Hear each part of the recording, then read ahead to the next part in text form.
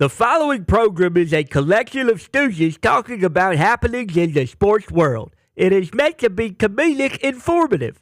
The opinions expressed on this show do not necessarily reflect the beliefs of their peers, their boss, or ESPN. There may be some cuss words because that's how humans in the real world talk. If you are young, please seek permission before watching any further. Hey. Why? Let's go. This show stinks, and the fact that you listen, we are very, very thankful for it. McAfee on the line with a gorgeous assist. The all-time leading tackler for the Green Bay Packers. You pink. Stutter! Damn it! Your friend tell a friend something nice could change their life.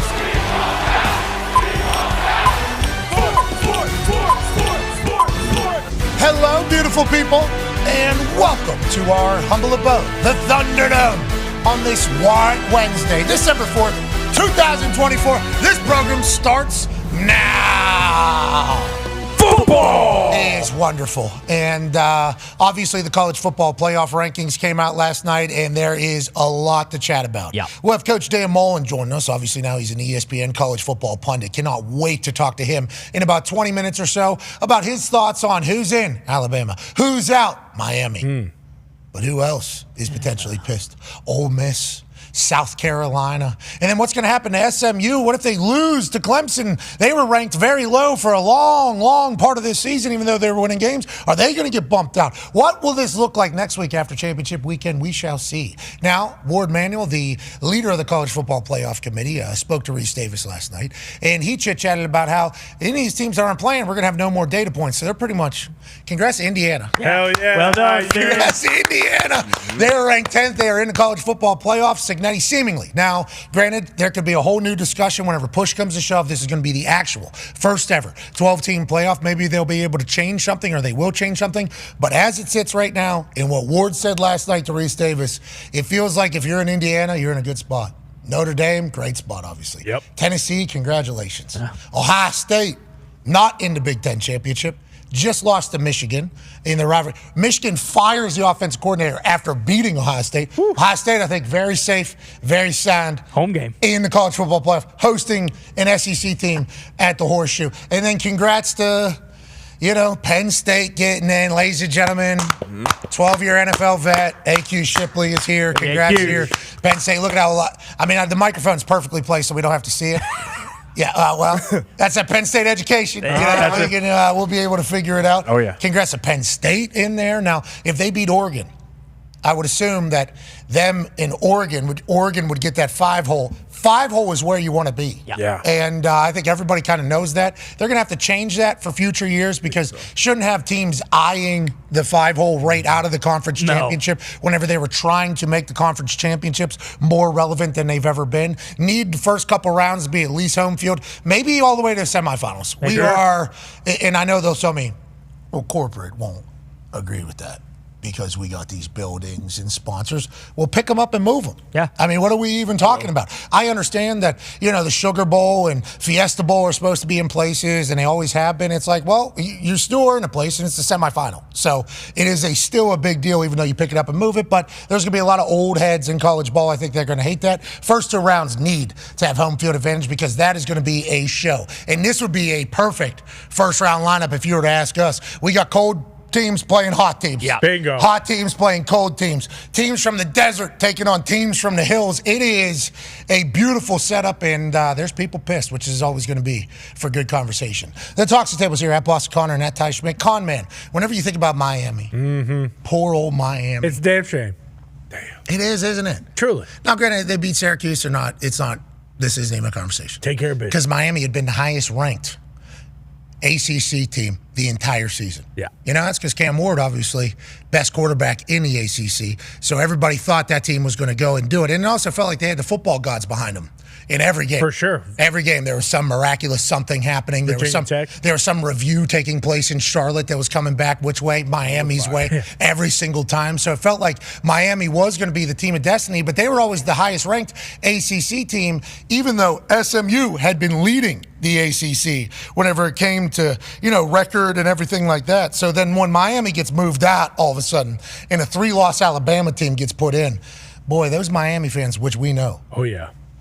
Bummed out. They're loud. They were very loud. Mm-hmm. South Carolina fans, they're mad. Yeah, it should be. Ole Miss fans, Lane Kiffin's tweeting this morning he's going at people. Incredible. The Miami athletic director gets out last night and puts out a full tweet. What are we talking about?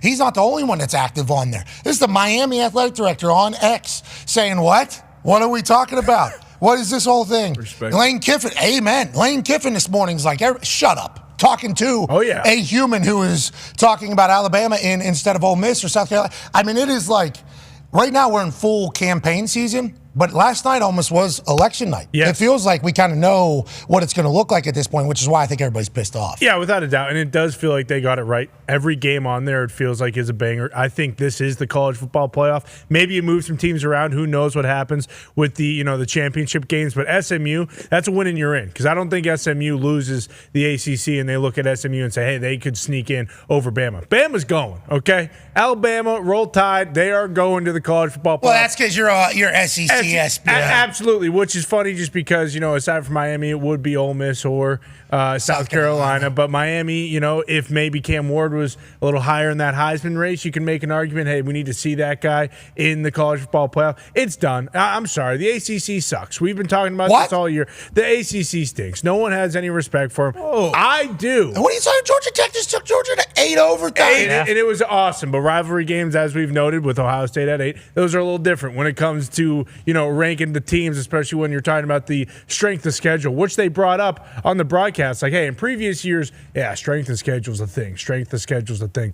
And I think Reese or one of the guys said, like, this is the first year strength of schedule really does matter. And that is why Alabama is in. And it would be a shame to not have Milroe and the guys on that team be in the college football playoff. Ryan Williams, dudes who can make unbelievable plays. Now, I do wonder where, like, Georgia and Penn State end up if they both lose. Just because, do they play each other then? Do they go to the 8 and 9 and then Ohio State maybe moves up to a different spot? Tennessee maybe slides into 8 and gets a home game. Like, that is where I wonder what happens. But these do feel like the teams, aside from SMU, unless they lose. And everybody's mad about Alabama having 3 losses being in there. If Texas beats Georgia, Georgia's going to have 3 losses. They're going to be in 2. Yeah. So there people are going to be pissed next week, one way or the other. Let's go to South Florida, man. Ladies and gentlemen, 9-year NFL vet, host of Everything DB, Good D, Bad D, Darius J. Butler. Yes, sir. Miami fans not happy. Not happy. But, I mean, coaches said all the times to players, don't leave it in the refs' hands. Handle business. Don't leave it up to a call or something.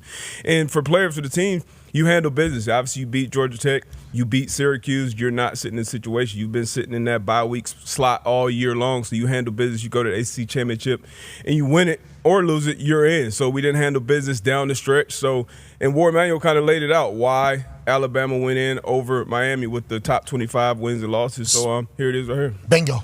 Joining us now is the chair of the College Football Playoff Selection Committee, Ward Manuel. So, Ward, let's start with the last team in the cluster of SEC teams in Miami.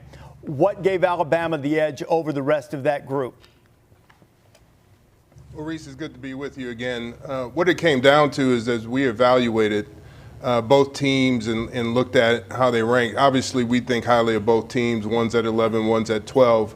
But what it really came down to is Alabama is 3-1 against current top 25 teams, and Miami is 0-1. Alabama is 6-1 against teams above 500, and Miami's 4-2.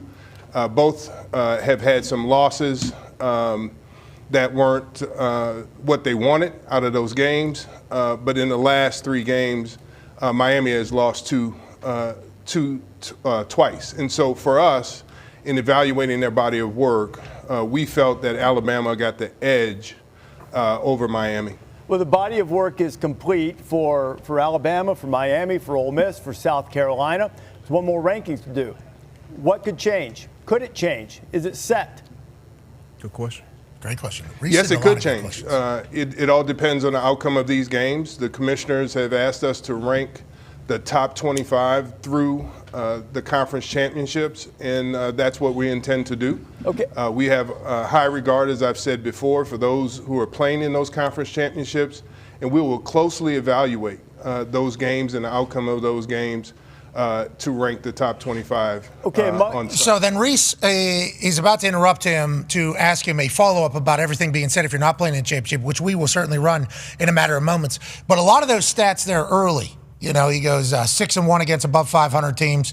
What was 3-1 or something? Top 25. 3-1 against top 25. They were 0-1 or something like that. Yeah, Miami was 0-1. And then 1-2, whatever. He was giving out like real numbers about, hey, these were presented, and this is why this happened, which is why it's good to play a hard schedule. Exactly. Right? So, like, there is some being taken into account about how you play against top 25 teams. Obviously, that's why Alabama is getting a spot over Miami. Once again, not Miami's fault for this being their schedule and who they got to play, who and how the teams ended up being, you know, what the top rankings were inevitably at the end versus what they were at the time. Like, that's kind of SMU's big conversation is their losses to BYU. At the time, BYU was top 14 team. Now, BYU not even in Big 12 championship anymore, not even a thought. So, like, their loss now looks worse as the season goes on. But some of your big wins for a lot of these teams look worse as the season goes on. And then nobody thinks about what about a team getting hot late, like Kansas, for instance. Kansas in the Big 12 has come in over the last, like, 3-4 weeks and been the team that we all thought they were going to be all season. So it is a win over them being projected the proper way that it should be from the beginning of the season. Whenever you think about Big 12 teams, whenever you think about ACC teams and who's supposed to be good, there's so much that is kind of, contradicts each other in the conversation. And one of them is if you're in the tournament right now and you're not in the conference championship, can anything change? And that's where this clip goes to. Among that cluster of teams, though, and I'm not talking about all of them or not talking about UNLV or Clemson knocking someone out. Among that cluster of teams, what could happen and why could anything happen to change the order? Well, it just depends on those who are playing in their conference championships. But none of those teams are playing in the conference championships. You know what? You see what I'm saying? None of those teams we're talking about are playing. Oh, I see what you're saying. Yeah. Yes. So those who are not playing, we will not adjust those teams because they don't have another data point, obviously. But in terms of those who are playing, how they'll move, if they'll move at all, if you remember 2 years ago, TCU lost in their conference championship game and didn't move. They stayed at 3. So we could do that, or we could adjust depending on the outcomes of the game. So if you're not in the conference championship and you're in the playoff, you did it. You're safe. Congrats. That's what I just heard, right? Yep, you made it. There isn't any more data points. How can we change from 1 week to the next? I guess when push comes to shove, you could have a different conversation about the games, and if you want a different matchup is what they could do in that room. Let's go to Hammer, Dahn. Everything we just chatted about, AP Tone. What is your big takeaway, and what are we not talking about enough? Yeah, I think it was huge what he said there at the end about TCU losing their conference championship and not moving down and staying. I do think if SMU loses, and it's not a 40-point loss to Clemson, I do think SMU still will be in because I don't think they want to set the precedent of punishing teams that made their conference championship and then are out of the playoff. Like, so then what does that mean? Well, then that would mean Clemson would be in, and I think Bama's out in that situation. Wow. Because, I mean, listen, like Ole Miss and South Carolina, they can complain, but, you know, Ole Miss lost to Florida and Kentucky. Those losses are worse than what Bama has. And South Carolina lost to Bama and Ole Miss, so I don't know what they're arguing about. Miami, I mean, but like SMU's losses will be to a ranked BYU team and obviously a ranked Clemson team in a conference championship game. I don't see them punishing SMU for they've never, I don't think, wanted to punish a team for making it to the conference championship because obviously right now there's a lot of people talking about like, well, SMU shouldn't play because if they lose, they could potentially be out of the bracket, out of the tournament. And then I think it was like the data point thing. Like obviously Tennessee can't jump Ohio State because those two teams are done. They don't play anymore. Alabama can't jump Notre Dame or Indiana or whatever because those teams don't play anymore. I think that was big. But I do think if SMU, if it's close, I don't know how much they can afford to lose by, but I do think SMU's in no matter what. I guess Ward Manuel could say, like, we're not adjusting anything. SMU was ranked above Alabama. Clemson earned the first round bye with the ACC championship. So now who gets bumped out? SMU is still ranked there. Because I don't love the interviews that this Ward guy does with Reese every single week. And I appreciate Reese like saying like, hey, we need something. Because, I mean, billions of dollars spent on this, right? Well spent. And that's because like an amount of love and passion and conversation about the sport, which is going to happen. You guys are dictating what the end of the season looks like. You 13 people, and you are speaking for them. So we need answers, okay? And Ward's job, I guess, is to not put his foot in his mouth down the road or set any precedent in any of these things. So I appreciate him coming out and saying like, hey, Indiana, you should feel okay. You know, Ohio State, you should feel okay. Tennessee, you should feel okay. I appreciate him saying that, giving us some answer in this entire thing. I don't love that every time Reese asks him the first question, he goes, Reese, it's nice to be joining you. It's kind of like a dunk on Reese. Yeah. It's like, Reese would like to say, hey, thank you for joining us every single time, you know, like the whole song and dance. Yeah, I get it. I appreciate what he's doing there. But if SMU stays after, if Clemson beats them and Alabama gets dropped off, people are going to hold over his head. Well, if we didn't play, why do we get knocked out? It's like, well, SMU is ranked above you to begin with. So I hope Ward Manuel doesn't get scared to answer questions going forward if somebody holds what he said right there over his head. But then that's back to leaving it in the committee's hands. You know, you did what you went 9-3 throughout your season, so now you're kind of at their mercy. You know, and as far as the strength of schedule, the end of the season, I think the strength of schedule should matter much more than obviously at the beginning of the season. Because guys coming in with preseason rankings, you know, top 10, top 15, top whatever, and you get halfway through the season and you start to really figure out who these teams are. We saw it with South Carolina coming on. We saw it even with Florida kind of coming on late with Lagway and how they played for the boys down the stretch. So that's when you got a real gauge of who these teams, who these programs are. Yeah, and good luck in there. I'm happy I'm not a member of that committee. Amen. I'm happy I'm not, but I appreciate the passion, and I think we're going to get phenomenal games. Speaking of phenomenal, Hard Knocks AFC North. Wow. Last night, Hard Knocks got their fastball back. Yeah. Delivered. They really did. So I think we talked about it yesterday a lot, that Hard Knocks, both in season and training camp, kind of just started mixing in with all the other content that was coming out of teams and social media accounts, and we're getting a glimpse behind scenes more than we ever have in the past with social media. And teams are even letting their social teams into like the war room and into stuff. So like when Hard Knocks and NFL Films were the only people that had access to it, it was something everybody couldn't wait to watch. Oh my God, what would it be like to be in the NFL? What is this building like? What is this coach like? What is a meeting like? That was kind of like an introduction to people that didn't make the NFL on what the NFL is. So it was held in high regard. This is awesome. This is incredible. Then it all just kind of started blending in with social media content, like everything. Guys started having their own podcasts, so you started learning more personalities, more stories through the players, so Hard Knocks didn't get a chance to even tell their story. It was just, I think we all agree. Yeah. Hard Knocks was a dying franchise, in my eyes. I think it was going to lose relevance. I think it was going to continue to lose popularity. Now, granted, they're always going to get deals like with HBO and with Mox because of the relationship and the partnership, and the NFL does well for people. But I thought content-wise, they were losing their fastball. I thought it wasn't going to be able to find its way. Then the offseason Hard Knocks with the Giants happened. No social media team's putting any of that up. No chance. Ever. And it's like Hard Knocks did. And it's like, thank you. We appreciate you getting something that nobody else could get. This year, with this Hard Knocks, with the AFC North, they're giving us shit that nobody else can get. More specifically, they got both teams preparing for each other. And it ended up being a 3.5-minute segment on this Hard Knocks episode last night that I assume is going to win some awards. Incredible. But you're talking about 2 NFL teams, 2 coaches, 2 buildings, 2 philosophies, 2 different trajectories happening against each other. And as somebody that was very lucky to be a audience member in an NFL team as the punter, I think it beautifully depicted like the vibes every single week you can have. Here's 3 minutes of Scorsese shit from NFL Films, Hard Knocks, AFC North last night.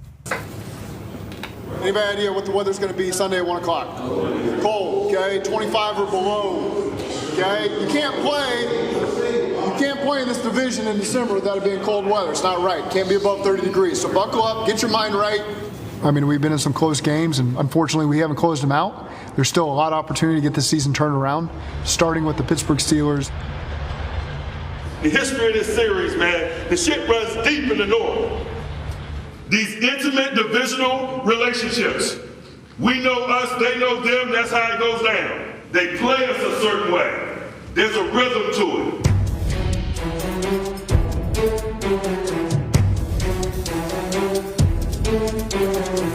we've had success because we're one of the teams that refuses to play their game. We're just getting it 2 back under center and handing the ball off and trying to play action. We're going to attack these guys in the air. Man, I stood in front of this group, man, and I talked about a Lamar Jackson plan. I think it's important that we map out what our Joe Burrow plan is. He is red hot. That felt good. That was the one. With Joe Burrow at quarterback. You know, we can't be 4 independent contractors. We got to work together. Right side is dead. We talk about the integrity of the pocket. We got to not let him step up, and we can't let him get outside to his right, our left. We certainly have to do a great job of keeping Russell in the pocket. Come on, folks. Put on a show, boy. You know what to do. Ready to take a sight. When he extends plays, that's when he's at his best. Good, bro. The momentum of the team really gets driven by 14 because if he creates big plays, it kind of sparks their offense. Is everything because they're so afraid of the go balls and all that stuff. When you run off the ball like that, you create all that space for you. You know what I mean? Yeah, I know who he's looking for first. His first read is always going to be 14. One-on-one, he's going to take a shot, just try to keep space between you and 14. He's a great contested catch guy. 3rd and 1. Mike Tomlin don't care. He don't want the first. He wants to flip the field. He wants the momentum. Chase can't have a good day, man. Man, this guy's different, man. He's the best in the business right now. And so it's doubly important that we minimize this damn guy. Minka Fitzpatrick, aware player, veteran player. Okay, you guys know him, right? Receivers expected that guy's coming for you. Try and take your head off. They're not a big fake team, but anybody who gets desperate, will do crazy shit. So, no doubt. How about this guy? Brown, their new featured runner. We will not be distracted by Joe Burrow and company to the point where this guy's sneaking up on us. Man, we got to establish a relationship with this guy. He might not know your name today. He better know your name on Monday morning. I know one thing for sure, right? They've got a coach that's been doing it a long time that's standing in front of his room right now preaching that they're going to come into our stadium and be the more physical team. It can't happen. There's some dudes in Cincinnati sitting in their room to combat the talents of some of you people. There's a reason why Orlando Brown is in Cincinnati. Because in 2022, man, Alex Highsmith walked an absolute dog on this dude.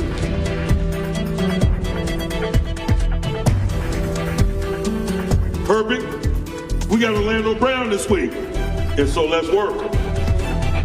That's how business gets done in divisional play, man. It ain't personal, man. It's about us engineering victory. This game means something to everybody. It's an awesome opportunity to get back on track with the home divisional win versus the Pittsburgh Steelers to go out and finish out and have a great December. That's all I got. Get a break. Now, that would not happen, obviously. The Steelers would get a big-time win in a very cold game. But Herbig against Orlando Brown would end up being a massive play. There'd be a strip from Herbig, and on his sideline, you see Tomlin hugging his player early. George Pickens slips, falls, gets a pass interference against him that isn't called. Taylor Britt has a pick six. Literally, Mike Tomlin, arm around George Pickens, go, hey, one play ain't going to stop this thing. I think if you're watching this, that is a great indicator on what a week of preparation looks like in the NFL. Incredible. And it's not a lot of things at this point being so far removed from the game that make you really, really miss it as a player. But that, like watching that 3.5 minutes, I was like, damn, like you missed. That's what you really miss. Like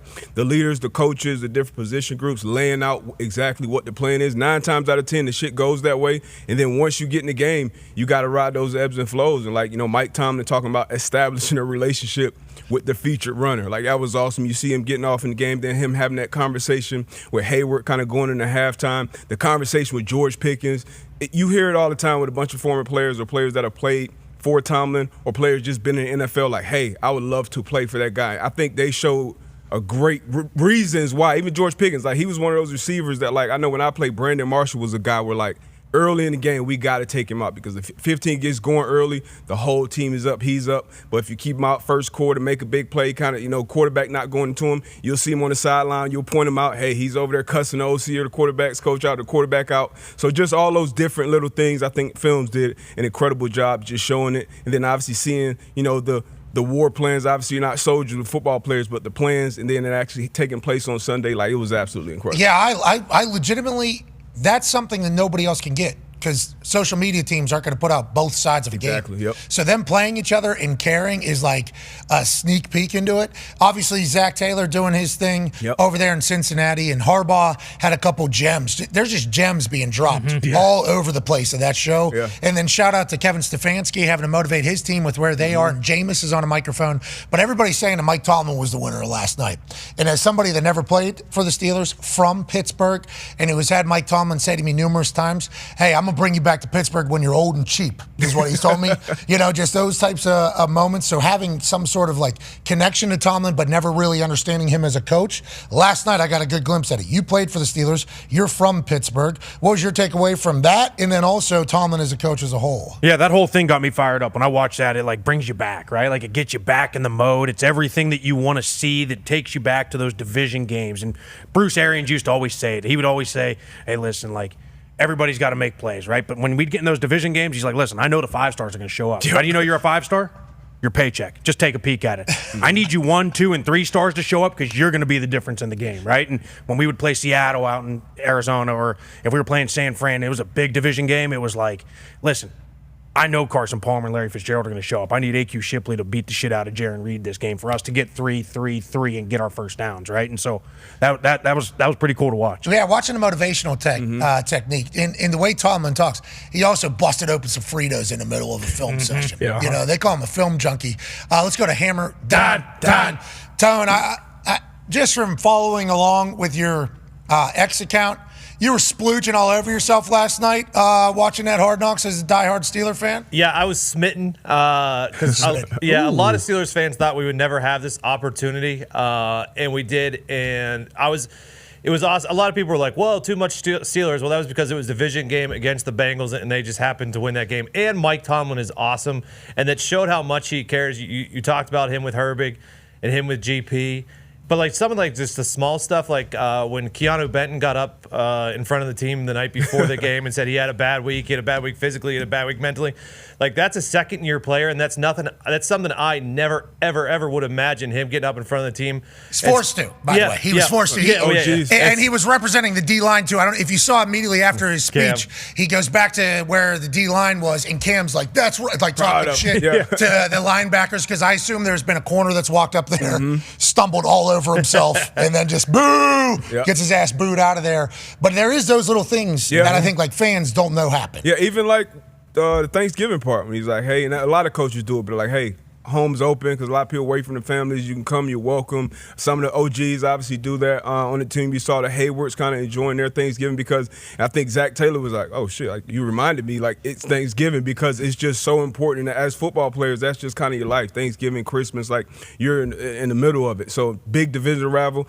Bengals are playing for their season. Steelers obviously have bigger goals in mind as well. Ravens, like even the Browns, seeing like Myles Garrett and their O-line coach or assistant O-line coach. Like that, we'll be running that in the third hour. Yeah, that was awesome. Third hour, great. Yeah, because there'll just be a muted TV on ESPN for 2 minutes. 2 minutes straight. That's football, baby. That's why we love it. That's what it actually is like inside of a building. And I think the people that are saying there's a lot of Steelers. Steelers were the only ones that won. Yeah. So, like, Bengals lost, obviously, to the Steelers. Ravens lose, and then the Browns lose on Monday Night Football. But them having a Monday Night Football shot in it, like, reiterates the fact NFL Films is editing that all the way up until, like, yesterday's drop. Right. Crazy. Like, it is bananas how much effort.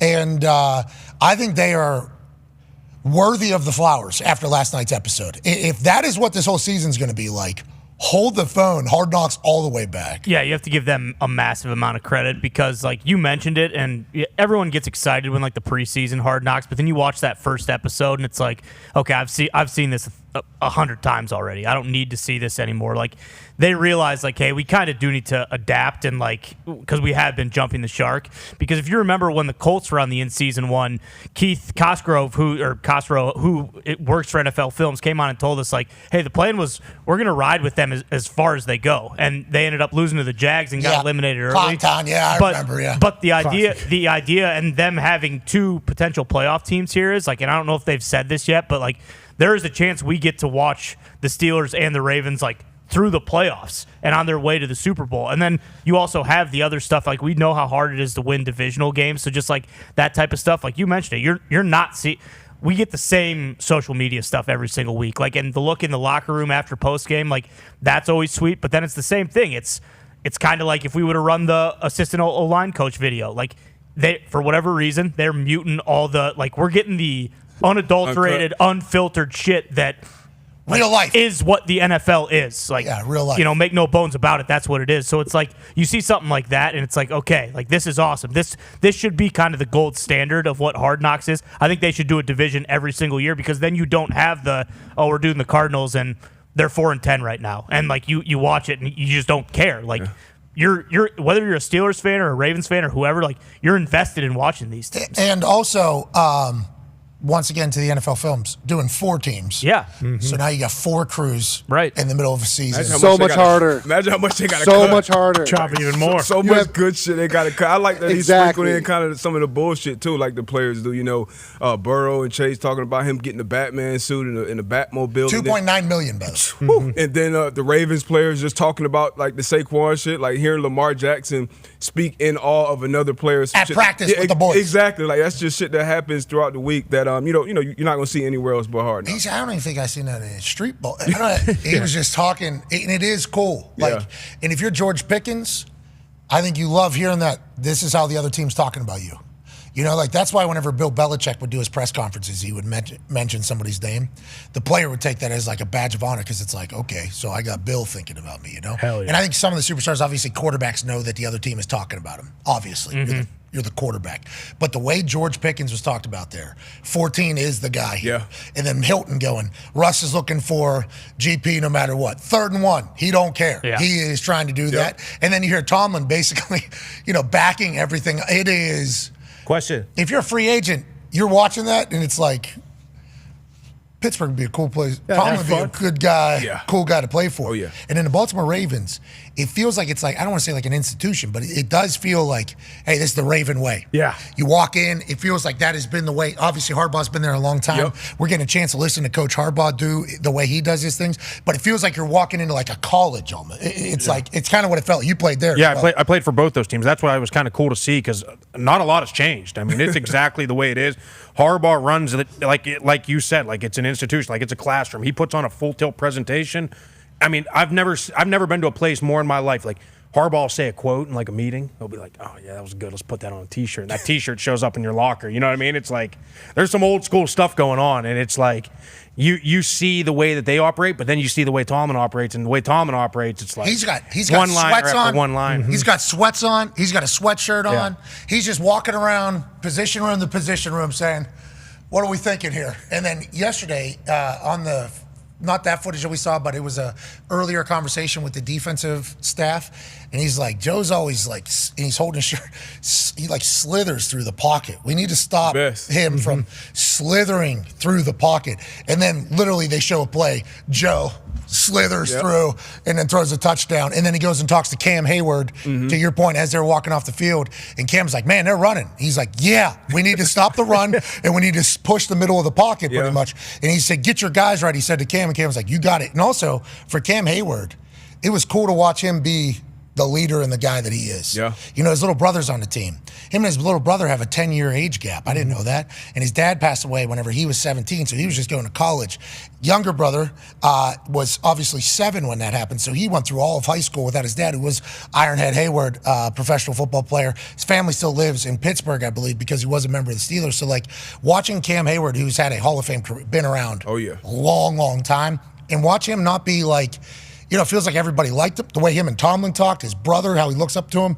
I like his personality. I think he had a big performance last night, too. Good for Cam Hayward last night. His massive fucking head. Huge. That like guy's head. Family.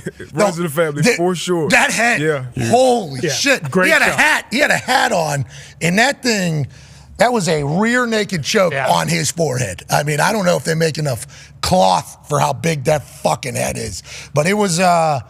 It was a phenomenal hard. I can't wait for next week. Tone, what were you going to say? You had a question? I was going to ask, because obviously you guys are in the meeting rooms. It felt like Mike Hilton was running that DB meeting room. Does that happen a lot, or is that just like the vet in the room speaks on certain things? Yeah, especially a guy that's been in that division. He was a Pittsburgh Steelers. He was a great Pittsburgh Steelers. Yeah, so he's been in that division. He knows how the game's going to go. And even on the sideline, he told Cam Taylor-Britt after the pick, they're coming right back to him. They're coming right back at him. And like when you've been in those battles, when you're so familiar with those teams and those coaches, you obviously know what's going on. But I always talk about the importance of having like good vets in the meeting rooms, especially when you're drafting young players, regardless of what those positions. That's where you spend most of the time. And a lot of times, those old heads, I'm sure Hayward's the same way in his meeting room. Mike Hilton, Myles Garrett, like those guys kind of set the tone and the temperature in those meeting rooms of how you're going to prepare for practices and games. Tomlin literally said, "Hey, get your guys to Cam Hayward," because that is how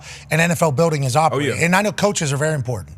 And there's some trash coaches around the NFL at position groups and everything like that. You're not going to be able to hit home runs everywhere. But if you have a good room, you're going to have a good team. If you have all good rooms, you're going to have a great team. I think that is legitimately the case. Offensive line, players coaching in there too whenever coach is not in there? Yeah, that was one of my favorite clips. I mean, I'm glad you guys brought that up because it's like, you know, it could be a Thursday after practice, and it's like, hey, boys, let's meet in the room. Let's go over the negative plays. Let's go over the sacks. Let's go over whatever. Or, hey, listen, they run this crazy front or all the exotics. Let's go over all the exotics so we're all on the same page because 5 guys on the same page are huge when it comes to Sunday. And so those things are big. They can give you the game plan, but you're the one out there on the field. I love when coaches say that because it's like, hey, I can give you all this, but if this doesn't make sense, you're the ones out there on the field. You got to make it make sense for y'all. Yeah, because the messaging coming from player is going to be a little different from a coach, potentially. Yeah. Unless it's Tomlin. Tomlin's got a great, what is that, diction, I guess? Yeah. Has great diction. Setting the pulse, The amount of words and the words that he uses.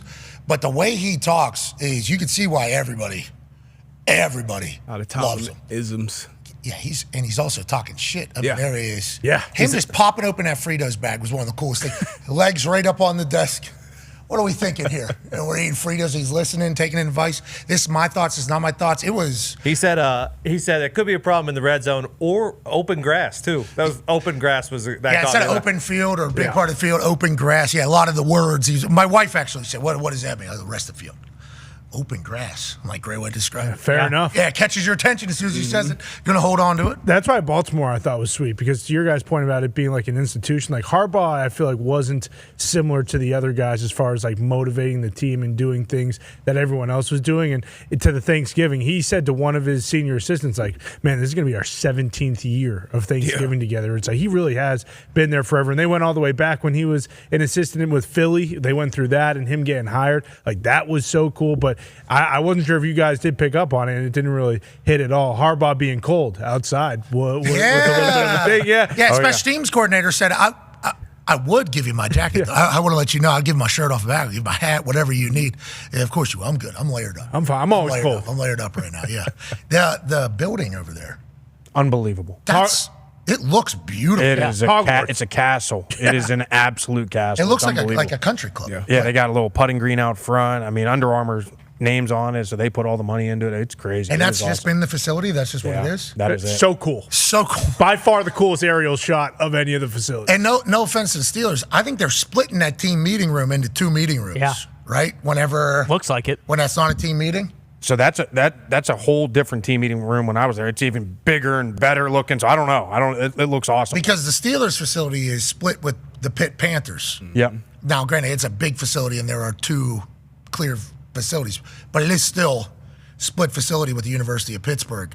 So I do wonder if we're going to get more glimpses into all of it. To Connor's point, though, I don't know if you guys saw it. I don't think it was a part of this. It was a mic'd up maybe a couple weeks ago, but there was when the Steelers played the Ravens, Tomlin and Harbaugh were like, man, we've been doing a lot of these. You know, I remember when we first talked, we were talking about what our kids were wearing for Halloween, and now they're going to college. And, like, that's pretty cool. Yeah. They've been going against each other for almost 20 years now. It's crazy. And that's AFC North football. The 17 years was the senior athletic trainer, I believe. Yes. I believe it was, I think, if I do remember reading the thing right. All right, let's get back to college ball here. We've made a man wait way too long, and we do apologize. This guy is electrifying. The man. This man was a head coach for a long time in the SEC at Mississippi State, then in Florida. Then he goes on TV and becomes a college football pundit for ESPN, and I'll tell you what, home run after home run. especially last week. Can't wait to hear his thoughts. Ladies and gentlemen, Coach Dan Mullen. Hey, Coach. All right, y'all have me sold on Hard Knocks. I didn't watch it last night, but now I'm sold on watching. Hey, listen, Coach, I don't know what your team meetings were like. I don't know what your messaging was like. I don't know what your building was like. But for Hard Knocks, for us to get a chance to go inside of like Tomlin's building and like just catch the vibe that it is, and then John Harbaugh, obviously, for how long he's been in Baltimore and kind of see it, I love it. I love that type of shit. I really do enjoy. I wish I could have got a glimpse into your building, Coach. Oh, we did it one time. We did like a Hard Knocks. They did like a for one of the games, but they in the SEC, it was HBO did it. And that whole setup a couple of years ago, they picked 4 college teams. We jumped on and did it for a game. It was a lot of fun. But I'm telling you, if you guys haven't done it, when you're doing that, like I'm like, hey, I got to go, like, I mean, they're following you. Like they're at the house in the morning getting in the car with you. And there's one time I'm like, hey, like, all right, where are you going, Coach? I'm like, I'm going to the bathroom. Can I just get like 30 seconds in the bathroom? Can I turn the mic off for a second? I mean, they get everything that you're doing on film. And, that mic, game day hot mic, like when you're on the coach's headsets, the stuff that gets said on there, my goodness, I don't know that you want everybody hearing all that. Yeah, and that's why NFL Films, I think, is involved in everything with the NFL stuff. Yeah. That the vault of shit that they have of horrendous things being said about them. People saying about J. Edgar Hoover didn't have that much information. Bingo, yeah. I think that NFL Films vault, I assume, has so much stuff. It's why a lot of people don't get mic'd up. It's like, no way. Because you talk shit on your coach. Let's say your coach, with your teammates, this guy's got to be the biggest fucking dumbest guy in the moment, And then after the game, it's like, oh, no, okay? Yeah. So now who's NFL Films? Whose side are they on? Because you guys know that happens all the time, right? I mean, but those are confrontations that you guys know when you play. I mean, there is some of this that goes on when you're playing. Oh, yeah.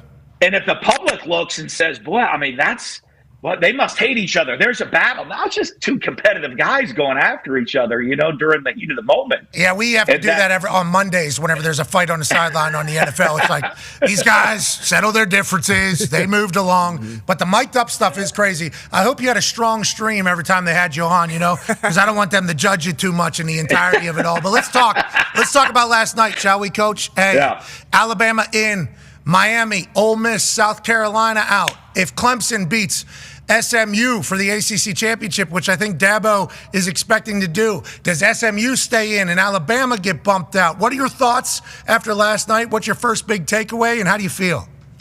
Well, you know what? The hardest one for me in looking at it all is you have no idea, if you're in college football, what the criteria to make the playoffs is. It not only changes from year to year, it kind of changes almost from week to week. Yep. Now, looking into it, I would have go Miami above Alabama. That would be me on the outside. But when I really dig into it, then I'd be a hypocrite. Because to me, winning has always been the most important thing. Winning is not as important. Hey, don't tell me about your great loss. Tell me about winning. Winning is what matters. Anybody can go lose, right? But it's hard to win. And when you look at it and you go really break it down, Alabama has better wins than Miami. They also have worse losses. So, in the big picture, for me and my gut, I would have gone Miami over Alabama. But then I'd be a hypocrite talking about how winning's the most important thing. Because if you compare the wins, Alabama has better wins. If you compare the losses, Alabama has worse losses. So which one do you really go about, and where's the criteria? Now, and then football judgment as well, Coach. I'll go ballistic if SMU drops out with a loss, playing, right? Because now if you want to talk strength of schedule, doing extra things, you should never be punished for playing a championship. You get to go play a championship team. This other team sits at home. Well, we're going to reward this team sitting at home. That's not right at all. And how about they've been trying to put an emphasis on conference championships? That's been a big part of the discussion is that's why the first round bye happens, because we want championships to still matter in college ball. Now, has that happened with this current setup? Because you don't get a home game, and it appears as if number 5 would be the spot that everybody should be trying to eye, because you get a home game and you get the lowest ranked champion that still exists and the lowest ranked team that gets into college ball to make it to the semifinal. So if SMU was to lose in a P4 conference championship and they get booted out, that would directly contradict what they were trying to put an emphasis on. But with that being said, do you bump Alabama out because they got 3 losses? Well, Georgia might have 3 losses by the end of the weekend as well. Alabama beat Georgia. So who is the 3-loss SEC team that gets bumped out? And does Ole Miss in South Carolina get back? There's just so much shit still, Coach. So much shit. It goes crazy. And then you're looking at the Texas. Well, I get back. Well, winning's important when you're judging Alabama. Okay. Well, Texas and Penn State, I'm still kind of. I'll even give Penn State credit. I think they have a win over Illinois, right? At least they have one top 25 win. Where's Texas's good win in all of this? And so they keep changing their. Is it the record? Oh, is it the wins? Oh, is it head to head? When does head to head matter? When does it? I don't know. But college football has always, right? You go back to the old days, right? You had, hey, everyone's just going to go to bowl games, and then a bunch of people vote after the bowl games. Then they said we want to go to all right, well, we got to have the 2 best teams play each other. The computers will figure it out. Well, that's not the right way to do it. The computers can't figure it out. Let's get a group of people to vote on it with 4 teams. Well, they can't figure it out. We need to go to 12. Well, now, who's in, who's out? I don't know.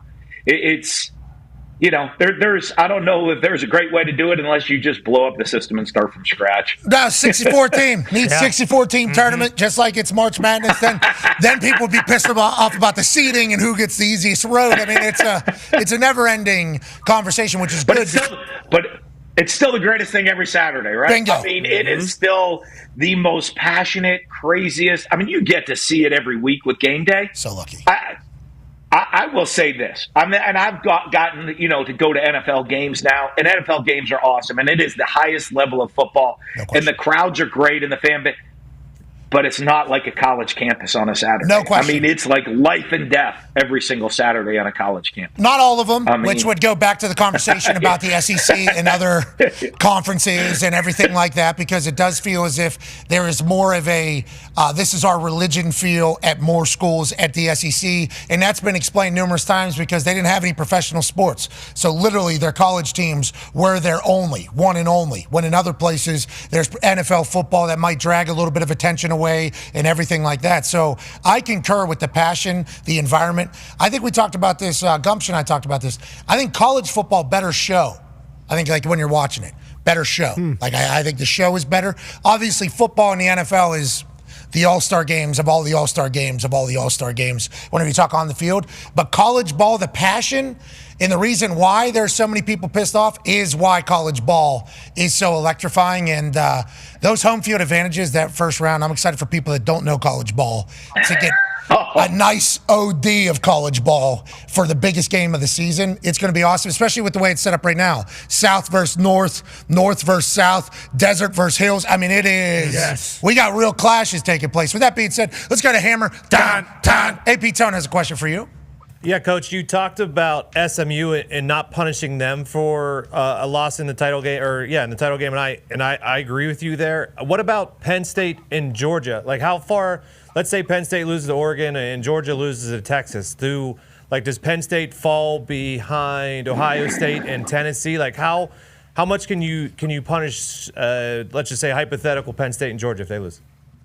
Well, I think it gets interesting because the argument comes you're not going to kick Penn State. Let's start with Penn State. You're not kicking Penn State out of the playoffs with a loss. They're still going to be in. So now it gets to the seeding.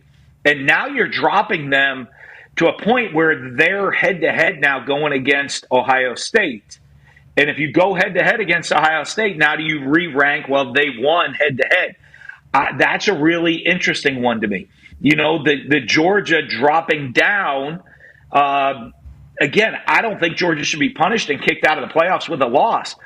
But if all of a sudden they drop down and start getting close to Alabama, then where does head-to-head come back in? Because then you start making the argument of, well, on the field, here's Georgia, and we have them ranked right next to Alabama, who they lost to, Ole Miss, who they lost to. Why play the games? Then why are we playing the games? And it just becomes a never-ending headache maybe for the committee at that point. And I listen. To say they don't do it, to sit there. If you're going to if all of a sudden Georgia's going to drop with a loss, and they get hugged up against Alabama and Ole Miss, somehow. I think they're going to have to find a buffer team in between them to say, oh, look, they weren't right next to them, so Georgia's in automatically. Because if you put them right next to Alabama, no, they don't think like that. They don't think. Remember, it's hard not to drop them below them. Remember, they don't do that. They don't move seeds for anything. Nope. This is our ranking. This is our seeding. Because like last week or 2 weeks ago, it had like 2 Big Ten teams playing each other, 2 SEC teams playing each other, and we were like, that can't happen. That cannot happen. And they're like, well, they're not. They say they're not going to be changing their seeding to make sure we have better games. It's like, do though. Yeah. Make sure you do that. Listen, I want an awesome. I mean, a playoff game. You're thinking playoff games potentially at Penn State, right in Happy Valley. That atmosphere's got big noon kick up there on ESPN. Night game. ESPN. Don't play it at. I don't want to see it at noon. I want that one at night. Okay. I didn't know if ESPN would be like, hey, Penn State, you guys are used to this. Let's make sure let's do the noon kickoff. Give me that afternoon game in South Bend, Indiana. I mean, like, just, you know what? Let's also, if we can keep some tradition, let's like plug some people in different times, right? I mean, if Penn State has a home playoff game, are they whiting it out at night? Yes! They better. Unreal.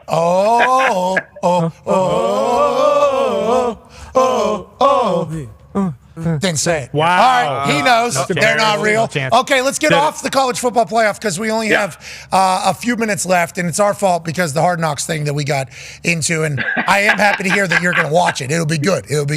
But speaking of coaching, you're a damn good one. D-Bud has a question for you. You are a damn good coach, killing on TV as well. But from the outside looking in, you got 2 big job openings now. UNC down in the ACC and then WVU in the Big 12. What, in your opinion, is the better job opening? And obviously, if you're taking that job, you're thinking about the pathway to the playoffs as well. So what's the better job opening in your opinion? Boy, that's a tough call because I think you said the key thing, which is what's your path to the playoff on both jobs. And I think both of them have the opportunity to be premier jobs within their conference. You would think historically, I think on the outside looking in, you definitely say, hey, North Carolina, the Tar Heels, the power. The one thing that's always interesting in Carolina, there's so many Division I schools in that state. You're competing for all that in-state talent. Now you are the flagship of the state, right? And you have that basketball passion. West Virginia's won a lot. I mean, I've seen West Virginia ranked number 1 in the country before. I've seen West Virginia have the opportunity, right, to be up there. They have some glory days where they go and compete for championships and have a bunch of NFL fans, players. I know they got a passionate fan base. So, I mean, and there's no reason they can't go compete for that Big 12 title really quick. So I think I think when people look at jobs and when you look and you want to compare them, you say, where is our job in today's world? Where are we in comparison to everyone in our conference? Because if we win our conference, we get that automatic bid to the playoffs. And that's how you judge it. Not compared to every other job in the country. Where are we in our conference? And I think both of them should be T schools that compete for conference championships on a regular basis. Okay, Coach. Are you looking to get back into coaching? By the way, I can make a call. Are you trying to get me out of TV? I love this TV. Like you see how relaxed we are on TV. We're talking, having a good time, having fun. When you're coach, it's signing day today. I mean, it is the most stressful day, right? I mean, signing day is like we'd have champagne in the office popping, like a kid signs and you're like popping champagne. I mean, and that kid flips and goes somewhere else. No one slept in college football. I mean, right? I mean, I've been on the phone at, last night. I mean, whatever. I mean, signing day keeps changing its days.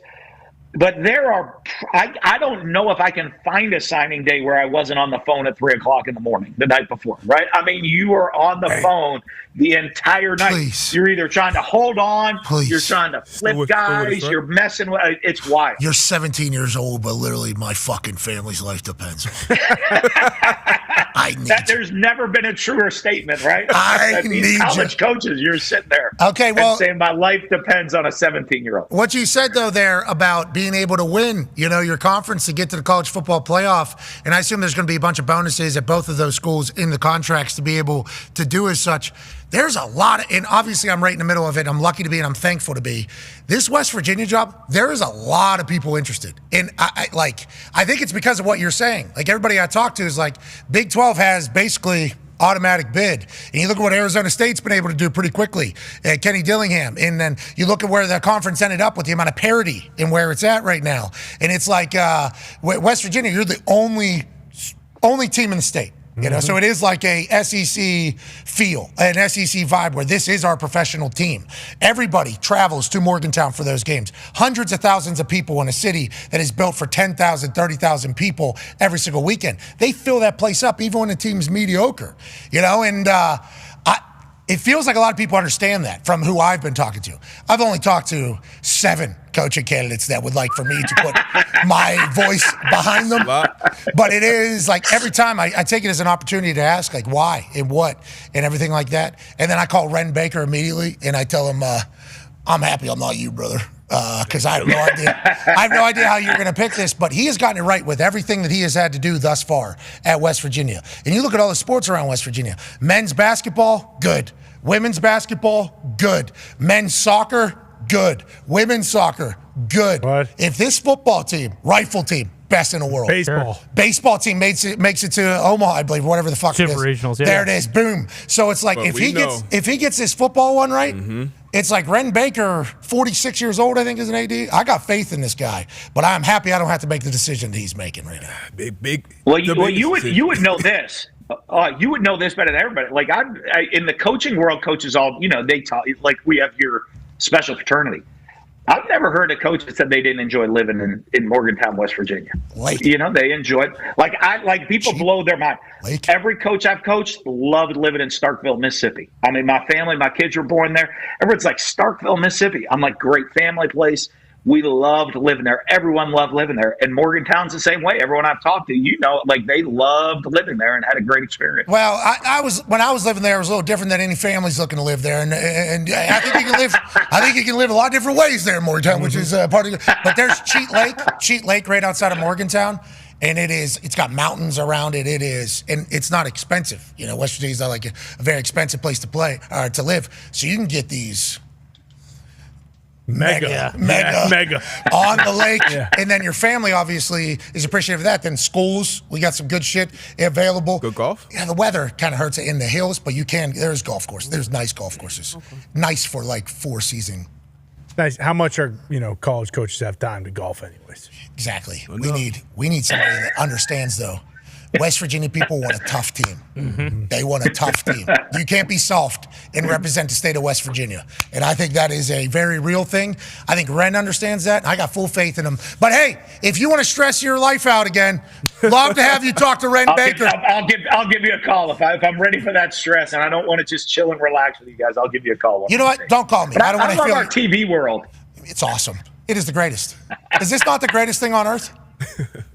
Oh, we get to talk ball. You know what? I'm still undefeated on TV. Like you walk away every Thursday night a week. Matt Berry and I are on the field with the coaches, and I will say this: like you guys are talking, like you miss the locker and you see the hard knocks. There's so many of the things you miss that you remember those great experiences. You're on the field getting ready to call a Thursday night game.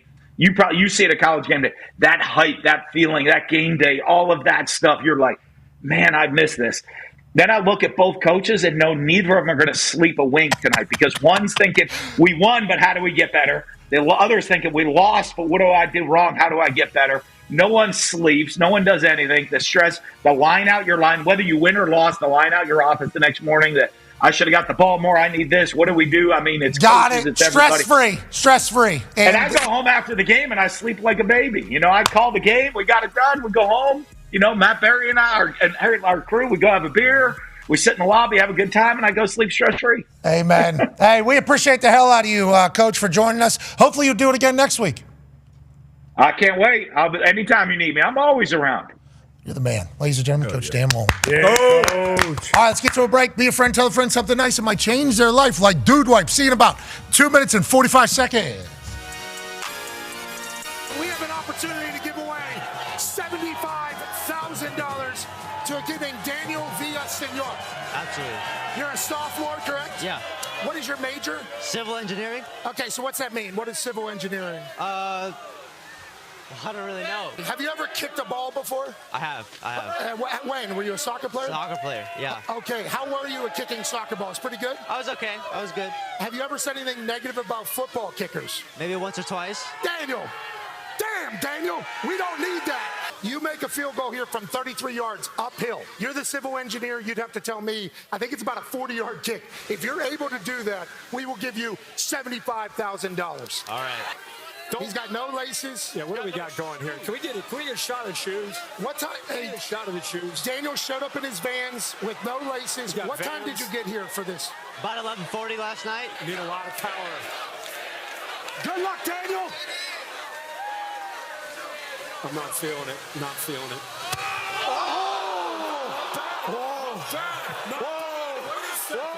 Wait a second.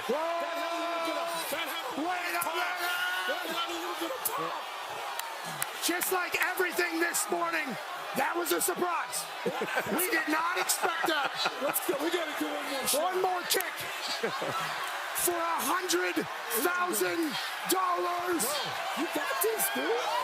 Let's go. How about this, Daniel? How about this, Daniel? Not only is this one for $100,000, if you make it, we'll add another $100,000 to the $500,000 donation we're about to make from College Game Day to the hurricane relief. It could be $600,000 if you make this, with $100,000 going into your pocket. Daniel, this is bigger than you. Let's make a kick, bro. Way to overcome the shoes here. That was a heck of an effort. Come on, you got this. In Berkeley, California. You got it. Oh!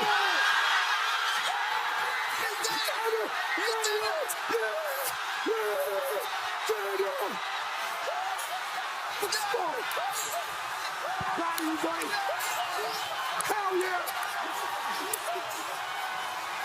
Great job! Damn, Daniel!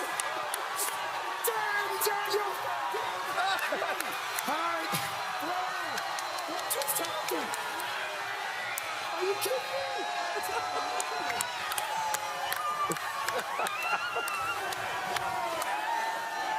The following program is a collection of stooges talking about happenings in the sports world. It is meant to be comedic informative. The opinions expressed on this show do not necessarily reflect the beliefs of their peers, their boss, or ESPN. There may be some cuss words because that's how humans in the real world talk. If you are young, please seek permission before watching any further. Hey. What? Let's go. This show stinks, and the fact that you listen, we are very, very thankful for. McAfee on the line with a gorgeous assist. The all-time leading tackler for the Green Bay Packers. You pig! Damn it! Be a friend, tell a friend something nice could change their life.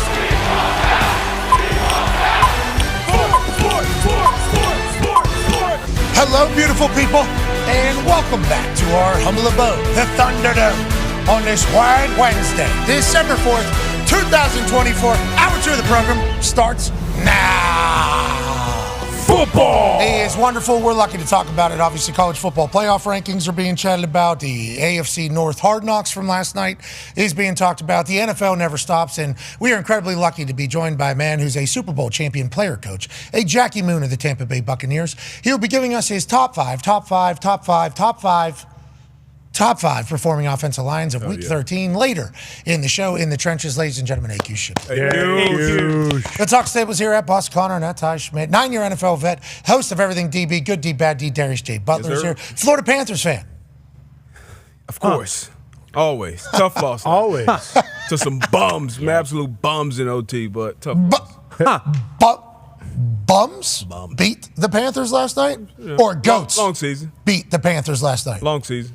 Did you know, Nick, back me up on this, hashtag stat that, when Geno Malkin's parents, who had to get smuggled into the United States back in the day because of potential mob ties in Russia trying to take them out, when they show up at a game, good times are had, and the Penguins win every single time. Nick Morado, is that a factual statement? Undefeated. Stat that. Oh, they haven't been at many games. Huh? Well, because what I just talked about. They get killed if they try to get too many. They are a lightning rod every time they're around.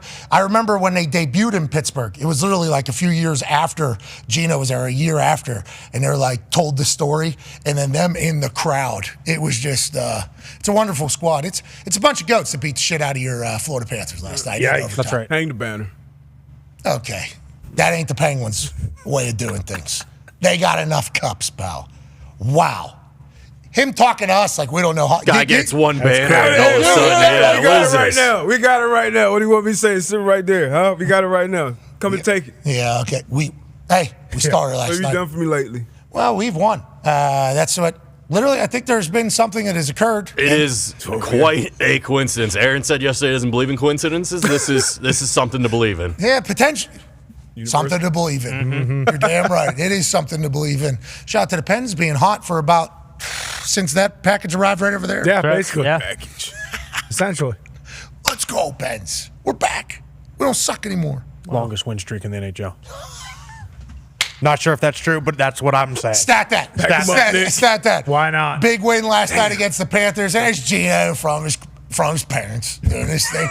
Obviously, 2-0, and then the Florida Panthers would get back in, and this would. I mean, the Panthers are a good squad, and that's in Pittsburgh, Pennsylvania. So Florida understands that they're coming into a hostile barn. I don't know. 6:30 left. No, there's like a tradition. Everybody goes and gets a drink with 7 minutes left in the first period. Yeah, so all those people are just getting drinks for everybody else. What's the intermission? Like 20 minutes? No, well, the intermission is filled with so much. You know, you got Hard Knocks was on. There's so many seats. What the hell? I didn't see that. 2:45 left in the first. Wow. There's some people that are still getting out of steel mill, bub. Okay. 3 shots, 2 goals. He's playing net for the pot. I mean, we're snipers, brother. We're snipers, brother. It did look like a lot of seats there. Feels like bring your own juice game. It's a workout. It was a you workout. guys never had to take a piss before? Okay, people gotta go to the bathroom. There's long lines. Yeah, sorry. They're drinking water and booze out there. So maybe they do have to pee with 2 minutes left in the first period. Expect that. Well, I think it was actually, you know how weddings, tables go and eat? Table 14. Now your time to eat. They do rows. That's why. You gotta take a piss. Yeah, Everybody. Your time to pee. Because whenever the paint can was built, you know, it didn't have toilets, you know, like old Ballmer has out there for the Clippers, the most amount of toilets in any arena's history or whatever. I think PPG Paints Arena got a little bit of an issue with the toilets. So each row goes at different times. That is why you see empty rows right there. 2 rows off the glass. Yeah, that was crazy. That's a big concern. Hard cam side. That was nuts. Can we get somebody to go fill in those seats? Yeah. Whenever somebody's peeing, they'll figure it out. Ladies and gentlemen, what's that? Zito said he's watching film on the third. Oh, a lot of bathroom breaks. No. What the 3-1 is over. We got to work in the morning. It's a working time. You got to beat traffic, fellas. What are we talking about? It is a working time. Okay. 16 deserves better. You got to work with no one banging the glass. You got to work to pay for those seats. No one's even banging on the glass when he's scoring. It's 4-1. Game should be over. We got work in the morning. That's sad. Now, because the Pens fans left, maybe that's why Florida was able to come back. What a filthy goal right there. Yeah, we didn't have Bobby in net. I want to let you know, we don't care. Okay, you guys been stinking with them in between the plays too, bud. How's Texas hockey doing? Rolling. Still a good squad. Lost our guy Sagan for 4 to 6 months, unfortunately. 4 to 6 months? He's a sniper for the boys. See, in the NHL, they don't have to even say what happened. There's, guys out 4 to 6 months. Well, it was a body. Just his body broke just down. Something in his body for 6 months. Yeah, sorry about it. Yeah, we know he's one of the best known players that we have and one of our best players, but body doesn't work. 6 months or so. What is he okay? Yeah, he'll be all right. Like Sidney Crosby, who has led the Pittsburgh Penguins for the better half of the last 2 decades. Legend. Coming out of high school out there in Canada, cold ass Canada. Yeah, freezing. He was like LeBron James of hockey. You know, like that's literally how they viewed him. This is the next Wayne Gretzky. And he came into Pittsburgh and he just didn't say a word. Just went to work. And then he missed like a whole season. And I was like, what the hell happened to him? They're like, concussion. It's like, what?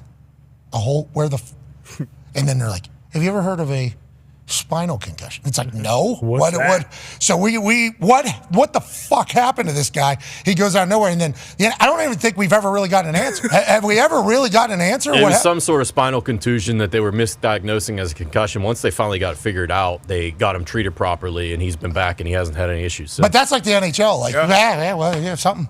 Just so they'll be back. Fine. They'll play. And then hockey players are like, when can I get back on the ice, lad? It's like that Paul Biz net story, Biz Nasty, fighting those 6 drifters, gypsies, Irish gypsies. Yeah. I've learned more about Irish gypsies on the internet over the last week since Biz beat the shit out of 6 of them at one time than I've ever had in my entire life. It's like hockey they had no idea. They're from Ireland. Okay, Ireland's a great place. Sure. We love the country. We can't wait to get back to Ireland. That is, those gypsies, though, that live in this village, I think, in North Carolina, behind like security gates and walls, who run scams across the country, I do believe. Scumbags. Scumbags. Truly. Through and through scumbags. From what I've been reading, and obviously it appears as if it is all 100% true. In business, they had no idea about hockey players. No. They had no idea. These guys had no idea. They say, hey, we run these little concrete driveway scams. Okay. Hey, we're doing a driveway down the road. We got some extra concrete. You got $750, maybe $1,000. We'll just fix your stuff up. Old lady goes back. Wait, I've been waiting for this. Yeah. Good deal. Here's $750. Oh, thank you so much. We got it. And then they go out, they pour a little bit, and then as soon as that door is shut, they hop right in the truck. And Let's get out of here. And they're never seeing them again. You know why? Because they're just heading west, like literally just heading west. And then they just hit neighborhood and community and town. Jeez. And then they get to Phoenix, Arizona. And they walk into Houston's. And they had no idea they met their first hockey player. That's right. And he ragdolled all of them. He did. Walking out of a bar. Had it coming. Through a parking lot. No shoes, no shirt. Kicked in the head. Buckled him. What a story. Hockey's awesome. Yes, it is. Hockey is awesome. Truly. I can't wait for that season to keep going. And that means the Pens keep winning. I hope. What? Just so we can talk about it, I hope. What do you mean? Well, I mean, look, when the Pens go down, it's not good for vibes inside this Thunderdome when it comes to hockey. I mean, we're talking about the Bruins. The Sacco era is 5-2. I mean, we're the hottest team in the league right now. Yeah, truly. Coach Sacco, former Pee Wee Bees. That's right, former Pee Wee Bees. Also, come to find out, former football guy. Played Division III football up in the Northeast. He's an absolute nuclear weapon dog. So, yeah, Sacco and the boys are going right now. All right, well, good luck to your team. I hope both of our teams do remain playing well. Amen. Because it is hard for me to want to talk about it if the Pens suck. Yeah. Sure. Hey, look, when the Bruins aren't good, I don't want to talk about it either. Pens but that never happened. You know what happened last Friday? What happened? Sacco and the boys, I think, played the Penguins. Yeah, what was that number? It was 5 and what? 5-2. What was one of those? Do you recall? Yeah. Do you recall? Oh, you're talking to me? Yeah. No, Friday was a busy day. We're watching NFL football. It was NFL season. Black Friday. It was the Penguins that beat the Boston. That's right. Yeah, in front of I think it was it in Boston? Nick? It was in I saw a lot of empty seats when I was watching those highlights. I saw a bunch of empty seats. See, that's not true. I know it's not true because we have like the most consecutive sellouts in the NHL by a wide margin. Well, that was probably considered a sellout too. Those are season ticket holders that just didn't show up. No, that's a sellout because their fans are sellouts. That's not a sellout because of the seats. Yeah. Wow. That was a work night. Yeah. Okay. Nuh-uh. Joining us now, ladies and gentlemen, is a Columbus Blue Jackets fan. They will be actually playing in the Horseshoe against the Detroit Red Wings. That'll be a draw. I've been told both by this man and also everybody from Ohio said, we get a chance to go in the Horseshoe, we're going in the Horseshoe. Yeah. Okay. We're going to take pictures. We're going to go fill that place up. It is very cold in there. I'm excited to watch the Stadium Series. And this guy has family playing in it. He also has family that's a Notre Dame legend. He also has, family that are just Ohio State people through and through. He also has family that is the next generation of helmet-to-helmet hits. Ladies and gentlemen, college football national champion, Super Bowl champion, Ryder Cup winner, A.J. Hawk. Yeah.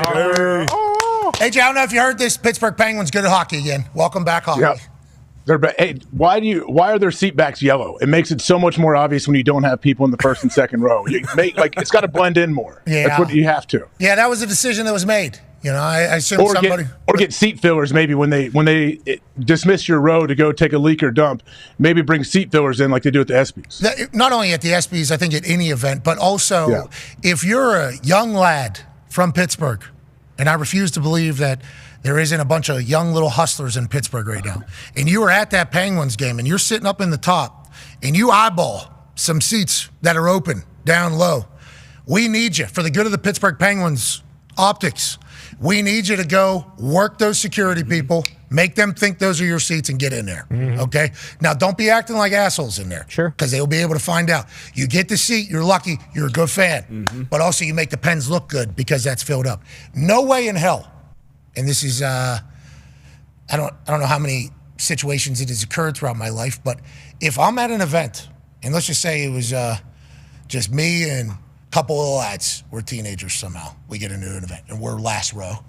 The first thing we're doing is seeing if there's any, right? We're going section by section too. We're top row. We're going down to like the front of the top. Then we're going down to the next section, and then we're eyeballing those front row seats. Bingo. Yeah, and you just gotta work these yellow jackets. Every place has them. They're all the exact same. They want the power. You gotta let them have it. And you just gotta think that they're empowering themselves to let you walk by to get back to whoever you gotta do. Work them for the good of the Penguins. We need you to work these people. Hey, Q, I bet there's too many Moon Township kids in there. That's why they don't know how to get down to the bottom row. Fools. Moon Township would be in the front row. I know I would have been. Okay. I would have been down there. Okay. I would have told him, I would have had my agent call, tell him I got a reservation in the second row. Yeah, AQ still does this with places. He acts as if he is his agent, and obviously he sells the shit out of himself. Good move. Yeah, good move. 12-year NFL offensive lineman, known foodie, Super Bowl champion. Okay. Player coach. He is a massive fan of chef insert whatever the chef's name is, whatever, because you know and you do the research. Yep. And then AQ starts selling all the things that the chef did, and goes, so we were wondering if, since we're both like-minded individuals, maybe some synergy, maybe get a reservation at the restaurant for he and his wife, and maybe a couple friends on Saturday around 7 or 8. That'd be great. And you could call back or text with the response. All good, thank you so much, and I'll let Mr. Shipley know what your response is. And he hangs up. He did this shit right next to me one time. And I think I was driving, and he's sitting in the passenger seat. We're in a city, and we had to go eat somewhere, and he's like, no problem. He calls him up. The way he sold himself, I'm like, oh, you've done this.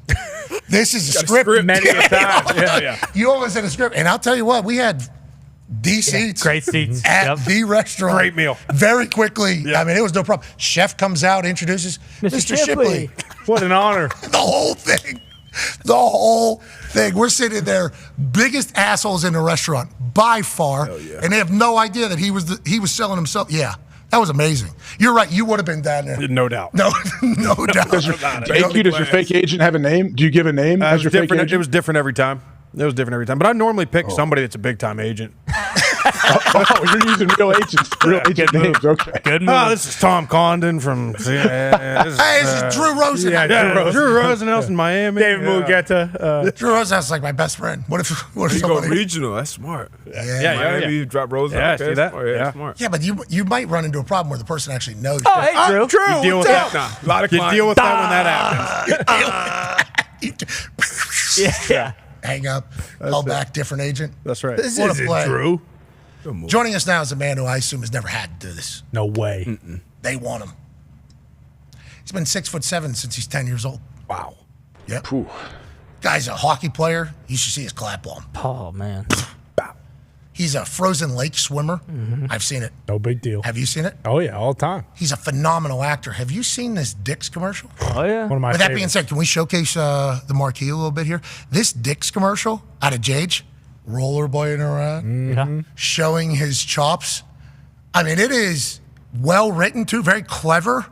All the movies that are kind of hidden in there, and he hits a home run. Ladies and gentlemen, potentially your defensive end for the remaining of this year, because this is the final year in which he might come back and play in the NFL. A member of the Bull Ring of Honor, ladies and gentlemen, J.J. Watt. Yay! Phenomenal acting, brother. Thank you. I appreciate it very much. It's an honor to be here. What an introduction. I mean, if I'm known for jumping into cold water and acting in Dick's Sporting Goods commercials, I'm doing all right. Frozen water. Remember you and TJ? Not just cold. Remember it was this one? Do you remember that? You guys cut a hole in it? I do recall. Many blisters from the hole because we did it with just a shovel. One shovel? We passed the shovel? We tried a chainsaw, but the chainsaw broke. So it was just we had 2 shovels amongst four people. So we were passing it around. It took us about 2.5 hours to get through the ice. We're doing it. We're doing it. Hour and 15 there it minutes is. See in. the chainsaw right there. Yeah. Okay. So as somebody that doesn't live around a frozen lake or anything like that, chainsaw the normal answer, it feels like, because I watch those ice sculptors. They use chainsaws. Yeah. And they're able to, they paint like perfect pictures. Now, it's going to disappear. Yeah. It is going to melt inevitably. Is that the go-to frozen lake life? We use... No idea, but that wasn't the go-to that day. I can tell you that. It was not the go-to that day. Yeah, but it took us forever. Would the Watts want it any different, though? No. You got to earn it. Yes, we would. Yes, we would. We would like it different. It was a real bitch, man. It was a real Great content, though. Is that why you're so mad in there? All that for this? Is that what it was? Yeah. It was, because then we had to walk. So what you can't see is we had a guy pull up a barrel sauna attached to the... Oh, no. Oh, no. Frozen, speaking of. Yeah. Am I frozen? Let it go. Yeah, you were frozen. Moana 2, by the way, I heard, is an absolute banger. Don't doubt. Saw Wicked last night. Liked Wicked. Holy shit, Heard man. it was very good. Yeah. Heard it was very good. Heard it was very Wicked good. Movie, goes. musical? Yes. So good. Very good. I don't know if I'm the demo, but You would hate it. Don't think I am either, but I heard it was awesome. Heard it was amazing. great. Anyways, Saw what we the don't play see, in what we March. don't. Yeah. Anyways, sorry. Oh, you want to a What play? we don't Wait a minute, have you see- seen Hamilton? London Town. No, I have not seen Hamilton. Oh, I have. Okay, so no problem. Get back to what you're saying. Yeah, well, I mean, you're significantly more cultured than I am. So, yeah. That's where we're. Yeah, I agree. How was We it? agree. Now we move. How was it? Phenomenal. The King, really, whenever he enters, the comedic relief and the self-awareness out of the King, truly phenomenal stuff, I will say. But, his name is Hamilton. You want to be in a room where it happens. Were you seeing some parallels there? Is that why you liked him so much? The King? King with self-awareness, comedic timing. I forget the song. I don't think I get it. Saw it twice, actually, to be clear. Twice on Broadway. How far apart? About a month. Same apart. cast? Same cast, yeah. Kind of a bummer. Just loved it that much? Or you I'm going hearing with the different song. people? What's that? I'm hearing the song. I remember it, I think. The King. Yeah. There we go. There it is. There it is. That's it. Yeah. That sounds like a Nailed theme it. show. You'll be Theme song. See, Wicked had awesome songs. That was the a great part of it. Okay. Popular. Yeah, that song's a banger. Popular. Oh, you can sing too. I can act. You can sing.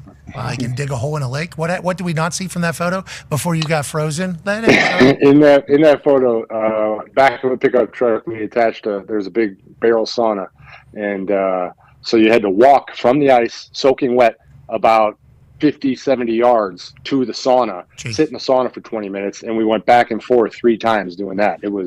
The walk was by far the worst part. Okay, and when you guys were walking together, you and TJ, were you like, hey, here's how you maliciously tackle people? Is that when you guys discussed that? Is that when? Are you a Bengals fan? Is that because you guys were walking? Yeah. Because you guys were walking through the ice. You're like, oh, this sucks so bad. Somebody needs to pay for this. Who? Everybody we tackle. We are gonna. What'd you call it? A death roll? Death roll, gator roll. Gator roll. Crocodile roll. I don't know. He's trying to. Now they showed it on heart. The NFL in NFL Films chose to show that play in slow motion in 8K on Hard Knocks last night. So I think the NFL said something without saying something, saying like, hey, this is not what you're saying it is. How did you feel about the reaction, though, of people saying what they were saying about Tej in this particular tackle? They're saying he held on too long. He was gator rolling. He was trying to hurt him. Not everybody was saying this. Not every Bengals fan was saying this. But there was certainly a contingency saying that about TJ. And you seemingly got very pissed off about that.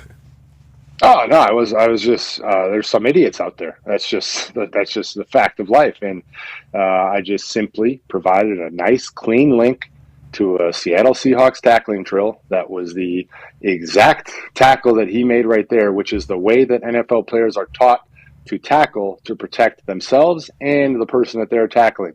You don't want to hit guys too high. You don't want to hit guys too low. You don't want to hit guys too hard. You don't want to hit guys here and there. So what we have taught is a gator roll tackle, where you tackle at the waist, the upper legs, and you roll to get the guy down to ensure he gets down. That is a picture-perfect example of that. And if you want to cry about it, that's your own problem. Go play a sport and try it yourself and see what it's actually like on the field instead of sitting behind your computer in the basement and complaining about Here we go. Now we're talking. Tough guy.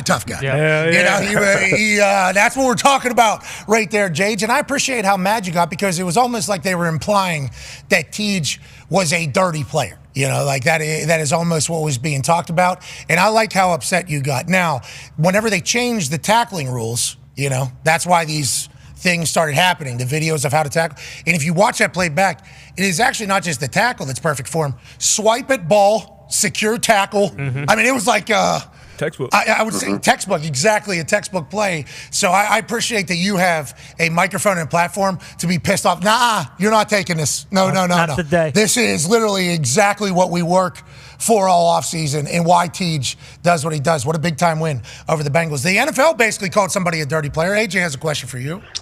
Yeah, Jade, your old squad, obviously Alshire, with the hit on Trevor Lawrence, everyone's talking about it. He gets a 3-game suspension. GM Caserio comes out and defends him big time, and so does D'Amico Ryans. What do you make of this whole situation going on? Yeah, I mean, I understand the outrage and the everything coming from the hit. I mean, it looked absolutely brutal. It was brutal. I mean, it's a very tough play, and you want Trevor to be okay, and that's hands down first and foremost number one. And I do think that there's justification for punishment there, no doubt. I do also think that the punishment is extremely harsh, especially when you listen to what Caserio said and you listen to the comparisons to other punishments that have been handed down across the league, and you look at the history and just the precedent there. The inconsistency in the punishment is an issue, but I understand that there should be a punishment handed down there. I also think there's a full nother conversation to be had about sliding, fake sliding, when you think a guy's going to slide. People have no idea how difficult that is at full speed when we have quarterbacks fake sliding out there. And you look like an idiot if you don't tackle him. Jage, that's been the narrative that's coming. Aaron talked about it. Tom Brady has talked about it. I think a lot of players are talking about it. I think Caserio talked about it. D'Amico talked about it. I think there's a lot of people. Maybe media obviously is not addressed. Oh, no, this guy. Let it go. Where is Classic England. I don't know. Are you in England right now? No, I'm in an attic in Wisconsin. Classic Wisconsin. What's going on up there in the sky above? I'm trying to decide right now. I have my Wi-Fi on. I'm trying to decide if I go to the 5G or if I stay on the Wi-Fi. Let me tell you, my phone that I have right now, and I need the new one. This is the worst one. I got the worst iPhone that's still operating. Okay, I know it. It connects to the internet, but it won't do the internet. Oh, okay. It still buffers and stuff. Yeah, like it won't do it. But then as soon as I go off internet and I go on 5G or LTE even, immediate upload. It's like, so now you're running up a score for my Verizon. What do you think? Should I stay with the Wi-Fi or should I gamble? 5G might scramble your brain. On his right here? Yeah. Don't want him to do that. 5G, those signals. He is wearing the AirPods too, Exactly. which aren't good. Yeah, but you're screwed. He's screwed. We're in trouble with that because I have to use it. Oh no, I use it all the time too. It's glitching. I think you need to hop over to. I'm doing it. Just check it. Careful. Head blow up. We're off Wi-Fi. There's gonna be a time. We got one. About 10 seconds. We can't. Oh no. It's not going to work. We can see you. We can't hear you. Yeah. Son of Is a he making? bitch. 1, 2, 3. 1, 2, 3. Yeah, 1, 2, 3. Mouth moving. Yeah, I saw he's just doing. The guys, you can't play this trick on me. You guys try it all the time. Doesn't work. I think his is turned on. We can see Doesn't your work. We can see your. I don't fall for these games. I don't fall for these games. Son of a bitch. Couldn't hear. It's crazy. We think it's back. Put him back up. Alien? I don't fall for this bullshit, man. Don't try and get me with your games acting like it's all 7 of you and then me, the outside loser who doesn't get in on the jokes. He's losing. I wish there was like some Yeah. You just did it great. You said something great. We couldn't hear a single word of it. That's crazy. I can't hear anything. It looks like he's pretty pissed.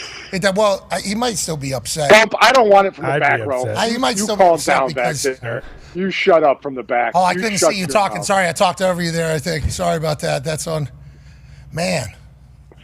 This sucks. This is bad. I was looking for. Did you see the graphic we made to announce what? Now we can't hear a word the guy's saying. Let's get our shots in, right? What an embarrassment.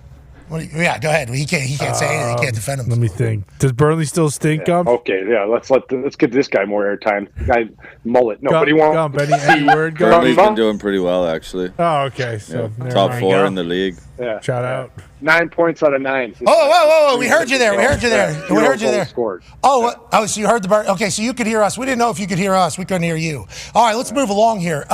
Did you hear Caserio and D'Amico? And how fantastic is that if you're Aziz to hear your general manager literally come? I think he had to set up a press conference to do this. Like, I don't think he was mandated to speak. I think he said, like, I'm going to go do this. If you're Aziz, that has to feel great. And if I'm a Texans fan, I think that makes me feel very good about the culture that's down there in Houston.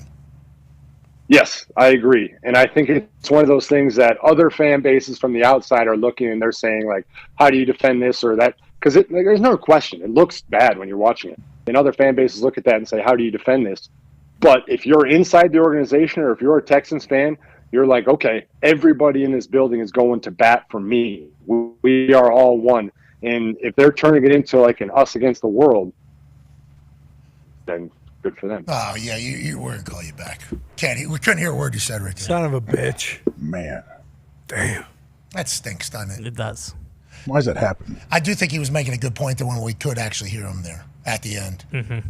The Texans turning it into they're targeting us. You know, look at what they're doing to our captain.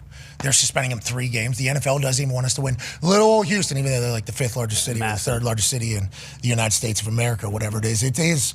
You could frame it that way. I love that. That is the case. Certainly, young quarterback who's having a bad year. Remember, the conversation is, it was last year, the amount of things that D'Amico and I guess Caserio can pull from to get them back on track would be deep, especially with the NFL calling this unsportsmanlike, dirty, seemingly play. Yeah, go ahead and circle the wagons, Houston. But, hey, like you mentioned it yesterday and the day before, don't look now. What's happening here? And we got a bye week this week. Big win. A lot of moment. Hey, what's that? I mean, we can do this charade, okay? But we don't have to act like the Colts have a real chance. All right? Jesus. They got like a 13% chance. Yeah. By who? I'm bringing up percentages. They got like ESPN a 13%. analytics? Nah, I forget what analytics it is. It's not ESPN, though. But they're not going to make it. They're still in the hunt. Yeah, they are. 2 games out. They're going to lose to the Broncos, and that's going to be all she wrote. The Colts are 2 games out, and you saw it with your own 2 eyes against the Patriots this past weekend. Bingo. Exactly. I saw it with my own 2 eyes, and we all know what the Patriots are this year. They got the future of the NFL with Drake May, and then aside from that, you know, there's not much there, and they should have lost. Did you hear what Bill Belichick said? He said when he was asked when does he know his team's a good team, he said in big-time situations how they respond. 19-play drive at the end of that thing. Incredible. And then go for 2 to seal the win by 1. I mean, that's a big situation. Huge. Yeah, Patriots are 3-9, man. So they had to do that. Hey, listen. What does that mean? They're 3-10 Any now. given Sunday. NFL, brother. Yep. Broncos needed 2 pick sixes against a 3-9 Browns team. Well, okay. Look. That team's got guys. Okay, look, you want to see what Drake May can do with the Jerry Jeudy? Bring him in, see what happens there. The Browns team, that's a good football team. Okay, that record does not reflect what that team is. Okay, the Patriots, on the other hand, we've all talked about it. They're in a transition year here. Okay, but look, I hope the Colts do well. I want to set you guys up for success when it inevitably goes to shit. It's very kind of you. There's a chance of that, obviously. Joining us again, I do believe, back on the internet, I assume. Okay. Because you got to check what the up and down is. Sure. You see, that's the issue. How many they sell you on the Dahn on the internet, like 500 Dahn or whatever. Oh. 300, 250 gig or whatever they say. It's like, is that up or down? Because Dahn is what everybody thinks you. But if you're a person that's doing stuff, you need to up to be up. Yeah, because you're sending. That's the Google speed test you do? Yeah, bingo. That is exactly download what doesn't mean anything for this. Yeah, download's not. Believe me, I've fought with them. You need the up. You need the up. So whenever you're going somewhere, you need to know. And, you know, I've only learned that through Zito because we have conversations with people who are obviously much smarter than we are. Definitely smarter than Zito, as they say, whenever they're talking to Zito. And then all of a sudden, Zito just starts asking these questions. And all of a sudden, you see this person. Nobody's ever asked me a question before. I'm normally the all-knower of everything because it's tech. And then all of a sudden, you hear responses. And then Zito goes, but doesn't that also? And then all of a sudden, it's, checkmate. Yeah, we're in here now. We're in here now. But that is the thing. You need the up. And you know who's up in the Bull Ring of Honor? Who's that? You know who's going to be up to be a first ballot Hall of Famer in a few years? This man. who's always up. Ladies and gentlemen, J.J. Watt. Yay. See what we got. Sorry. Oh, man. Is this your parents' house? No. This is your log cabin? I remember seeing this. Remember they said you live in a log cabin in the woods of Wisconsin, and I saw it. It's like a 14,000 square foot. It's a log hotel. Thousands of acres. Yeah, It was made out of logs, so. But the way they laid it out is I thought you were walking outside like you did with the shovel and with axes and have like no heat, just a fire pit. Wood fire. You know, like that. That's what Yeah. I don't think I helped myself much with my description of it either. It certainly could have painted a better picture for people. Well, I want to let you know. Live and learn. I want to let you know, when I saw it, I said, that's a house. Fucking sweet. That is a house. Yeah. Wow. I didn't know that house was possible. That is certainly what we're looking forward to. Obviously, massive success story in the NFL this year, and we were just talking about it. This Bo Nix guy. Okay, we just talked about the Broncos, and we're talking about in the hunt. And the Indianapolis Colts, look out. If the Houston Texans continue, we're in the hunt. You see that? Look out for what? Well, Houston Texans, hey, the way things are going, you just lost your captain, 3 games. There's Nick Caesario's calling press conferences. There's a lot going on down there. And all the Colts have done. What's the Colts scenario? It's they got to beat the Broncos and win out, essentially, right? Yeah, we're racing against the Broncos for that wild card. But then if we catch you guys have the tiebreaker because you beat us twice. 2 games. Oh, golly. Yeah, we got a 2-game lead because we beat you on the tiebreaker. We're head-to-head, 2-0. Different team then, Bub. A lot has happened. A lot has happened with this particular team. Quarterback stuff, building stuff, media stuff, everything stuff has happened. And are they galvanized now? Were you the galvanizer? Did you bring everything together? Potentially. Good luck to them. I'm pulling for them. But they just went on a 19-play drive to beat the Patriots and then went for 2 instead of kicking it to win the game outright. And then Anthony Richardson's running people over again. They're hot right now. They got to catch up to the Broncos right now. That is the conversation in that particular graphic. But Bo Nix and Sean Payton, seemingly a perfect match. How do you feel about him? How do you feel about the other rookie quarterbacks? What are your thoughts on this young class? I think it's a great example, in my personal opinion, of how situations matter for not only rookies, but for everybody in the NFL. You watch, I look at that situation last year. You look at Russell Wilson with Sean Payton. Clearly, that wasn't working out, whether it was between the two of them, whether it was a one-way street, whatever it was. Everybody, you paint Russ out as having such a bad year. When you actually sit down and look at it, not that bad of a year. Goes over to the Steelers now and is playing phenomenal football. Just because it didn't work out in one spot doesn't mean it's not working out in another. Sean Payton clearly had his eyes on a different quarterback. He goes out in the draft and he gets Bo Nix. And Bo starts out maybe a little shaky, but now is playing some really good football. And that's an example of just developing and knowing what you want, giving the guy an opportunity, surrounding him with good pieces, and he's having a chance at success. That's what we talk about in the NFL with all these things. The Bryce Young situation in Carolina. You put him in right away. You want him to be an all-star. You want him to be a Pro Bowler his rookie year. He's not. You bench him. You sit him down. People are asking, is he ever going to play for the Panthers again? Should they trade him? Comes back out. Now he's playing great football. The NFL is all about the right situation. It's about developing players. We continue to forget that you're supposed to develop players. I get it. Everybody wants instant gratification. But we're now seeing it in college. We're having the same issue now in college where we're not developing players. We're not growing players because everybody just wants to go to the portal and find another player to plug and play. You forget that some guys have to grow and develop as a human, as a player, as an athlete. And I fear that we're going to have an issue moving forward where we're just hoping everybody's great to start. You're saying that about players. I think Aaron was saying it about GMs and coaches. And the big fear is obviously, what if you wait and have the patience and then it never comes? Then you're just... And I think that has scared people to death. I'm not saying that's more likely than not likely, but I'm just saying that is potentially the fear for people. Because especially in the social media world where you hear everything, it's like ownership. If you sit around, like Sheila Ford-Ham did with the Detroit Lions. Right. With Holmes and Campbell, MCDC and Brad Holmes. When they started out 0-10 the first year, and then the second year they're 1-6. And she actually, I watched the video yesterday that Aaron was talking about.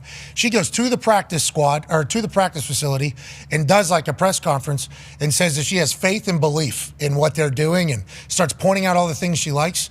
And it's like that ended up being The perfect decision. The best decision ever in franchise history. Boom. But what happens if MCDC, and I'm not, now that she knew, but if he doesn't work out and Brad Holmes doesn't work out, then it's like you still fired Jim Caldwell from Matt Patricia. Now you got this one you're holding on to for this entire thing, and we end up sucking forever. I'm happy I don't have to make those decisions, but with players, I think there's some things you can see probably that it's like he'll be great whenever he goes forward, because you think about Josh Allen. There's a guy.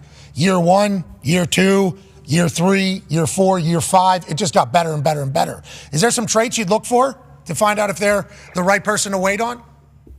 Well, there's also a CYA situation. Everybody's trying to cover your ass. They're all trying to cover their own ass to make sure that they're not the one on the line when something goes wrong.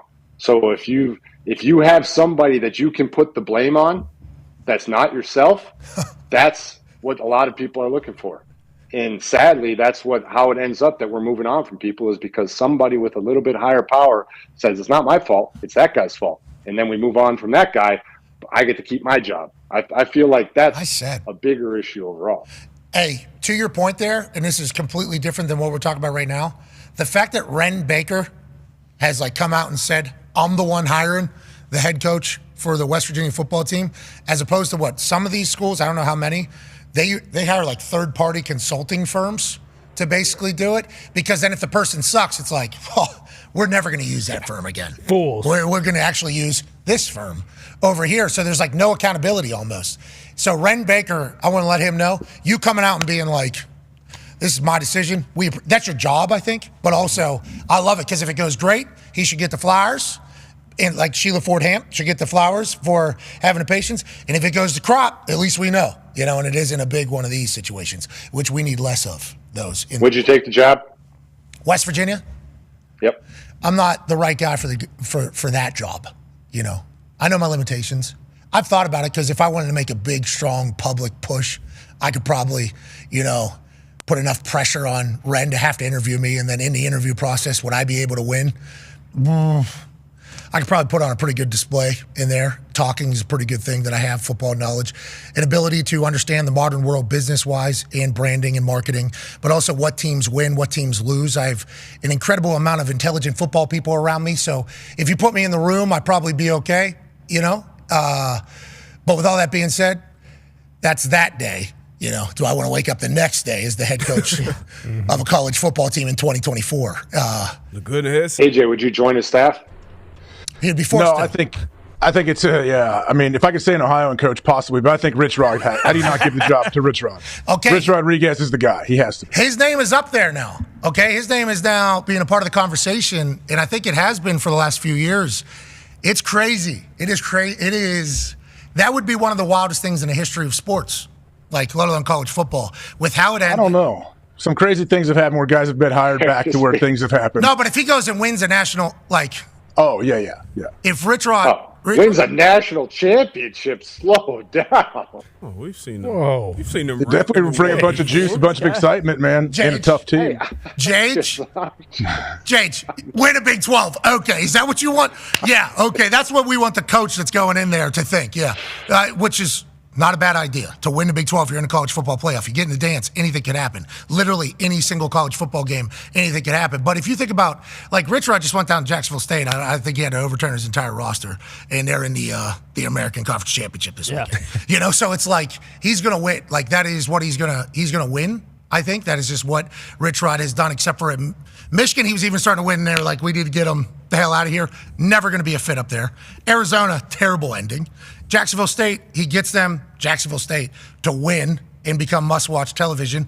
And it's but if he was going to go back to West Virginia, there would have to be a lot of conversations by a lot of people. And believe me, it has been an awesome interaction between me and former teammates talking about the entire idea and the thought of it and how much, it'd be all right, we got to go watch. We got to go, if this is happening, we got to go see this entire thing. But then there's so many other West Virginia connected people that want the gig as well. So it's for me, it's been very hard to even, I talked to Ren, and it's the last thing I want to do is put more pressure on Ren, in who I think he should pick. He is the one that is tasked with making this decision. Mm-hmm. He's the one who has done a great job in figuring out who should lead a program and organization. And when I talk to him, I just tell him, like, hey, this person reached out. Hey, this person reached out. Hey, this person reached out. Have you heard from this person? They're reaching out. And then I'm just telling him, like, hey, you're going to do a great job, bub. Whatever you. Good luck. This is your. You're just dumping information on him and then say, here, just take it. Boom. Yeah, hey, I'm just letting you know what you need. And then also, with this new April 8th ruling that's coming, where it's going to be a revenue share situation for college, I think D1, I think it's coming April 8th, I believe, is the day the judgment is supposed to come. It'll be a salary cap. This is what everybody's talking about. But I thought the teams were just getting that money. Their revenue is going to have to earn the amount of money to get there. So it's like, while I'm talking to Ren about why somebody would or wouldn't want a job at a salary cap, and I'm learning more about the entire situation, I'm like, Ren, there's certainly events that we could put on that up the revenue, right? Like if we just do a show at the Coliseum where the basketball team plays, that's just like we can make that a sports thing, right? Because it's in there. Absolutely, that's how it works. We own the building, so it'd be a part of revenue. So it's like there's actual ways to like assist, a team. And I think I'm kind of learning that through this entire process, which has been the most exciting. And whoever the hell Ren picks, I think will be a good hire. But there's a lot of West Virginia ties that want that job, and a lot of people I'm friends with. So I'm like, I think you'd be great. You guys have great uniforms, so we'll give you that. You guys do uniforms well. Great uniforms. Jage, this is the problem with West Virginia right now. Yeah, it can't be leading off with that. There's nothing else I could say. There's nothing I could say. You know why? Because this guy's school came in opening week, and remember what he said. Oh, yeah. Mm-hmm. But that's going to change. It's not like Wisconsin's been beating anybody. Yeah, at all. But we're aware. We're aware. West Virginia, I think. By the way, I will say it's a good-looking sweatshirt in Q. I don't want to say it, but it is a good-looking sweatshirt. Thank you. You guys should do more of this. Yeah, I agree. You guys should. I've been real loud about it. You guys should do more. I'm tired of lining up in muddle huddles and tight ends at quarterback. Just smash mouth. Put Let's that go. O-lineman in motion for 3 plays in a row again. Yeah, that worked well, too. Give Tyler Warren the football. Okay, yeah. I agree. 20 touches this week. Hey, we are. Penn State. Wasn't very proud. Dan Lanning's going to have a nice video lined up. He's going to have some Gladiator 2 or something for the team. This guy's on it. How about his message this week? This past week was Glorious Bastards one. Yeah, about that was awesome. Baseball bats crushing skulls. Hey, this is rivalry week. Mm-hmm. We're going Inglorious Bastards. We're going all the way. And then at halftime, smashing a helmet. Remember what we said we were going to do in this thing. Let's get. And then obviously the thumbs down. Like each week, I couldn't imagine those team meetings walking in going, all right, what do we what if he ties Moana 2 into this? That'd be cool. What if Wicked? What if the Wicked is Wicked? That's like the coach's mentality, though. Able to find motivation in anything. He just floats up into the team meeting room, defying gravity. That would be amazing. Is that from Wicked?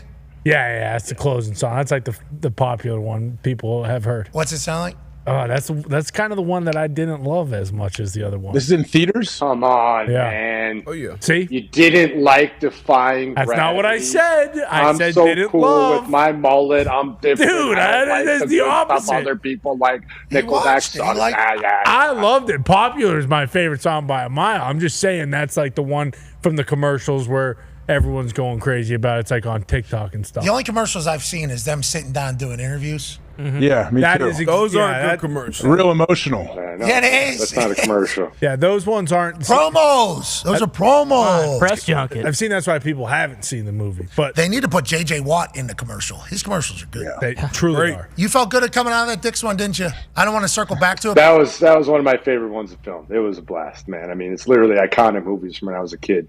Like, it was a dream. Like, and I'm also just in between takes playing in the store, and my family was there. Yes, it was awesome. You on those blades, too. You got to show off a little Yeah. bit. Got to show off a Moving. little bit. Hey, the big guy still can wheel a little bit. Squeezing into the car, the outtakes with his brothers. Oh, my That was God. great. We need more outtakes, too, in society as a general. So I'm happy you guys are doing it. Yeah, that used to be a big part of the program. I'd stick around to watch outtakes at the end of entire things. J.J. Watt Productions is bringing them back. Smart. Thank you, J.J. We appreciate you, J.J. All right. If I could figure out how to produce my own interview on the Pat McAfee Show every Wednesday, that would be great. First of all, how about I get the internet connection figured out? Then maybe I'll start a production company. It's just upload speed. Yeah. It's not just your fault. upload. It's not your fault at all. It was maybe some Irish gypsies came through and actually sold the false bill of goods. Nonetheless, let's get back to the NFL. Thursday night, phenomenal game. Phenomenal game. Oh, yeah. AQ Shipley has a question for you, Jage. Yeah, big game tomorrow. Could change the whole landscape of the NFC North. Who do you got, and how do you see this game going tomorrow night? I'm very much looking forward to it. Obviously, thank you, Captain Obvious, myself, for the statement. But until you're proven otherwise, I can't say that, you can't take anybody over the Lions. It's just running the ball, throwing the ball, defense, taking it away. Like, they're winning at will. And so in their building, against a division rival, you have to believe they're going to be jacked up all the way. I'm looking forward to seeing how the Packers attack them. I want to see how they handle that. But the offensive line of the Lions is just really enjoyable to watch, and I'm very glad I don't have to play against them. Amen. Powerful team. A bunch of dogs, I do believe, for the Lions. Very injured. Very, very injured. A lot of key pieces down. They've been able to win. Yeah. They've been able to win and dominate, but it's like, how long are they able to just keep going without missing a beat? I genuinely have no idea. Need some D linemen. Need a lot of help on the defense, JJ. Need somebody that can get to a quarterback once or twice a game. Aiden Hutchinson's walking. I saw he's walking, so we're on the path. Cut the crap, JJ. We need you, pal. All right? His name is I'm ready to cross. I'll be there. I'll be there next weekend. I'll be there next weekend. J.J. Watt. Oi. You feel good. I know you're still fit. I'll be there for the Bills game. I'll be there. I'll in show up. uniform? Why don't you go a day early, stop by the facility, see if you like what you're looking at, maybe do a little workout, maybe with Panay a little bit, get a little feel, see how the body is, and then, maybe instead of working. And this is an interesting conversation because obviously AJ, D-Butt, like those positions are very different than my position. But at my position, I was just thinking in my head, could you show up on Sunday and play? Like all they need to do is just say on third down, just rush the passer because you don't need to know the playbook whatsoever. You definitely could at defensive line. So he'll be there next week. Wisconsin's closer to Detroit. Yeah, well, I mean, maybe he does pop in for Green Bay. Is that what you're saying? Or you're saying get to this right now? No, I'm just saying, with tomorrow night. Yeah. Yeah, why not drive right? He's in Wisconsin. Yeah, he's right there. It's going to be, I'm very excited. What's your move? What's first third down move? They throw him the ball, too. They put him in on offense. First third down, you go straight bull rush. Straight bull rush to let him know you still got it. Just let him know you still got it. Let him know you still got it. You set up your next move, and also you just don't want to fall flat on your face, look like an idiot your first time out there because you know the whole world's going to be watching your first pass rush. Okay, so what happens if you do that and you're an old man now and you go for that bull rush and Dion Dawkins, boom, and you do end up right on your face? Is that when you say, bad decision, this is why nobody's ever done this? Or is there no just chance walk back into the tunnel? I just walk right back into the tunnel. Like, yep, that tried it. Didn't work. All right. Antonio Brown it? That'd be so cool. All right. There's nothing worse than the hands knocked down on a bull rush, man. You just feel like a pure moron, just laying on the ground. And then the worst is when you get a guy like AQ who then lays on top of you after. You can't get up and you're like squirming. Put the arms out. Yeah, and they go that. What's that one exercise where you go arms and legs up? Superman stretch. That's what all those O linemen do too. When I'm not holding or kicking, just full body weight on top of the human. That's right. Yeah, that is literally. It's a good move. You love this game coming up, I guess, tomorrow night, huh? Because it's going to be a lot of this. I do, but the one thing I wanted to bring up was the fact that if Taylor Decker doesn't play, the two games he hasn't played was last week and then against Houston, and they struggled in both of those. Taylor Decker was in a Michigan fit, I do believe, on the internet. He was. Lost the bet to Hutch. I did. I saw that. I saw him in a Michigan fit. So if he's not playing and he's in a Michigan, no. That's tough. Skip will be in there. Yeah, Skip. They need to let Penny throw a little bit more. Amen. He was throwing in practice yesterday. He looked good. It was awesome. He's phenomenal. That was unbelievable. I can't wait for the play action whirly bird handoff to Ragnow on the reverse pass. It's happening. So you think Ragnow is going to end up throwing the ball to Penny? I don't know. I don't know to who, but Ragnow's getting a pass this year. You watch. Look how he's got a torn pec. Is it his left pec or his right? It doesn't matter. He'll underhand. Should not be without a pec. Yeah, Ragnow's a different animal. Are the Lions capable of continuing to go with all the injuries? I have no idea. Yeah, I don't know. We're still Super Bowl favorites, so the books think we can. You guys are a little reckless, right? Yeah. I mean, penalty-wise, for sure. Like Packers is who we're the talking. Packers are. Jordan Love hasn't turned it over in 3 games, so which is kind of the thing he did last year. He wasn't great the first half of the season, and then he closed out like the last 7 games of the season. He had 18 touchdowns and 1 interception, but penalty-wise, I mean, like they've had, I think, the 20 offsides penalties this year, which is by far the most in the NFL. They had like 4 on, and they're not even jumping. They're just like lining up in the neutral zone, stuff like that. So like that type of shit, especially when you're playing the Lions, I feel like will bite you in the ass. But the Packers are playing their best football right now for like by far. Great Thursday night football game. Let's stay in the NFC North. Connor has a question for you, JJ. Yeah, JJ, how'd you feel about what happened at the end of the Lions game last week on Thanksgiving? And obviously now Eberflus fired. He's done. Jalen Johnson comes out. He said, he kind of did the JJ Watt and smacked Eberflus in the face after the game. Didn't actually, but like you did the Bill O'Brien. Of course, but allegedly there was a heated exchange. What do you think about that situation and kind of the future of Chicago? Yeah, I don't think you were walking back into a team meeting and talking to that team and having them take you seriously the rest of the season. Just the different ways that they've done it this year, the different decisions that have been made, and that one putting an exclamation point on it. And I've heard all the arguments, I've seen it all online about how Caleb handled the end of the game and him deserving some blame too.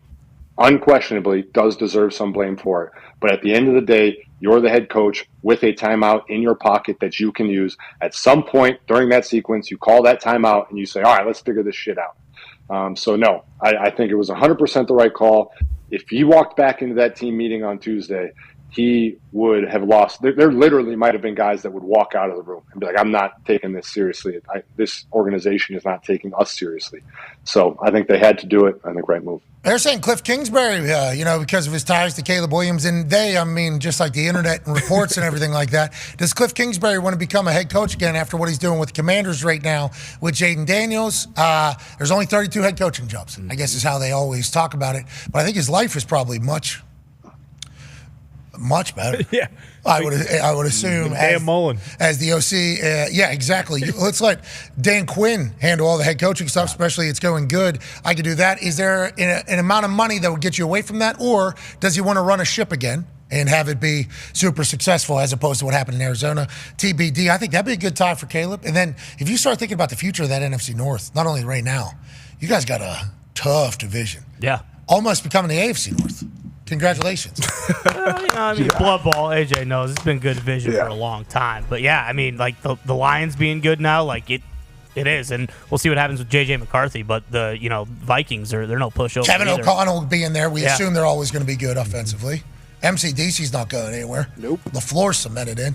Bears kind of stink, but they'll be back. Caleb's a talent. Let's never forget it. Just like we're back tomorrow as the Lions and Packers will kick off Week 14 of the NFL season. Nailed it. Boy, that was right there. Boom. I think the graphic might have been off from that clock, though. I'll tell you, I thought I had a few more seconds. Yep. Mm-hmm. Golden bat. And then the graphic.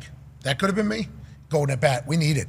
Your reaction yesterday, I did not know that was coming. And then jet passing was like louder, Ty. Baseball people hate that. Yeah, it's just dumb. It's just Mickey Mouse. You don't need to do it. Jage, have you heard about this? Golden at bat. We get one more Shohei Ohtani at bat. I did. This is insane. What do you think it's insane? Why? You think it's like a state fair?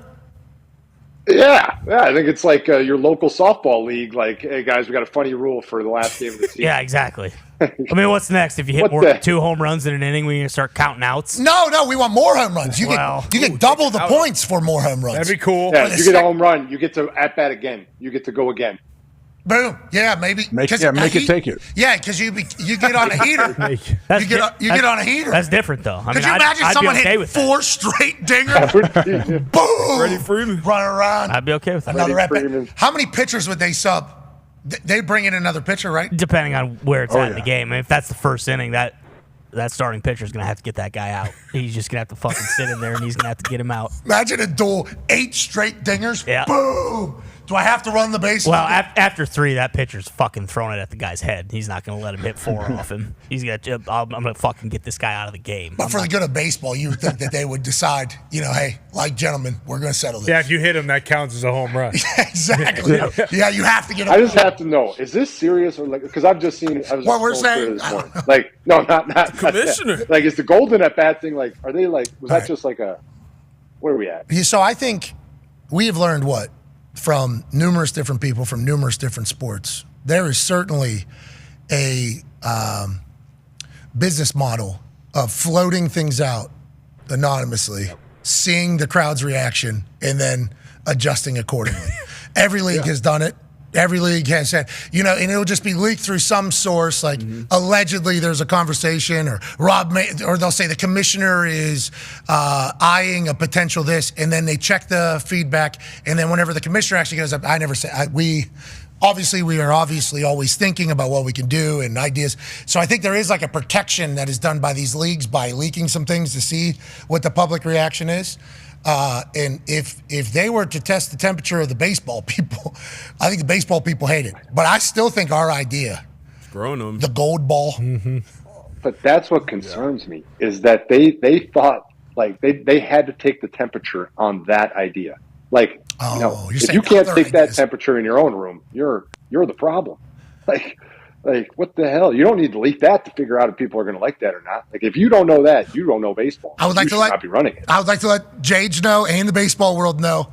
I'd be more likely to tune in if I knew a golden buzzer was going to be hit at some point. Fact. I would be more likely. I would if Shohei was going to potentially put some gold gloves on with a gold bat and a gold baseball. I'm watching. I'm going to watch. They're going with the younger demo. They want the younger demo, man. They want younger fans. I don't give a shit about the younger fans. No fucking kid is sitting around and watching a 2-hour and 30-minute baseball game. Waiting on the golden buzzer. There's not fucking doing it. Like, they shortened the games, and that was great for, me. Because, guess what? I'm watching the whole fucking game no matter what. And it's great that there's 45 minutes of just fucking nothing that I don't have to watch anymore. But to think that a fucking 7-year-old is going to be like, holy shit, baseball games are only 2.5 hours now? That's fucking ridiculous. That was never part of the deal. It wasn't. And I agree with Jay. Rob Manfred's a dipshit. We can start and we can. You didn't say it. I said I agree with you, Jay. Yeah, he did kind of say that. You did kind of. You are the problem. Exactly. Yeah. We can start and end there. Exactly. If you had to throw, wow, this is a pretty good idea. Let's see what the fans think. And obviously, everybody who watches baseball fucking hates it because it's a joke. It makes a mockery of the game. It just does. No, it does. It's not a mockery. Have you heard the way we're describing it? It does. That's not the way it terrible. goes. That's not the fucking way it goes. If we're gonna do that, then you pay 3 guys $700 million each, and that's your team. Let each of those guys bat 9 times a game. Let's just fucking do that. That'd be great. Good idea. Let's just do Give that. him 15 at bat. Put a guy in the middle of the infield at second base. Have a pitcher. Just have a bucket behind home plate for the guy to throw in, and then put a guy in center field. See, this is why they float the ideas out there, so they can get better ideas. This is a good idea. Home run derby every game. That's what I'm talking about. That wouldn't be, though. You know what that would be?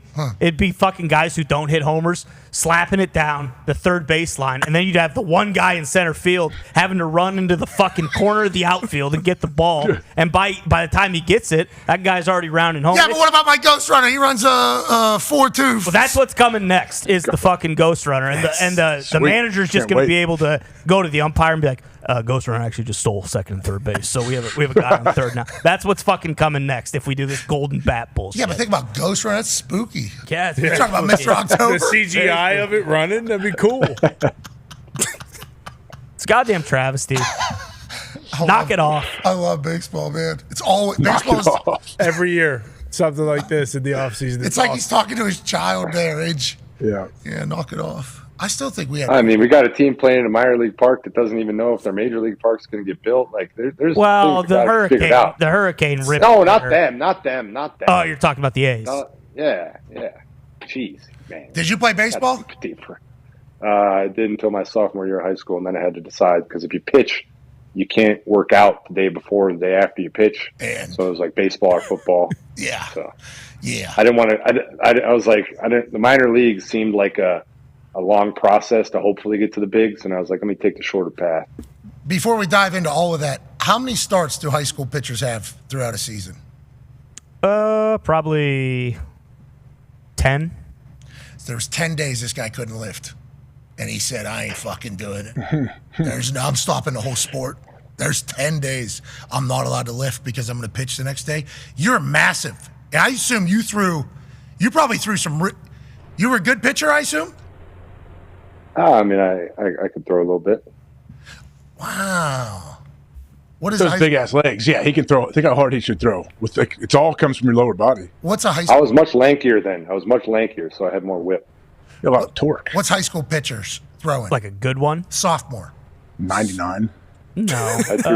I threw 89. I had an 89. That's an quick. 89 in my sophomore year. Yeah, that's fast. 89 is a sophomore? That's hard. Yeah. What is that, 14, 15 years old? Yeah.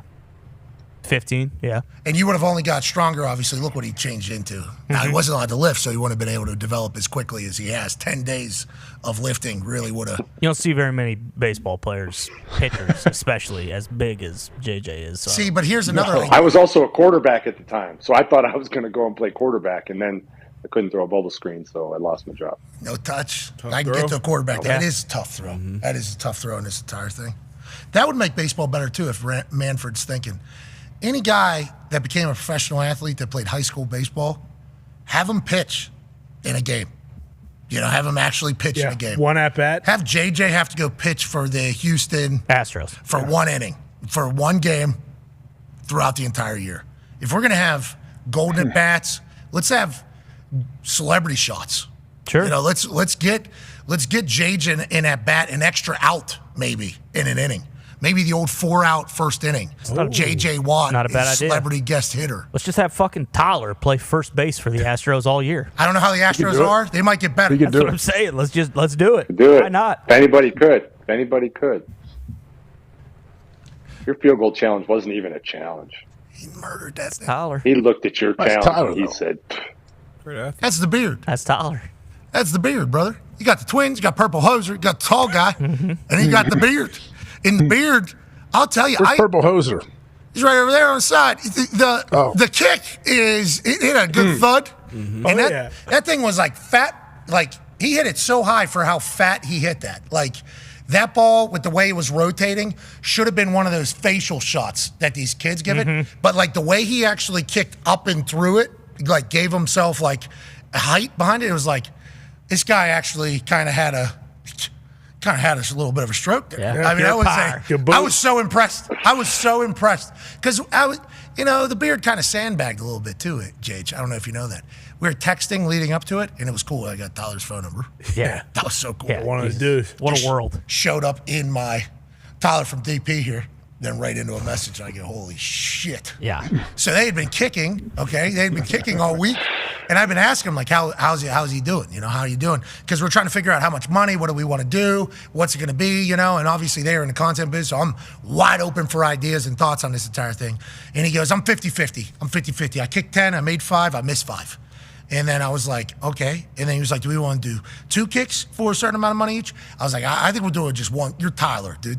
Come on, Like you're going to make it. Whenever the push comes, I actually say this. perfect is in the name. But you're going to make one kick. And he goes, all right. And then as they get there, all the boys are like, he got worse as he went on when he was kicking or whatever. They're like all sandbagging me. And then I see him line up both times with a set spot that he got to. And I'm like, of course, Tyler makes this kick. I mean, it was like good form, follow through, puts it through. I mean, it was a great kick. I was so impressed by their entire operation. They also had the upside downward hat. Dude. Oh yeah. Nice. Dude upside down on the hat. Some content guy right over the shoulder of, I believe Purple Hoser was there. I believe it was either Purple Hoser or one of the twins right over the shoulder. I saw phone and dude hat, and I was like, great fucking hat, actually. And then we're live right in the moment, and then the dudes had energy. Yeah. Oh, yeah, I brought the juice. The twins are electric. I don't want to donate. That was a great one. This is sweet. I enjoyed it. Jades, when are you going to get out there and kick for charity? Love to. See you in Atlanta. Yeah, what are you doing this weekend? See you in Atlanta this weekend. I'm going to be in Pittsburgh for the game. Is that this I'm going to be in the Berg. Well, hold on. Speaking of being in the Berg for the game, Darius has a question for you. Hell yeah. Another thing you're doing, big Christmas game. You and, what is it, Iron, right? Yeah. Iron Eagle, Nate Burleson, your CBS guy. How have you been prepping to call that game? Obviously, it's going to be a huge audience. You might be with Noah. Yeah, I mean, I've gone into the booth with Ian and watched him and Charles Davis do their work, and it was incredible. Really enjoyed watching them. They were super helpful for me.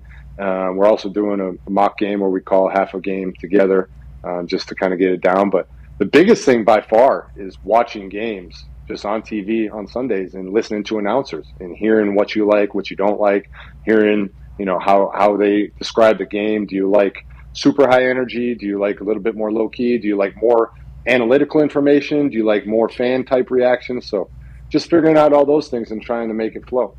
What's the notebook look like? Who are you pulling from? You want to tell us what your goal is to sound like and be in there?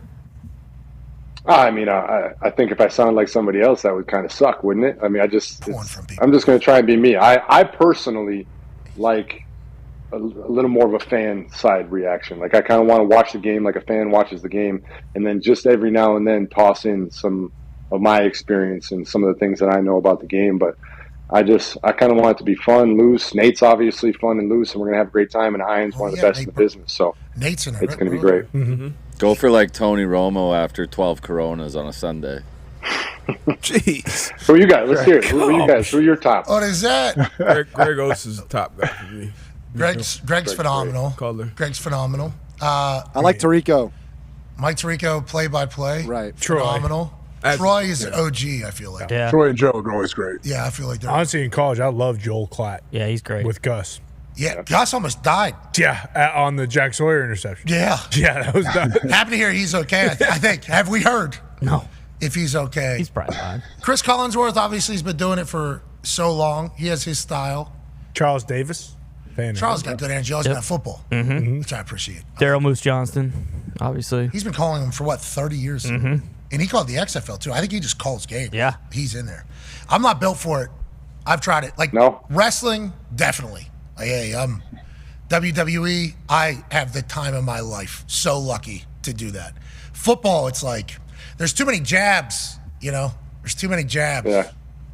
So I'm really looking forward to it because when I went and watched those guys in the booth, it was the Cardinals-Bears game. And I just love being in the stadium, just the energy, just having fans around, just being there live and reacting to what's actually happening right in front of you. I love that aspect of it. Who's going to remain non-biased in there? That's a great question. Because Teej, we hear what he does every week. Yeah. I'm going to... Oh my God, it's going to be fucking terrible. Don't worry. I'm not an idiot. I'm not an idiot. I mean, I am an idiot, but I'm not going to be an idiot in this situation. Don't worry. Teej gets a sack, he no-sells it. Yeah. It's just funny because it's the Chiefs. So like, if you talk good about Patrick Mahomes, people are like, oh, he's looking at him, he's all over Patrick Mahomes. And then if I talk good about my brother, like, oh, of course he's talking good about his brother. It's like, everybody just calm down. Now, and that's a good thing to take away, even in wrestling. There's going to be people that hate you anyways. There's going to be people that hate you, just because you're going to call something either against their favorite player. Obviously, it's their favorite team. Like Joe Buck is hated by a lot because Joe Buck is the voice of some of the worst moments of these sports fans. He's the voice of it. He's the one that has to deliver what is happening to their fans. So it's like you're going to be hated. Like that is going to happen. But I want to let you know, we can't wait to hear your style, brother. We think you're going to be great at it. Legit. I think you're going to do a fantastic job in there, especially because you want to do it, right? I appreciate that. This is like dream. Yes, I'm very much looking forward to it. Yeah, I'm really excited about it. And let the world know TJ's your brother. It's good for the NFL that we got families that are dominant. Now, speaking of family, my daughter, speaking, learning, talking age. Okay, so there's this like Convo Q's little cards here. Nice. For a nice give and take. They're sweet. Yeah, it is pretty. And instead of a hashtag Ask Jage segment, I decided to bring these in. And we'll ask some of these questions to Jage. Perfect. Talking about basic questions, but I think there is a chance for some good answers. What I'm going to do is I'm going to shuffle through. I just need you to say stop. This isn't a nose thing. I literally don't know what a lot of these are. All right. Jage, what would you bring on a camping trip? Good question. Firewood. Okay, that's it. One answer, all right? Okay, let's do this. Just firewood. Let's start. Don't eat anything else. Don't eat fucking clothes. Don't eat food. Don't eat a tent. Kill my food. Don't eat anything. How's he starting the firewood? Well, he's rubbing it against another stick. Yeah, AJ. Two rocks. Yeah. I wasn't ready for the game. No, it's I thought all it right. was like a quick action. I thought it was like how fast can you answer? I will say, if my daughter Mackenzie gives that answer, I'll be so pumped. So that answer would be a phenomenal answer. AJ, how about you? What are you bringing on a camping trip, pal? I'm bringing the little Bear Grylls situation so I can start a fire. Oh, Flint deal. I thought you were talking about the survival straw. Tone, how many of those do you have? Oh, I have a couple of those. I've started buying them like 10 years ago on Amazon Prime Day, so 10-ish. It's not a bad thing to have. A little bit more of. Especially now. So you can drink your pee? Is that why? Not just your pee, but anything, really. That's liquid, apparently. Have you ever used it? Yeah. I have a couple of them. I haven't used it, though. I have not either. Tone, I have one. I think it was gifted to me by Tone whenever he was addicted to buying these things. Do you remember that? Oh, yeah. He got addicted Well, to I think buying. Nick turned me on to it, to be honest, and I just, like anything else, I ran away with it. But no, Fox, I have used it. I haven't used it outdoors. I used it in a glass at home, and it was great. So what, just for like your own? Wait, you drank your own urine? No. Water. But did you make it not good water? Yeah, was it No. Toilet water? There was ice. It was cold. Just right out of needed the a fridge. You gotta drink like toilet water to see if it works. Yeah. Just needed a straw. I don't want the zany straw. Yeah. No. I don't want the little bendable. I definitely don't want the paper one. No. Fuck no. Definitely don't want. I need a straw there for my drink. Let me go ahead and bust open this survival straw. Crack open. Has anybody on this show ever drank urine? AJ. No. It's a thing, but no. It's a thing that he started. It is. It's always me. It is. Well, to be clear. Just to test it, a drop, So, Jade, you've drank your own piss. Sweet. What is it? No, I haven't. I'm curious. What other fluid I you drink? figured out of all 8 guys here, 9 guys, somebody had to. You put that through the life straw as well, Diggs? Big frothy load. Oh, no. Big frothy load. Jeez, Get the water out of the it. froth. Every time, right around the half hour, 15 minutes of the second hour. We had this conversation at the American Century Championship on a back deck with people who do participate in this entire thing. And AJ's brain was working at maximum capacity. That is exactly what I just thought. Do you remember that conversation? He started asking about how you mix it and what is the ratio of semen to urine. I always have follow-ups. I have a lot of follow-ups when I hear something. Wait a minute. What? These people are healthy. What? All right, you tell us when you want. They're very healthy, more healthy than I would ever commit to be. Jocked. And very jacked. So very jacked. Very jacked. Very jacked. I mean, if you saw him, you'd be like, holy shit. Holy fuck. Maybe I should. And then you see him on a jet ski, too. Creates his own Forgot weight. about that. This dude jumps jet skis over docks that other people have out in the water. Mm-hmm. Does it so often, actually, and so well, that the neighbors swim out there and get the dog out of the water and drag it back to land like they're a lifeguard saving somebody's soul. Mm-hmm. And then there's a situation. Yeah, and he says, those guys told me to. Like he's 8 years old, but, a little bit gullible, that guy. But he is jock. Good lad. Yeah. Good lad. He is jock. He threw us right under the bus. He sure did. He threw us right under the bus. Maybe. To the neighbor. I felt like I was back in high school. He was a phenomenal athlete. Mm-hmm. So jock. Headstands. All right, Jage. Stop. Oh, we already kind of talked about this one. Okay. Got to redo it. Another campfire one? Stop. It was Dream House. We already did that. If you had wings, where would you fly, Judge? Wow. Good question. Go to Burnley match this weekend. Hell yeah. That's a commitment of this owner for that Burnley squad. Nice. Are we going to get back into the league? Yeah. If you had wings, this last week was a very good week, man. We had 3 matches in 1 week. We won them all, and we didn't give up a goal. We've only given up 6 goals in 18 games this year. It's a record in the history of the championship. Best defensive record so far in the history of the championship. Holy hell. Burnley boys. Scott Parker's a good gaffa you got there, JJ. Raise it. Raise it. Scoot Parker? Raise it. Right? Isn't that there? Up the Clarets. Which is also I was like, what is he? I thought you had it. Raise it up. I thought you had it. Raise it up. I saw him going, I saw it going up there, up the Clarets. Because Clarets are a flag, right? It's a jug.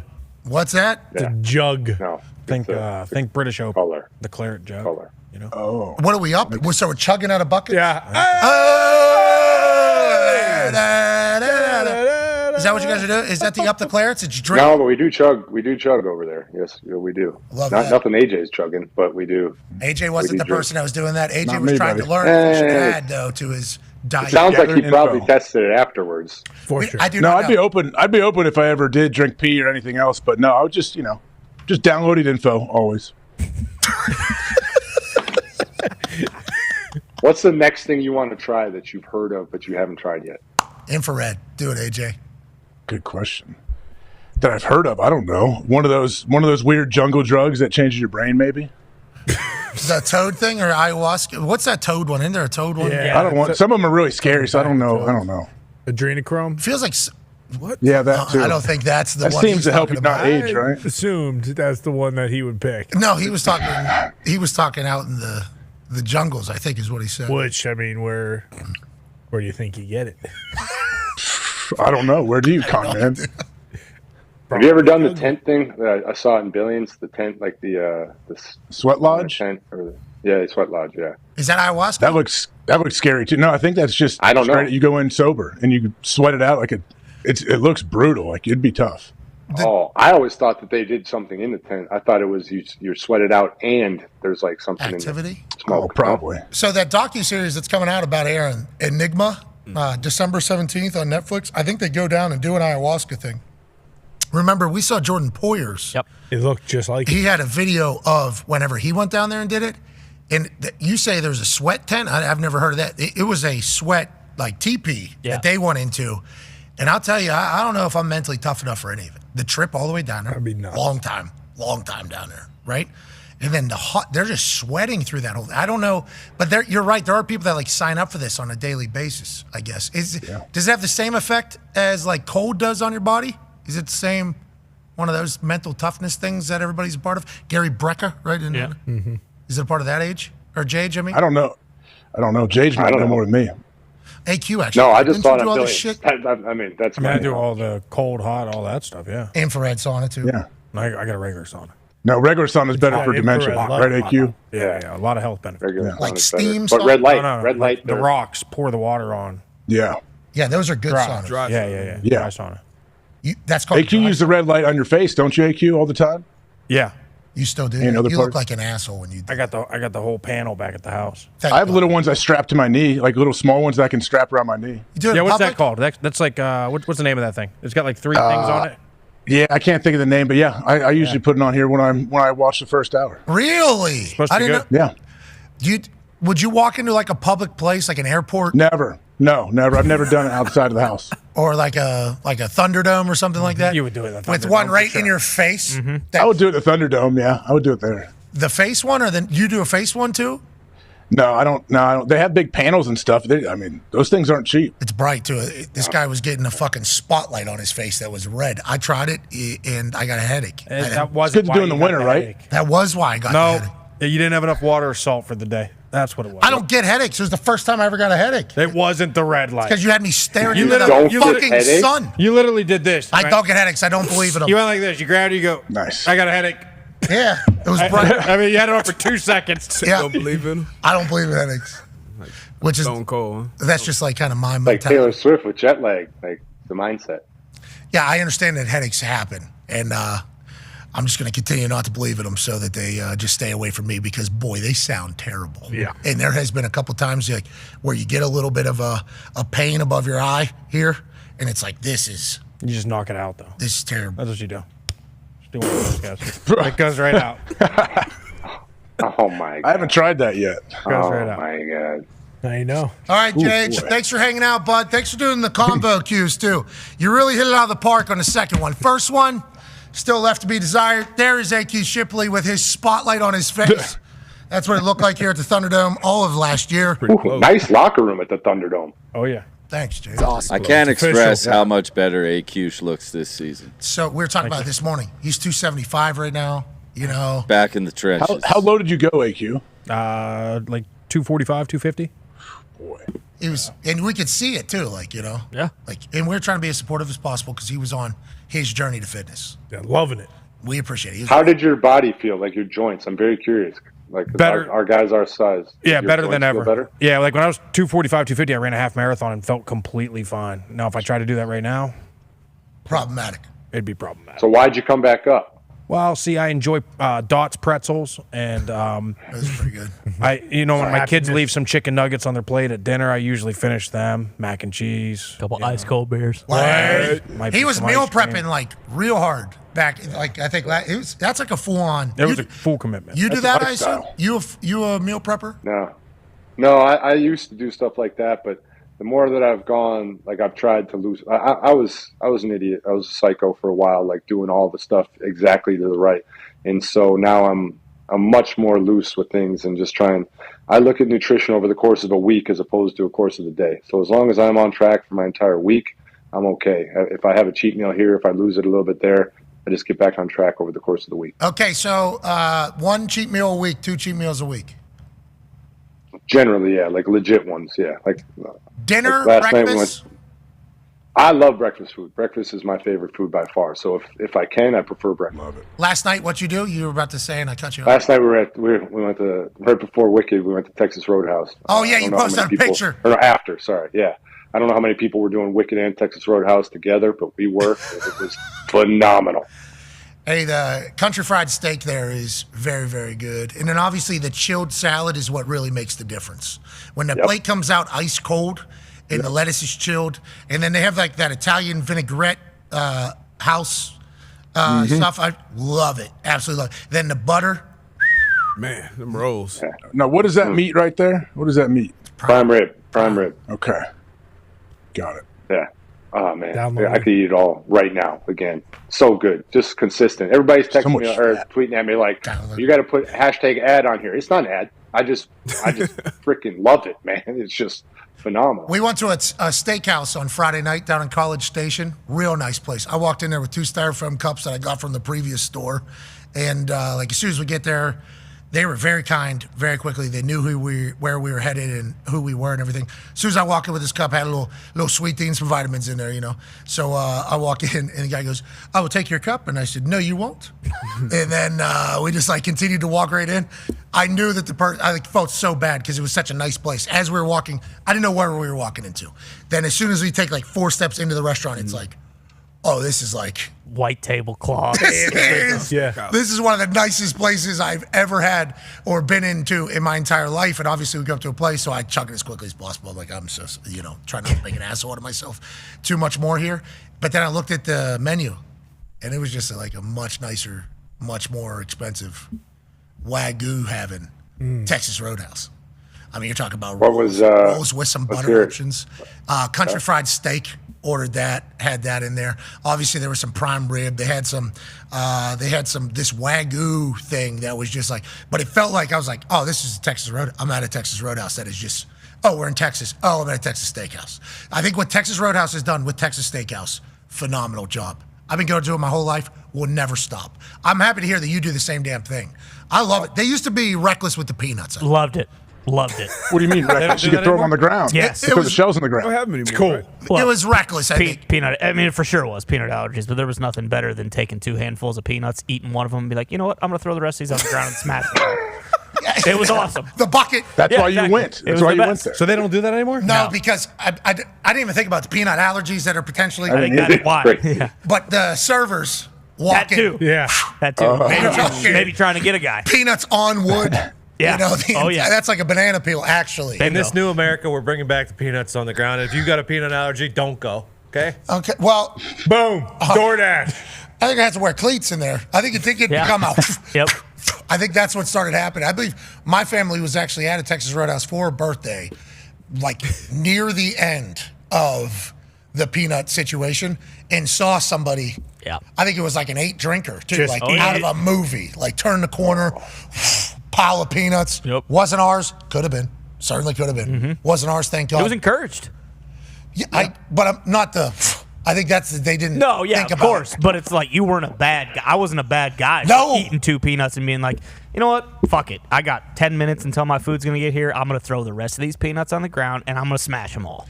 This created a tripping hazard for some guests, okay, which I think is potentially what they're talking about, causing Texas Roadhouse to receive multiple lawsuits. Oh, yeah, I didn't even think about the customers slipping, turning the corner.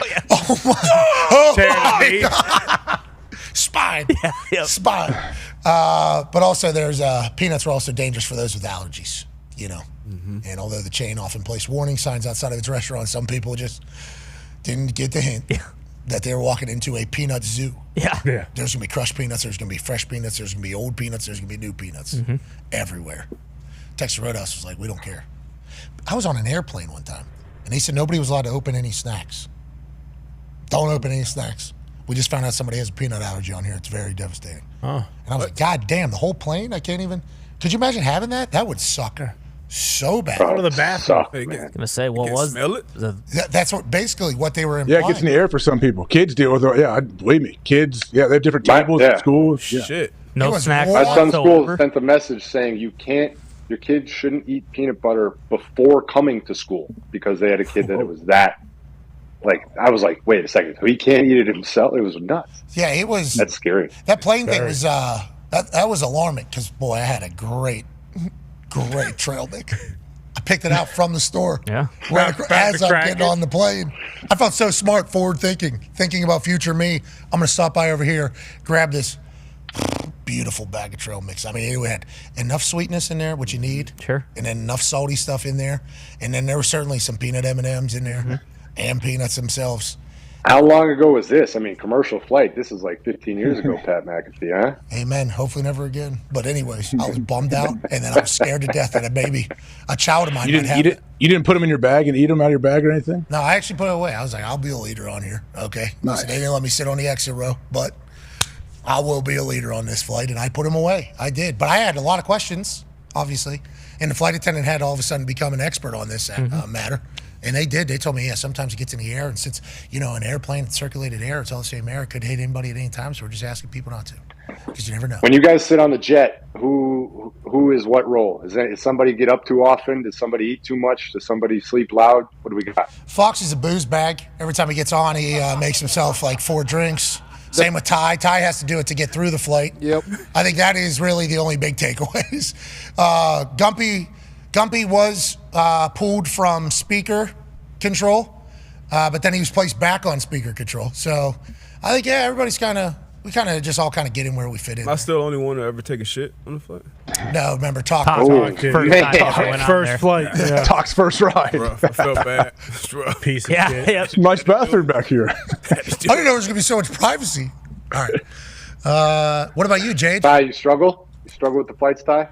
No, not so much anymore because we've done it so often. But I just there were a couple times there when early on when we were flying to New York, especially every single weekend, and be we're taking off, and it's just the pilots would be like, hey, we got real bad weather in New York, so just kind of brace for that, strap in, and it just the turbulence. And it delivered. And it always delivered. Yeah. Always. They were like Joe DiNardo with their predictions. Yeah, legit. So, but anymore, not so. Once we got the bigger planes, you don't have to you worry about that as much. Legitimately. How about that one plane we'll never get back on it. Darn. The one up in... from Danbury, Connecticut. Yeah. Oh, my God. Never get back on that plane ever again. That was insane. Nightmare. We had to find another plane in a very quick... We got off plane and said, we are never getting back on that plane ever Tony again. actually kissed the floor when we landed. Yeah, he did the Pope thing. Kissed the ground whenever we got there. What happened? We don't know who was in charge of said plane. Yeah, I mean, we could see who it was, but we don't know how that person was in it. Corpse. It was very breezy. It was very, very windy. Northeast is always very windy. Anytime you fly near the coast, too, always going to catch, something going in. So there's always going to be shit up there. But as we're taking off, almost driving off runway as taking off. So that automatically starts a little anxiety, we can't even get down a runway. The runway's very, very large. So we're almost going off runway, then we get up in the sky, and then we're battling. I mean, it is, and we're doing to get up to an altitude, but we're coming down quickly too, because we're only going up to Connecticut, but we couldn't drive because of the situation. I mean, it was a whole nightmare of a situation. The whole flight was fucking a nightmare. The whole thing was just bomb. And then we come in for landing, and obviously this guy wants to beat the hell out of the ground, so bang, we're going, shaky, by the way. We're going through the ground, and his hands, he looks nervous up there, like Mike McDaniel with that thing that got blown, but people were saying it looks like he was shivering his guy. So we literally, that's the first time ever I looked at the pilots and go, never again, thank you, and got off the plane, and we never stepped foot back on that. I would have stayed in Connecticut for a week instead of getting back on that particular plane, but I don't do well with planes either. I don't, and I'm on them a lot, and every single time it's like, hey, Let's fucking do it. Every single time. And then Gump is always, ha ha, lad. And we get some music going. It's good vibes. I also don't appreciate, like, we'll get the pilots every once in a while who, like, all of a sudden will change, like, 6,000 feet in elevation. It feels like you're literally just nose down. And they'll be like, oh, you felt that one a little bit back there, huh? Okay, well, now we're good now. It's like that was an issue. A lot of these pilots, they thought we were zany. They thought we were zany, you know? So they're trying to impress us. We're pulling fucking 10 G's on takeoff to get up to 40,000 feet. It's like, hey, we don't need the show. No. We don't need the show. This is not playtime. This is a Cadillac. Just roll this sucker nice and easy. Yeah, and I don't know how this is happening either. This plane is way too big. Why are we flying at 40,000 feet at this speed? I have no idea, but let's just make sure we don't get any. And then every pilot breaks down to me like, well, turbulence is actually a good thing because that means that the wind is actually catching your plane. And so whenever you feel turbulence, you should be more comfortable than uncomfortable. It's like, well, I want to let you know, when I'm popping out of my seat, I've never been more uncomfortable in my life. I've recorded so many videos for my wife and daughter and family and everybody just because of, like, some turbulence. All right, this might be it. I love you guys. And then it smooths out. It's turn that off. Okay. We're good. So many. Probably 10 of those. So that's every week. Whenever we're working. It's a great time. Thanks for bringing it up, JJ. Ladies and gentlemen, the greatest. Would you? Are you in that combo? Where are we going to go with that? You're a first ballot Hall of Famer. You'll be a first ballot Hall of Famer. You're what, the third member of the Bull Ring of Honor? 3-time Defensive Player of the Year. I mean, you're in that, right? You're in that conversation forever. That's sweet. Definitely. I was just going to call you the greatest of all time, but then I didn't want to drop myself into that. Sure. No. Tom Brady. I'll give Tom that. It's all Tom. Talk about your position, bro. Oh, you want the whole sport. Okay. Oh, my position? No, Reggie White. Minister of Defense. Rest in peace. Without a doubt, Reggie White. Aaron Donald? Is he in there? No, Reggie White. Well, Teach can't win a Defensive Player of the Year for the fucking life of him, so that guy definitely. Did he purposely not talk on Hard Knocks, Judge? Yeah, what's that all about? He definitely doesn't like it. He doesn't love any of that stuff. I mean, at some point they're going to make him. You have to at some point, but he certainly avoids all that stuff at all costs. Did you watch? No, I will. I will watch at some point. What do I need to see? Give me the highlights. How Tomlin runs a room. I know you probably have heard. You've been in the room. Yeah, it's awesome. He's the best. It is awesome, and they actually have how Zach Taylor runs his room in Cincinnati, and they're playing each other. So you see, it's fucking.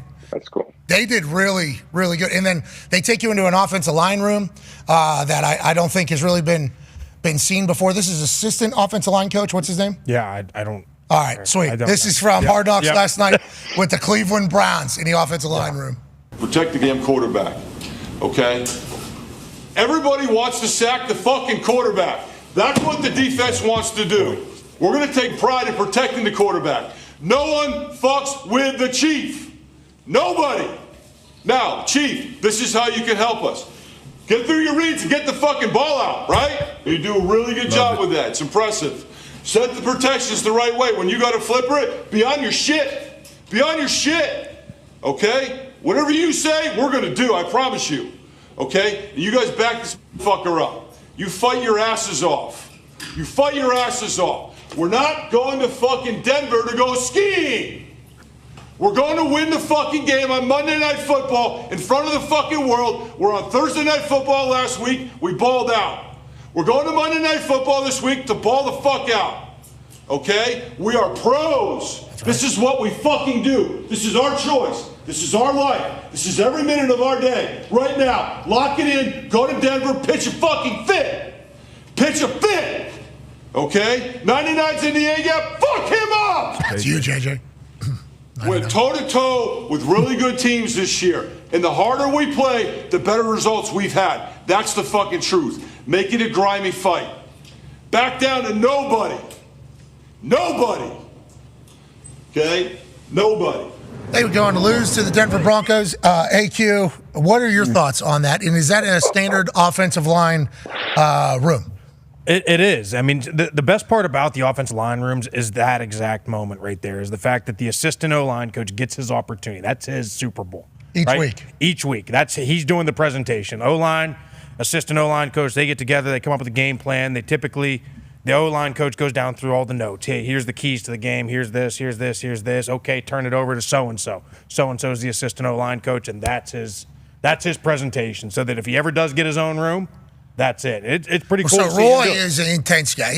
I appreciated the intensity, and I appreciated the way he was delivering his message, and I appreciate the fact that it felt like everybody was listening. Yeah. And I also like that Jameis was in there. I love how he was talking to the Chief. Hey, you set that shit, get the ball out. If you got to flip it. We're going to do what the fuck you say do. The best part. Be on your shit, though, he told him. Like, we need you to be fucking knowing what you're doing. Okay, that would definitely help us out a lot. When he said get the ball out, that's every offensive lineman. Like, every O-lineman in there was like, hell yeah, get the ball out. Like, stop fucking jerking the ball off back there. Get the ball out. Are quarterbacks always in that meeting? So, it looks like I saw base up on the board. So I'm assuming they were going over like base protections. That's your typical Wednesday. So, yeah, quarterback's going to be involved in that meeting. Speaking of being on the board, Jage, did you see the picture that hit the internet from the Detroit Lions? All their code words? Uh-oh. Books out. Uh-oh. How often are teams going to try to even start learning those? And then now, because they're out there, MCDC knows they're out there. Other teams know that MCDC knows that they're out there. They're definitely going to change them, right? Well, or are they not going to change? Or are they going to make words mean something different? It's like, I think this information is obviously vital to some humans somewhere, but I think actual outcome of game or playing, do you think it'll change anything in this particular game tomorrow night? Well, truthfully, if you have any good coaching staff, scouting department, et cetera, at all, you would already have 70 to 75% of those words. Like you should already know that from watching film, from watching TV copies, from listening to the TV copies. So a lot of that shouldn't be a surprise. It should be more of a confirmation for a lot of teams. So I don't think it's anything groundbreaking. It's not like they're going to lose a game simply because of this. Like I said, it's more concerning if a team didn't have any of these than if a team is sitting there like, oh my God, we finally got it. Then your scouting department sucks. All right, we finally got the words on the Lions. It's like, well, Jared Goff's been screaming them into a damn mic all season long. Foxy, how's everybody reacting in Detroit about this? Jahmyr Gibbs, hell of a football player. Yeah, everyone was freaking out at first, but at the end of the day, you know how MCDC is. They're going to execute, and you got to stop them. And even if you know the plays, it's going to be tough to stop no matter what. Best offense in football, so I don't think anyone's worried about it. I know MCDC's not worried about it. Kind of interesting. I love how he handled it. Because he publicly backed this dude, like he publicly was like, "This is not a big deal," but had to have ripped him privately. A little panic. It still is something where you're like, dude, like, come on, buddy. Did you think at all? Did you even?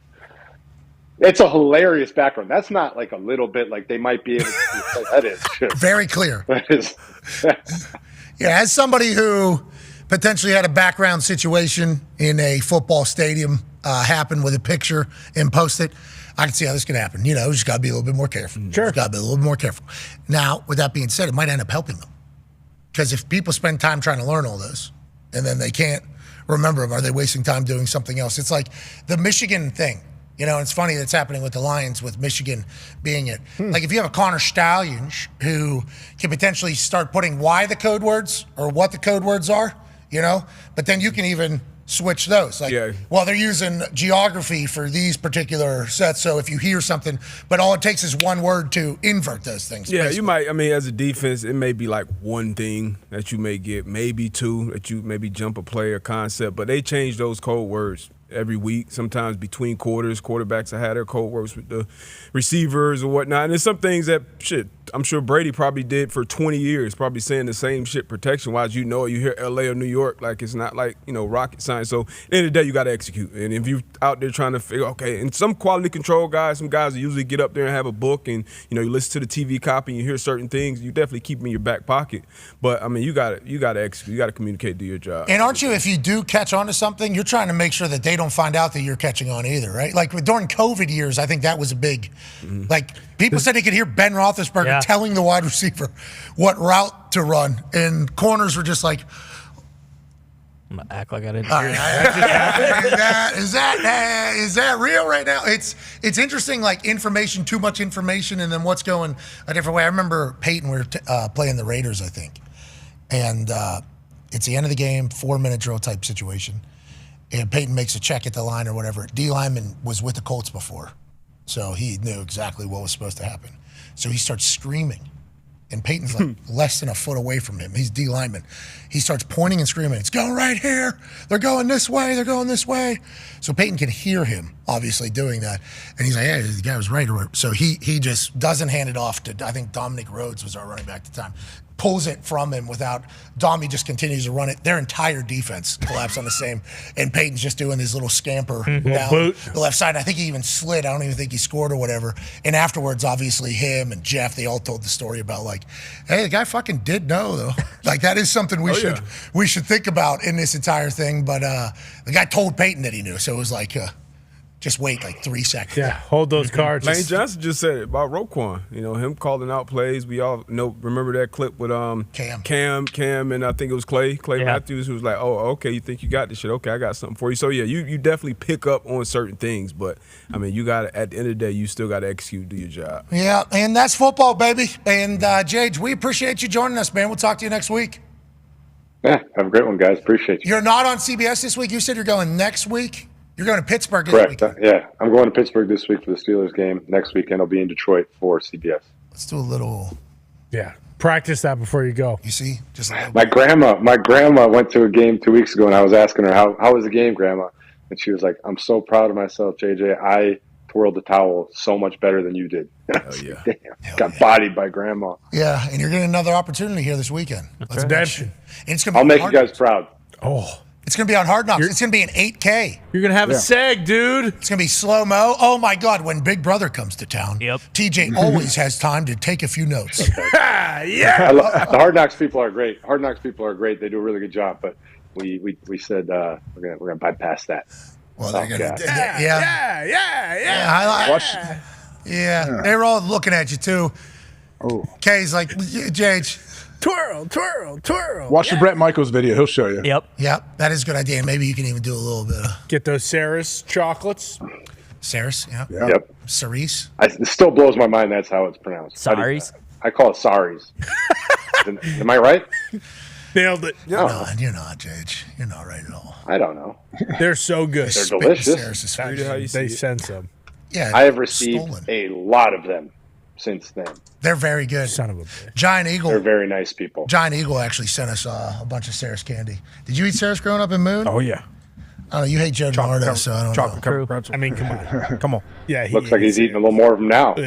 Jake, that's what we need out here right there. Here it is. Oh, no. Yeah, that's no. Look at that's that Hall rhythm. of Look at Fame that level. rhythm. That's what you're Is that a chasing. boom too? Here we go. Yeah, he's a musician. Here we go, Steelers. Here we go. Boom, boom. Here we go. Oh, man. That's a full body. Go. Boom, boom. That's what he's saying.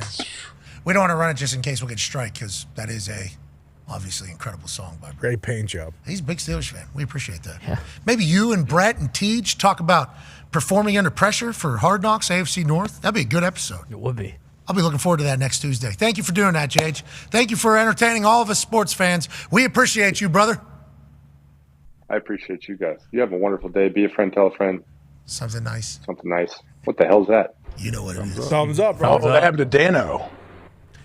Yeah. I think you can, like, you clap. What the hell? If you clap, there might be a balloon situation. Man, they're always watching. They're always reacting. It is weird, huh, AJ? I don't like that. I don't like that. We survived yesterday, though. Yes, we did. Thank God. Did we? And you know what? The plan? Survive today, too. Mm-hmm. Not just survive, thrive. Remember, Coach Tomlin. So Yeah. you fucking surviving or thriving? Yesterday, we were told. We'd be lucky to survive. It's coming. But since we did, let's thrive. That's right. Real quick, Connor, how's the coach doing? Boston, how's your coach doing? Coach Sacco, 5-2 since Coach Sacco took over. Huge overtime win all over right. the Red Wings yesterday. Have we found photos of you playing for Coach Sacco? No, we Little did. Sacco. We did look through the bank of photos we have. We did not find any, but there are some photos of me and Little Joe. Not real. Little Joe. Not Sacco? real. Yeah, It's a fake there are story. photos. He It's a played fake Little Joe story. Dude, Sacco. it's not fake. I'm telling you, brother. There are photos of me and Little Joe Sacco, but there's none with me and Big Joe Sacco. He always missed the team photo day because he was working on being a better coach. Yeah, and I guess I was told actually Big Joe Sacco was helping every team in the youth league. He wasn't just helping ours. So You're saying he doesn't a remember little update. Maybe he wasn't my coach. He was but our no. coach. he was our coach as a town. Oh. Even better. What a guy. I mean, that's Coach Sacco. He wants to help everybody. You know, And that's what he's doing right now. Yeah, bingo. 5-2. One of those losses to who? Pittsburgh Penguins. Because he has so much respect for Sid, he said, "Look, the I'm gonna give you this Guinos, one." they need this one more than we do, boys. Let's take our foot off the gas pedal a little here in the third, let them get ahead, and then we'll get back to our winning ways." I don't like that your guys' fans bought the tickets in the PPG Paints Arena and then didn't show up. Because you're making our arena look empty. No. Just like the Florida Panthers fans did last night. That's right. They bought a bunch of tickets down near the glass, decided not to travel. So now we got empty seats, and it's not us. It's the away team, which I don't like at all. What you should be worried is that Fenway Sports Group sees that, and they're like, "Yep, okay, let's send this thing to the fucking gutter. People are going up. Let's ship some of these guys out, and then let's reset this thing in 5 years." That's not going to happen. That's what they did with the Red Sox. Where you guys at now? You guys got Juan Soto? We're getting Juan Soto, bitch. We already got our Aldis Chapman. I don't know how he celebrated, if he did the same way as he did with his when he signed his Pittsburgh deal, but I do know Soto's coming to town. Okay, so Soto is the cock of the walk. Yes, he is. Would he be a golden batter? Yes. He's going to be our golden batter. Oh, for the Boston Red Sox? Yes, he is. I would like Manfred to reconsider. Don't listen to what all the baseball people are saying. He will. He's a dipshit, so he'll definitely reconsider. All right. We appreciate you, ladies and gentlemen. J.J. Watt. Thank you, buddy. Jay. You don't think the gold bat, gold ball, gold entry? Oh, gold! They should make gold ball a separate one where that's 2 home runs in one. Bingo. So it's like the one bonus gold ball. bat, one And if gold you strike ball, out, it's one 3 outs. gold glove. Where like if you hit a home run, Oh, if you strike out, it's 3 outs. It's like a 3-point contest. So you would have to lead off every inning, I guess. You would have to lead No, off. it goes into the next inning. When you come up next inning, you already start with 2 outs. Carry over. dude, Got it. if there's a Very good. gold glove and like it's attached to a fishnet, and you get it out in like the in 2 the outs. in the outfield, and you can use it to rob home runs. 2 outs. Yeah. That's 2 outs. What if for the golden bat tie? Why? No, you, you just Come keep on, going. Ty. Keep going. Come on, They're Ty. like Golden cleats, golden cleats. You move the brainstorm. bases to halfway down the baseline. Yes. and then you're just running. So I'm That'd be thinking. sick. I'm thinking one outfielder, or maybe in like on the deep field defense. Is that what it would be called? Yes, yeah. Yeah, you got it. One of them gets to wear a gold glove. And if they're the one who gets the out, then it is 3 outs. So that glove, though, has to be presented. There has to be a decision. It's like a spotlight, too. Boop, boop, boop, boop, boop, boop, boop, boop, boop, boop, boop, boop. Who gets the golden glove? Oh, it's the center fielder. Okay, run the gold glove out. If that is a catch, it's 3 outs. I think that's a good idea. That's not a bad idea. I think it adds to the gold. Yeah. I think it's a good idea. Sure, let's do it all. Let's do it all. Hear this, Rob? Let's do it all. Everything you want to do, let's just do it. Why not? Let's just do it all. Grow the game. Good idea. Exactly. Baseball's awesome. And then next, you know what we should do for like the NFL? Let's play with 3 footballs. NFL's just fine.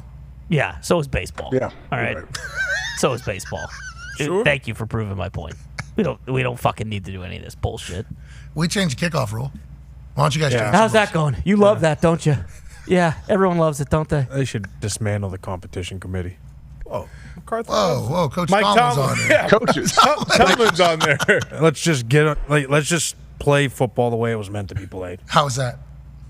Go watch NFL Films 1960s version. 60? Yeah. Right. We're going way. Go to like You watch 2010 guys getting maybe. clotheslined across the middle? That John Runyon clip We all loved it. of him jumping over a pile Yeah. every time he does the thing, it was. I mean, we do all remember watching that going into a commercial break. Wow, these football guys. Going. I do think it is potentially a part of the stigma of everybody thinking that football people are stupid because back in the day when what football players were doing to themselves, you would think, wow, these guys are willing to literally throw all caution to the wind 50 straight times, some of these defenders. Yeah, this play right here.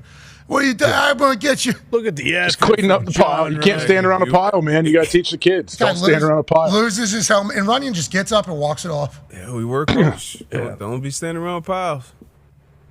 Awesome. Gotcha. Score him. Yeah. Jeez, Why did anybody hit Runyon? well, look at him. When he Look gets at up. him. Look Look at him. He was so big. So big. I mean, look how big he is. Jeez. What were Runyon's dims? Can we get John Runyon's I think he's dims? 6'7", 330.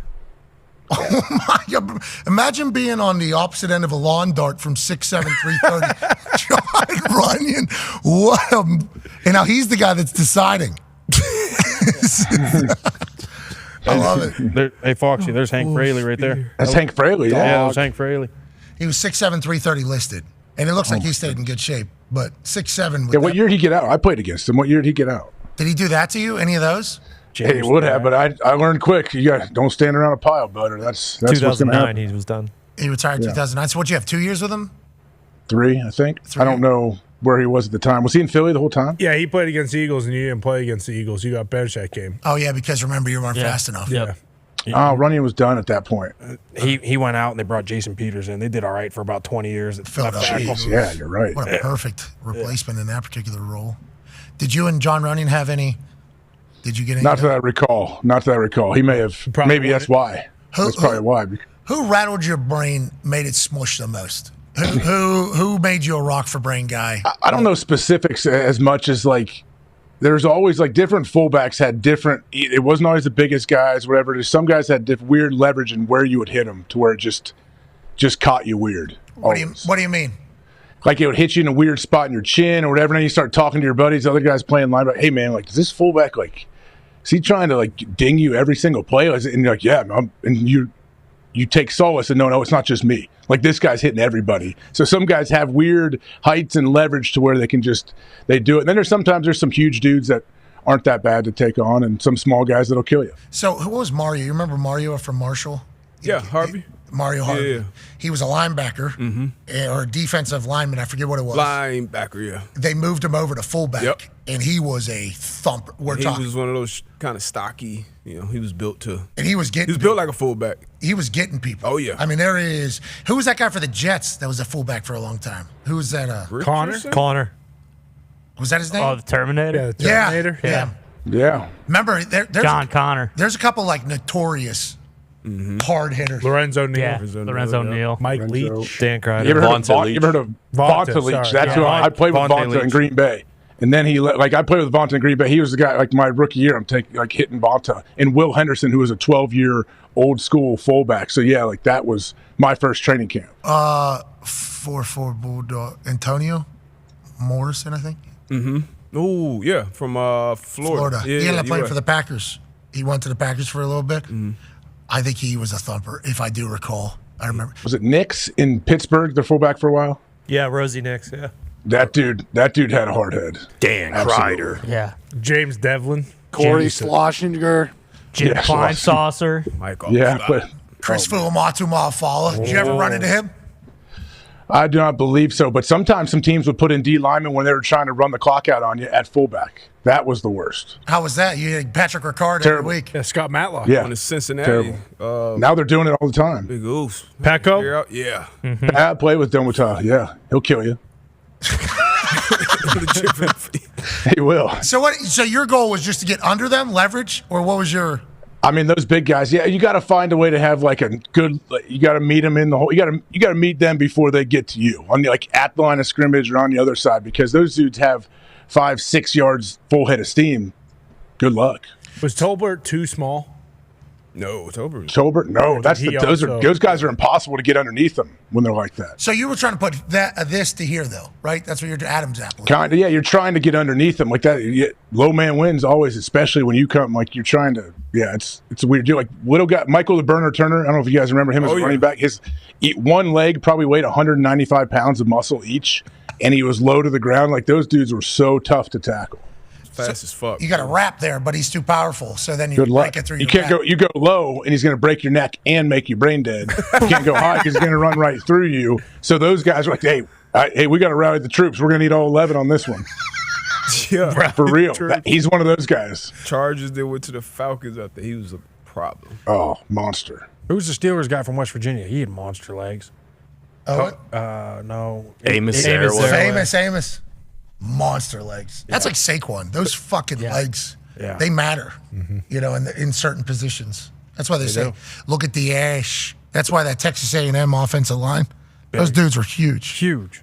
They were listed at 330. I think they were their like offensive 350. coordinator could have done a better job to help them out. I mean, Jesus, that was fucking terrible. I mean, fourth quarter had an opportunity down there. Fourth quarter they had an opportunity down there. They did. I don't know what their air rating. That was good play calling. 4 plays from they looked like Penn State whenever they called 4. It's the same plays from the 1. Penn State's in the college football playoff. What's your problem? I know, but they're in the Big Ten championship. What's your problem? They were clearly getting pressed back that entire series, and they just kept running their head. Are you going to the Penn State Big Ten championship game? No. We have seats, though. You want to come watch? Does it matter? Oh, good. Oh! Does what matter? What is there going I mean, what kind of implications can we have from this game? I don't. It doesn't. If they no, lose, I'm saying, if they lose, do they go behind Ohio State, AJ? I mean, I would assume, right? Well, that's an implication. I don't know if Ohio State dropped I don't enough care for where you're losing seated. to You a just want a home 6-6 team. I feel like Penn State has no opportunity to remain at 5, personally. I think because they're right here. I think they beat Oregon, they're going to bye.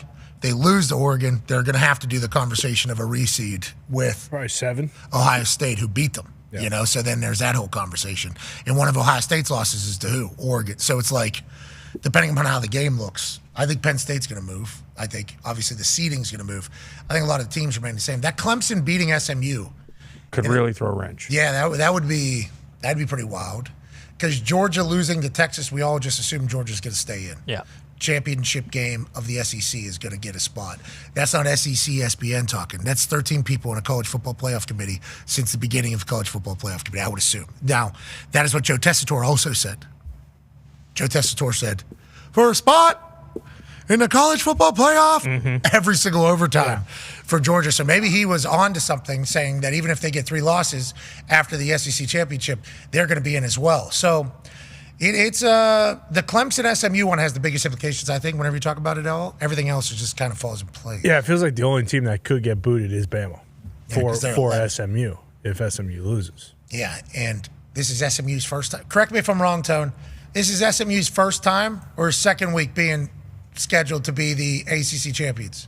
So Miami after Miami lost to Georgia Tech. I can't remember if SMU was ahead of them or not, to be honest. I don't think so. I think Miami been there the whole run. Yeah, SMU has been out every single time, even though they've been leading the ACC. So that tells me potentially that the College Football Playoff Committee doesn't have a lot of respect.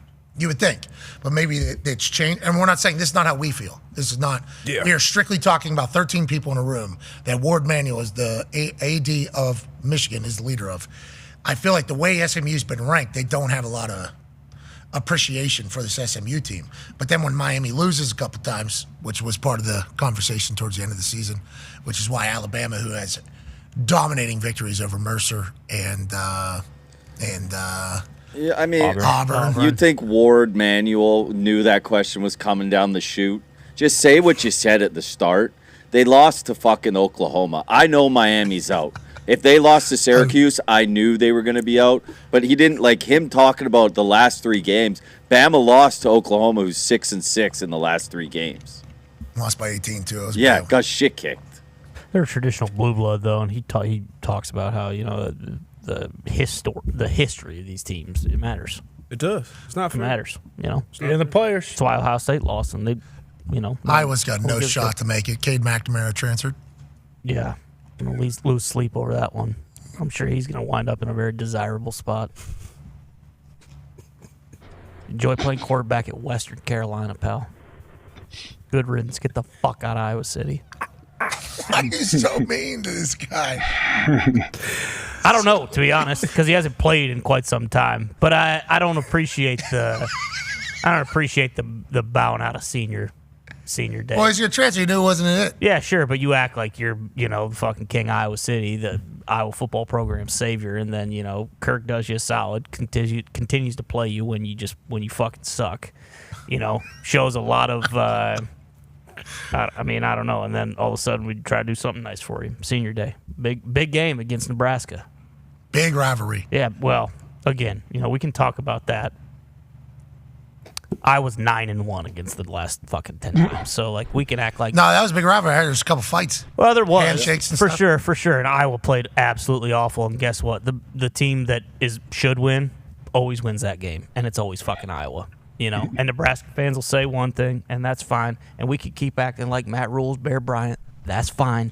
I love Matt Rule. I do. But remember how we were talking about Nebraska at the start of the year? We thought they had a chance. You remember? Oh, yeah. You know what they finished? Yeah, 6-6. we gassed them up. And you know what the fucking death blow for the Nebraska football program was? When they're tweeting out and celebrating when they become bowl eligible. This is a fucking team that used to win national championships, and we're fucking throwing parties and having the hoopla when we're 6-6. Are you kidding me? I remember when Eric Crouch was at Nebraska, when Tommy Frazier was at Nebraska, when Amon Green was at Nebraska. Will Compton. I mean, and now we're okay with becoming bowl eligible. You kidding me? So yeah, I mean, Iowa stinks. There's no two ways about it. But when Iowa stinks, they go 8-4. So it's kind of just one of those. I still don't know why Cade McNamara catches so much. Yeah. He transferred in. He wanted to go there. It's because the hype, like going into the year. It was. No, you know why? Back. It's because Iowa was winning fucking, I can't remember if it was 13 or like 20-0 against Iowa State at halftime. And that fucker was 1 of 12 in the second half and threw for like 8 yards. And if Iowa beats Iowa State, I think the whole season is much different. Like, we're talking about, and yeah, sure, if Iowa gets into the playoff, like, they're probably going to get their ass beat by somebody, but, like, I don't give a fuck about that. If Iowa's a 12 seed and they have to go play Georgia and they get beat by 70, like, cool with me. They made it to the playoff and they got their ass kicked. I'm fine with that. But Indiana's in the playoff. Exactly. Indiana's in the playoff, and they're 10.5-point dogs, to Georgia. Or hypothetical DraftKings put out a bunch of spreads. 10.5 is the spread between Indiana and Georgia. Hypothetical via DraftKings odds makers. The other game, I think, was Alabama Notre Dame was 2.5. I think. Then there was a 13.5, which was Penn State, Arizona there, and I didn't see what Tennessee Ohio State. I think it was 7 Ohio State. Yeah, Ohio State 7. Yeah. Mm-hmm. Tennessee hasn't been as good throwing the rock this year, but they're not going to have to do that in the horseshoe anyways at that time. And it's cold. You're going to have to run the football. Yeah, Penn State by 14, Notre Dame by 2.5 versus Bama. And then Tennessee's getting 7.5. Give me that. Damn. I mean, I love the IU line. Kidding me? Love that Bama line. I don't trust that guy who doesn't love football. Give me a All break. right. We know York loves. What's his name? Curtis what? Curtis Rourke. Did you know he's Canadian, though? What? He's a good Canadian lad. Yeah. Take it easy. I had to pump the brakes when I saw Jesus Christ. that. I did. How long was he out What with the them? fuck is this about? Well, I just said, hey. Is he from Canada? Or? Yeah, he's from Canada. When- That's What's why he's Canada? a fucking dog. When did he dude. move? What part of When did Canada? he come over? I don't know. Me neither.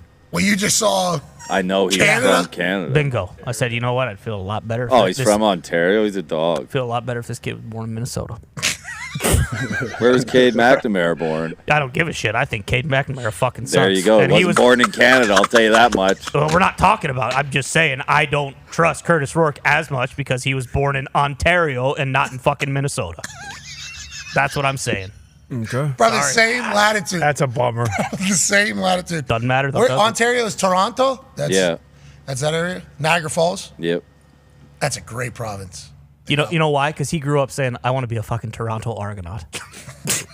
Not I don't. I want to be a Minnesota Viking, and and I have a problem with that.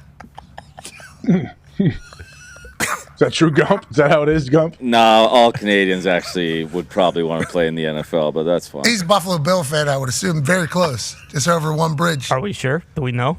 Curtis Rourke? Yeah, do we know? He's part of Bill's Mafia. You see where the guy plays? He is good, but I'm just saying. I just had to. Oh, wait a minute. I'm just being honest. Let's get to a break. On the other side, we got In the Trenches. Wow. We got everything DB. We also got 3 talking points. Hell yeah.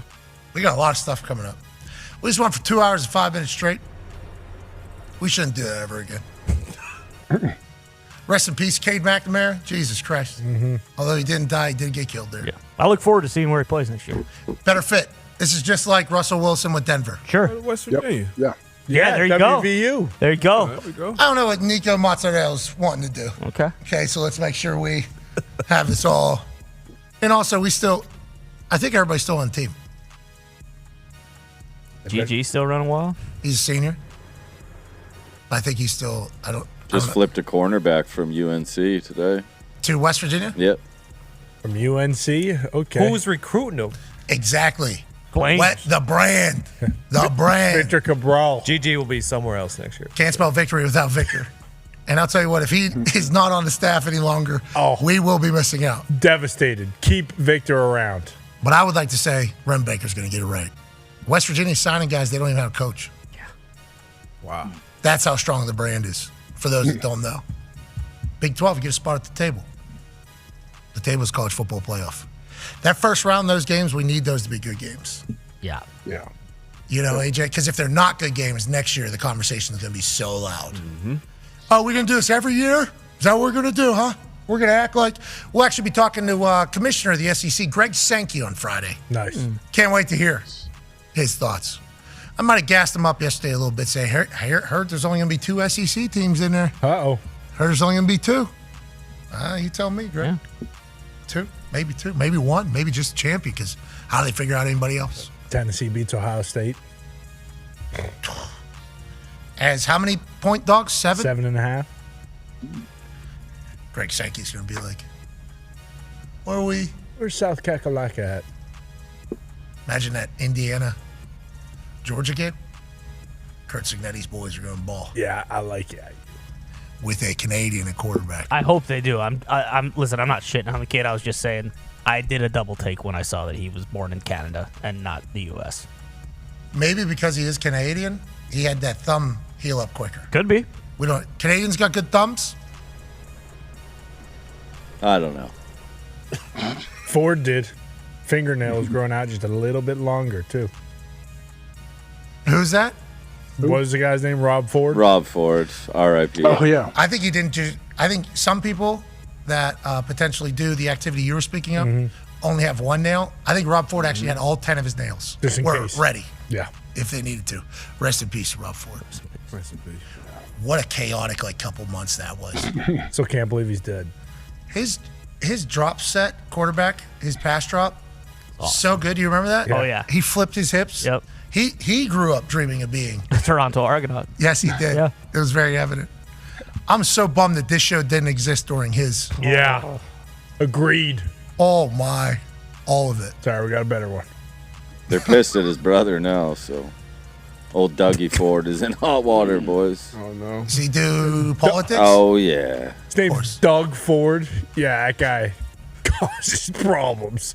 Doug Ford. Allegedly, he wasted $2.2 billion on some sort of private spa, but that's just Allegedly. That's just what. That's just what we're hearing. That's just what we're hearing. Rest in peace, Rob Ford, avid American football fan. Popped right up. Adversity. Pass rush. He got tripped by his offensive lineman right here. You see his. Stepped on his foot for sure. Stepped on his foot, yeah. Good pop offensive lineman. time. That's the most unathletic shit. boy. No. Look at him getting back up. I don't know if he's This ever. guy running to tackle him? Yeah, I don't think he was ever touched while he was down either. So still knees up. Yeah, he's still up. Ball security. Yeah. He's still up. Broken tackle. I don't know about the CFL rules, but like he's still making a play. Rest in peace to Rob Ford, former mayor. Yeah, of Toronto. Of Toronto. Oh man. God love ball. Gotta love it. Gray Suit's an athlete too, obviously. I thought he was going to watch him run. That might be Doug Ford. Yeah, we don't know which one is Doug. How about the guys in the back? Oh, no. Doug actually looks almost identical. I was to going Rob. to say, I assume Doug is more rotund. Better head of hair, but I'm about to say. Rob loved ball. He did. Yeah. Rob loved life. He loved life. He loved a lot of things. Oh, Canada, Gump's home and native land. What a great picture. He's up there, though. Remember, his knee was not down. Yep. So. Don Bosco? Ball security. Yeah, he's former head coach, Don Bosco Prep. Oh, shit. Camera in the back. The guy in the back over his left shoulder there. Holy shit. Rob Ford's about to take this thing 60 yards. Yeah. Oh, buddy thinks he's got him tackled. Yeah, right. It's just like Allstott we were talking about. Yeah. You think you're going to arm tackle Rob Ford? Not a chance. In what No world? way. Laughing at you. He is actually. He's actually thinking about squeezing the tie like kind of strangling him. That ain't gonna help. When was the last time air got to this guy's head? Decades ago. Oh wait. Doesn't matter. This is off to the races. Rest in peace, Rob. We think you would have scored a touchdown here. Yep. Oh, Canada, Gump's home and native land. I don't think I know the rest. True patriot love. True son. Yeah, there's. In all thy sons command. Are you from Canada? No, I'd know the fucking national anthem. The hell? Did you learn this after learning of O'Rourke's native land? No, well before. Like I said, I got no bones with Canada. I just said, hey, did a double take. I thought this kid was from Indiana. He's not, or from the Midwest. He's from Canada. Grew up around hockey rinks. Exactly. Oakville, though. It's a good spot. That's a hardcore hood. His brother was Nathan Rourke. Also played Got a cup of coffee in the NFL. He was also Chiefs. the 2022 most outstanding Canadian in the CFL. Who? Nathan? His brother, he slinged the He's pigskin the most around. MOC? Yeah. Hold He's on. the MOC? Yeah. That's what I'm saying. Like I fucking said. That's what I'm saying. You grow up wishing, like, oh my God, one day I will be the MOC of the CFL. Most outstanding. He would sling it in the preseason every year for the Jaguars, I Kid believe. Canada. Nathan Rourke. He's a Canadian professional Born football in quarterback. Victoria, British Columbia. Fucking boom. Fucking Kid Canada has That's a awesome. single-season CFL record. Good name. 78.7 completion percentage. Holy hell. This guy was born in my hometown, Kid Canada. Victoria. Yeah, but he grew up in Oakville. Doesn't Oakville matter made that's him. where he was born. No, born in Victoria. Made. If you asked him, he'd probably be more proud to be from Victoria than Oakville. Kid Canada? Yeah. Oakville. He played minor football for the Burlington Stampeders before praying, He moved to Alabama. playing. Jesus. Holy Trinity Catholic Secondary School in Oakville. He transferred to Edgewood Academy in Elmore, Alabama. So he came to America. Curtis Rourke probably did the same thing. Probably. I didn't read that far. Foreign exchange. Yeah. Grade 12 season. We say grade 12. Yeah, Bama heard about Kid Canada. We have a Secondary Nathan school. Rourke. We have a Nathan Rourke highlight, I do believe, from Hammer. Dahn. I think Ten Diggs may be one of Nathan Rourke's biggest fans. I did not know that we had a connection to Kid Canada, Canadian royalty. Nathan Rourke for the Jags. Remember this? Kid Canada. That's Kid Canada. Can't be stopped. Fucking dog, dude. I do remember that. 3-season football, baby. What a play. Great. That's Canadian football. Yeah, he got Kid caught. Canada. He's MOC. Bullshit. Well, because his style of play was Canadian. You see, you never knew what was going to happen. Jogged off on third down. Had no idea. weird. Punted the ball through the back of the end zone one time. Said that's worth a loony or toonie at least, sir. Saw that block, yeah. Oh, yeah. This earned him a job for the Argonauts to go on to be the most outstanding Canadian. Yep. Get Kid Canada back on the field, eh? That's what they said. Truly. And then Kid Canada's kid brother Yeah. running things in Bloomington. That's right. I think we should maybe be pumped that he's Canadian now as opposed to startled. Don't you think after everything we just learned? Kid Canada's a fucking dog, and he has been good this year. No question about it. Again, I'm just going to go back to what I said initially. You see that, and you just think, I don't know, did this kid grow up wanting to play in the CFL, or did he want to grow up playing in the NFL? It just gives you pause for a second. I didn't read any deeper into his Wikipedia, Disclaimer. So, I didn't. There you go, Curtis. And Nathan. And the Rourke parents. Yeah. Yeah. They love ball. Papa Rourke. Birthing Kid Canada. You kidding me? They do love football. It's important. The Rourkes. Yeah. That's why you got to love him against Georgia. 10.5 in between the hedges. That'd be a fun night for Signetti. That whole week of what he would say. If Georgia beats Texas, do they just fall into Georgia's spot? Who, Texas? Yeah. If Georgia beats Texas, Texas falls to 5. Yeah, that's where Penn State would drop to 7, Okay. perhaps. I think Texas would fall to 5. I But that would be dependent upon Oregon beating Penn State. Because if Penn State beats Oregon and Georgia beats Texas, then Oregon drops to 5. And then Texas would have to drop to 6, you would assume. And then everything just kind of shuffles down. And then what happens if Clemson beats SMU for the shuffle down at the end of the bill? That's a problem. Then Penn State goes to Head of the table. number 1. Penn State does have an opportunity to potentially be the number 1 seed in the college football playoff. They do. That's right. It's a big game, right, this weekend? Huge game. How do they do in big games? Jeez. Well, most of the big games we've talked about have been at Beaver Stadium. It's an away game, boys. No, neutral site. We got a chance. It's a neutral site. It's Indianapolis. It's in the Loud House. It's okay. It's out of Beaver Stadium. Struggled at the home. Big games. Neutral site. Are you guys going to fill Hey, you remember the last time they were at the Big Ten Championship? Saquon Barkley versus Wisconsin. How'd it go? This ain't Wisconsin. Beat the shit out of them. You got Saquon in the backfield, brother. Will you guys? This ain't will you guys- Wisconsin. Will you guys fill up Lucas Oil? Yeah, oh yeah. We travel. Yeah. Yeah. 'Cause That's I a assume- quick pitch. I assume Oregon will have a good amount. Yeah. That's a long, long, long trip. Yeah. But I think their people will obviously travel. But, like, Penn State probably going to take over. Yeah, it's going to turn into the Loud House. It's going to be insufferable. So, and are you guys going to try to do a whiteout at another neutral site game? Probably, for sure. Are you starting that right now? You watch, and it's going to be they're going to be across from each other. We are Penn State. We are. Are you going to be a part of that, or you decide not to go? Probably watch it from home. Good luck, boys. Quacking all night. Yeah, he is. Yeah, he's pulling for the Ducks, apparently. Yeah. No. I'm waiting for Penn State to play Arizona State. Then I can really walk around town peacocking. Unless Ken Dillingham just smacks. He's a James fucking Frank. high school coach. Relax. Whoa.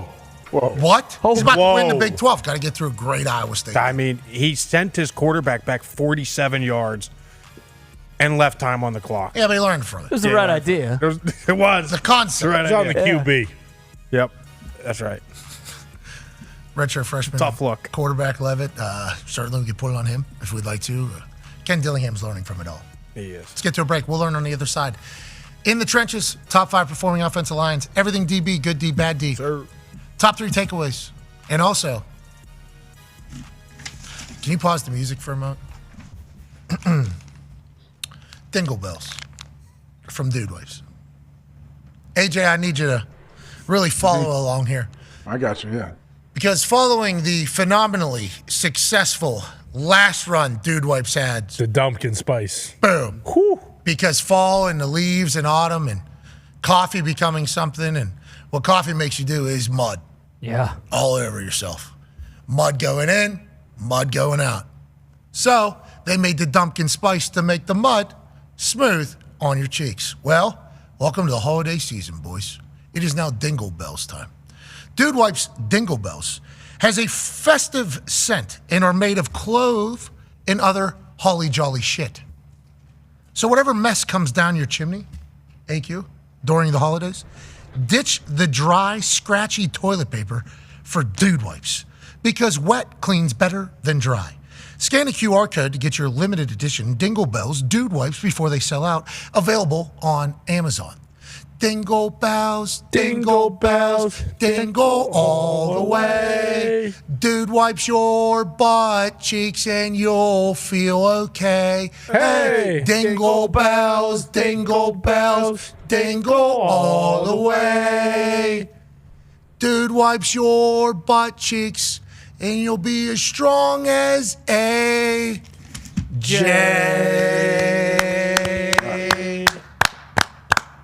I like the top left corner. It's like soft serve turds with a bow on top. Is that what it is? Yeah, right here. Just to let you know Right what you there. got. I noticed that right away. Yeah, it is a soft serve turd right there. Smells like But those are going to come out during the holiday Yeah. season. Yeah. Those are going to come. Dude wipes, dingle bells. For poops like this, or like this. They got you cleaned up. One wipe per flush. That's all you need. Dingle bells. AQ Shipley. That's right. I think you need it more than anybody, maybe. Hey, man. Maybe. Me and Ty followed each other up this morning. We could have used them. Oh, I didn't have the Dingle Bells. I had to use the Dumpkin Spice, but oh my God, you can really detect the balsam in here. It smells delicious. Balsam, too? Yeah. Is that some of the holly jolly shit you're talking about? Yes, it is. Because clove is, I don't know what that is. Am I pronouncing it correctly? You are. Yeah. Okay, clove. That is something that's holly jolly. It's a spice of some sort. I haven't even smelled the dingle bells yet. Smell it. It's like a Christmas tree. That's what balsam is. That's what you're gonna it have is, you're gonna have a balsam fir in your living room. That's right. It smells great. What's it smell like? It smells like It's nice. Oh, it does smell a little holly jolly. smells like a balsam fir. It's like when you go out to a farm to cut down a Christmas tree. Bingo. Oh, yeah. That's what it smells. Okay. That's what your cheeks smell like after you dump. Exactly. Are you kidding me? Walking around with the holiday in your pants? Yeah. Wow. Holy hell. Unbelievable. It does, doesn't it? It's like those sticks, those fake scent sticks you stick in your tree. Have you know? those this year. Yeah. Yeah. Very good move. You can just. You should probably just, I mean, if you want to put these in your tree. Yeah. Fake tree, probably. Not a bad idea. I don't know how long it'll be there. That's right. These Dingle Bells are better than the Dumpkin Spice. I think so too. Yeah. Yeah. And that's saying something. Somehow they've outdone themselves. This is great. Pumpkin spice was delicious as well. Yeah, but these Dingle Bells are delightful. God, I can't wait for my cheeks to meet you guys. Yeah. Thanks for your service. Let's get to a break. On the other side, we have top 5 performing offensive lines. We have good D and bad D. And we have top 3 takeaways. Are they good this week or no? Yeah, real good. All right. We'll see. Yeah, we also have the Super Bowl. Oh. We're going to win the Super Bowl. Let's get to a break. Be a friend, tell a friend something nice that might change your life. Like Dingle Bells. Dude, wipes. Can you smell it all the way over there? I can actually. It's coming through the screen. It's a scratch and sniff. You scratch your phone right now. You can smell it. Just think of Christmas. That's right.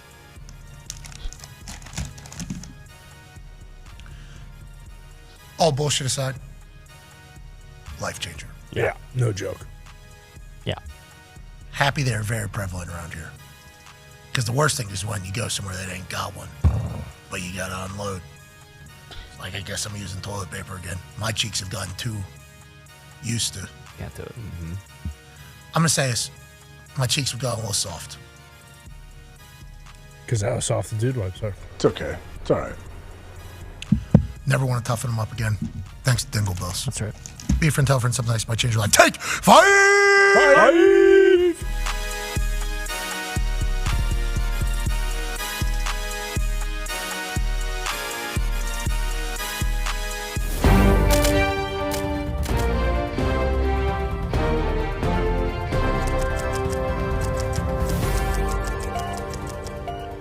Hello and welcome to the special investigative report.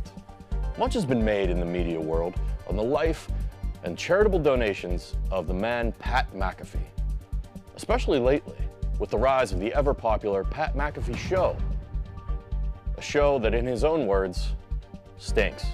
We thought it privy to dive into the inner workings and machinations of this tiny business, this small regional show that has reached international discourse. We sat down with the suit himself, Bruce Brown, to figure out what, where, when, why, and how they're able to give away so much money to the viewers of this incredible program. So yeah, when you enter a Pat McAfee Show giveaway, essentially, the entire hashtag will be downloaded into an Excel file, and the winners will be randomized within that. And then we do a quick scumbag check, basically click on the profile and make sure, you aren't a robot or blocked by Pat. And then it'll be transferred over to Dirty Gertie, who creates the Winner Wednesday graphic, which then runs on the show each Wednesday in a commercial break. If you win over $599, we're going to need your email, or you can email giveaways@patmcafeeshow.com. If it's under $599, all we need is the easiest way to pay you digitally. And if you win merch, obviously we need your size, address, and what you want from the store. Usually I'll just reply to you on Twitter. If you have any questions about any giveaway, whether it's cash that you either are waiting on or merch, you can just reach out to me on Twitter or email giveaways@patmcafeeshow.com. Please give us about 1 to 2 weeks to sort out your prize. That's typically how long it takes. But again, if you have any questions, just reach out to us. We reached out to PMI's money man himself, CFO Phil, for an on-camera interview. Regretfully, he declined the segment, but he did give us the salacious, juicy details. In an email correspondence, CFO Phil replied, over $5.1 million year to date. Too much money. There you have it. Over $5.1 million given away, a pissed off CFO, and a show that quote unquote stinks. Good night, good morrow, good luck, and good fortunes.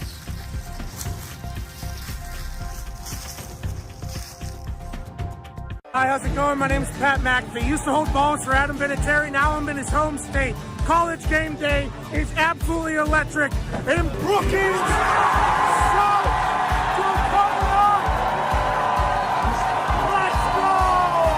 College Game Day has made the voyage to Brookings, South Dakota to experience a game with the best fans in college football.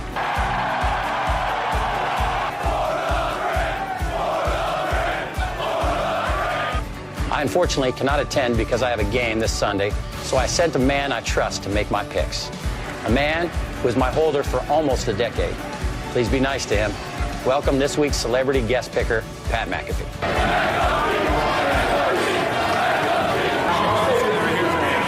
Go big, go blue, go Jacks. Hosting Auburn. Yes, everybody saw this. The best fake punt in the world. What do you think, Pat? I absolutely loved it all the way up until execution time. That is not one we like to show in the brand headquarters and punting and kicking world. Oh, dance off. Oh, let's get weird. Yes. Duck that, huh? Bang! Right off the top of the dome.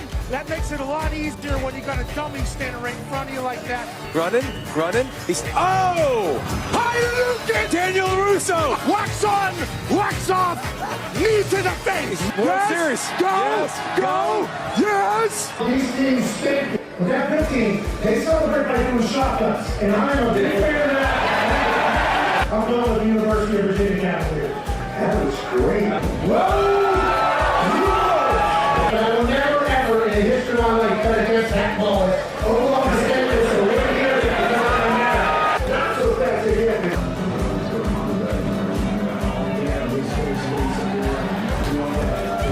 But I'm going with Trey. Please excuse my dumb friend Kirk. Look at this crowd. They've been out here since 4 a.m. College Game Day comes to town. They lose their mind. The population of this state is about 800,000. And when the Jackrabbits take the field, they're alongside all 800,000 South Dakotans. The Dakota marker was in Fargo for far too long. Today, 5 o'clock local time, the Dakota marker is back in beautiful Brookings, South Dakota. Terry School. They might be the Jackrabbits, but they're the GOATs today. Ladies and gentlemen, South Dakota State with the win. Give me that place in. No, don't do that. No. Leave. Coach. He has the no.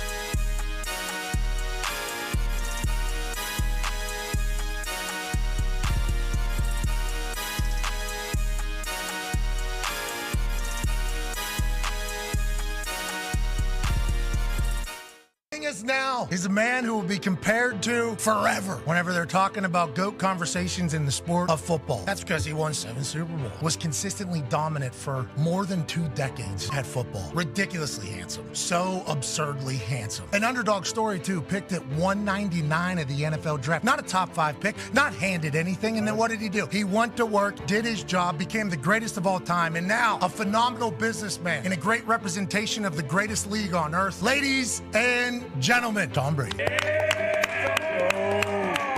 Hell yeah, What's dude. up, my man? Tom, I thought this was all potential gimmick rip. I didn't know if you were actually on the show. I'm so pumped you were here. Hey, we love you, dude. We love you, Tom. I appreciate it. When you're 40 years old and you've won 6 Super Bowls and you're already being called the GOAT, was there anything to you getting to the point of just being, I'm tired of Bill Belichick talking to me like I'm a 23-year-old? Because that was kind of the lingering at the end of your time at New England. There was so much people just trying to create some division that most of it was untrue, but it's just the way the world works. And naturally, I think division from within is a big problem in these team environments. And I don't like seeing any dysfunction in team environments. Obviously, my respect for Coach Belichick is pretty well documented. He was an incredible leader and coach for our team. And I tried to do my best every single day that I took the field. I knew that he did the same thing. And I think that's why I respected his coaching so much. But whenever they talk about the Patriot way, that is normally the reason that is given is like the Patriot way, the Patriot way, the Patriot way. I've never used that term in my entire life. I think when people say it, I'm always like, what's the Patriot way? It sounds like the title of a book. I think what we tried to do was we tried to do things the right way. I think we tried to practice the right way and prepare the right way. What happened on game day was ultimately a reflection of what we practiced. And I thought we had great leadership from our coaches, and it filtered down to the guys who really drove the culture. We had so many guys that I played with over the course of a lot of years that really understood that, okay, I'm going to care about my teammates and I'm going to care about helping the team win. There's a guy on our show who is diehard Patriot fan. Boston Connor has a question for you. Yeah, Tommy, I have to. What's up, Boston? I have to start and just say thank you. You know, my whole life has been incredible because of the fact that you have won 6 Super Bowls. And, you know, I'm a loser every day, but I'm a winner as a football fan because of you and what the Patriots were able to do. So thank you. What do you think the new era of New England with Mayo is going to be? Him coming back into coaching, I think is great for the NFL and certainly great for the Patriots. He's got a great understanding of how things need to be done. I think Gerard does an incredible job relating to everybody in the locker room, all the coaches, and I think he'll do a great job. Going into the booth, are you utilizing the same thing, hearing what people are saying about you going in there? And how do you balance that while still being a human? The broadcast going to be 5 years from now is going to be hopefully more improved than the one that starts on day one. So I'm going to go in there with the opportunity to start and learn, and I'm sure by the end of the year I'll feel more comfortable. I really want to be a great ambassador for the NFL and the game. I love the sport. I love the athletes. I love the organizations, and I really appreciate how challenging it is to get there, again, like the Chiefs have.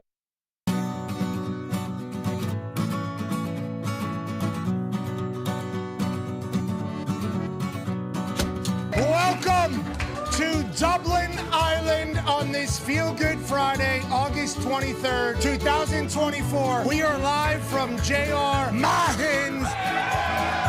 Drinks are on Pat McAfee tonight, fella. Let's go! Hop, hop, hop, hop, hop, hop, hop.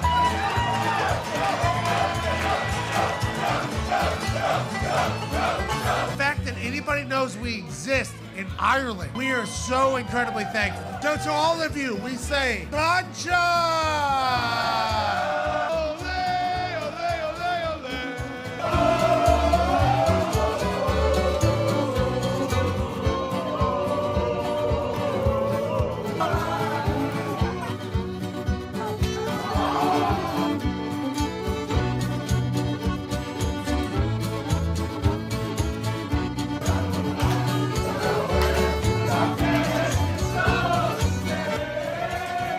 State. I just want Kirk to know I got 1,000 phone calls when we got in the playoffs. He didn't have anything to do with them not getting in the playoffs, and I didn't either.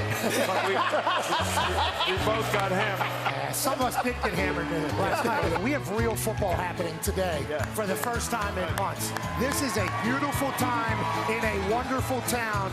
It's fight night, baby! Davis is his name. We gotta go for Georgia Tech. I gotta go.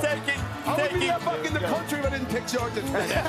44 yards away to do it. He got it! He got it! And the Yellow Jackets did it! Hey. Why? Let's go! This show stinks, and the fact that you listen, we are very, very thankful for it. McAfee on the line with a gorgeous assist. The all-time leading tackler for the Green Bay Packers, UP! Damn it! Be a friend, tell a friend something nice could change their life.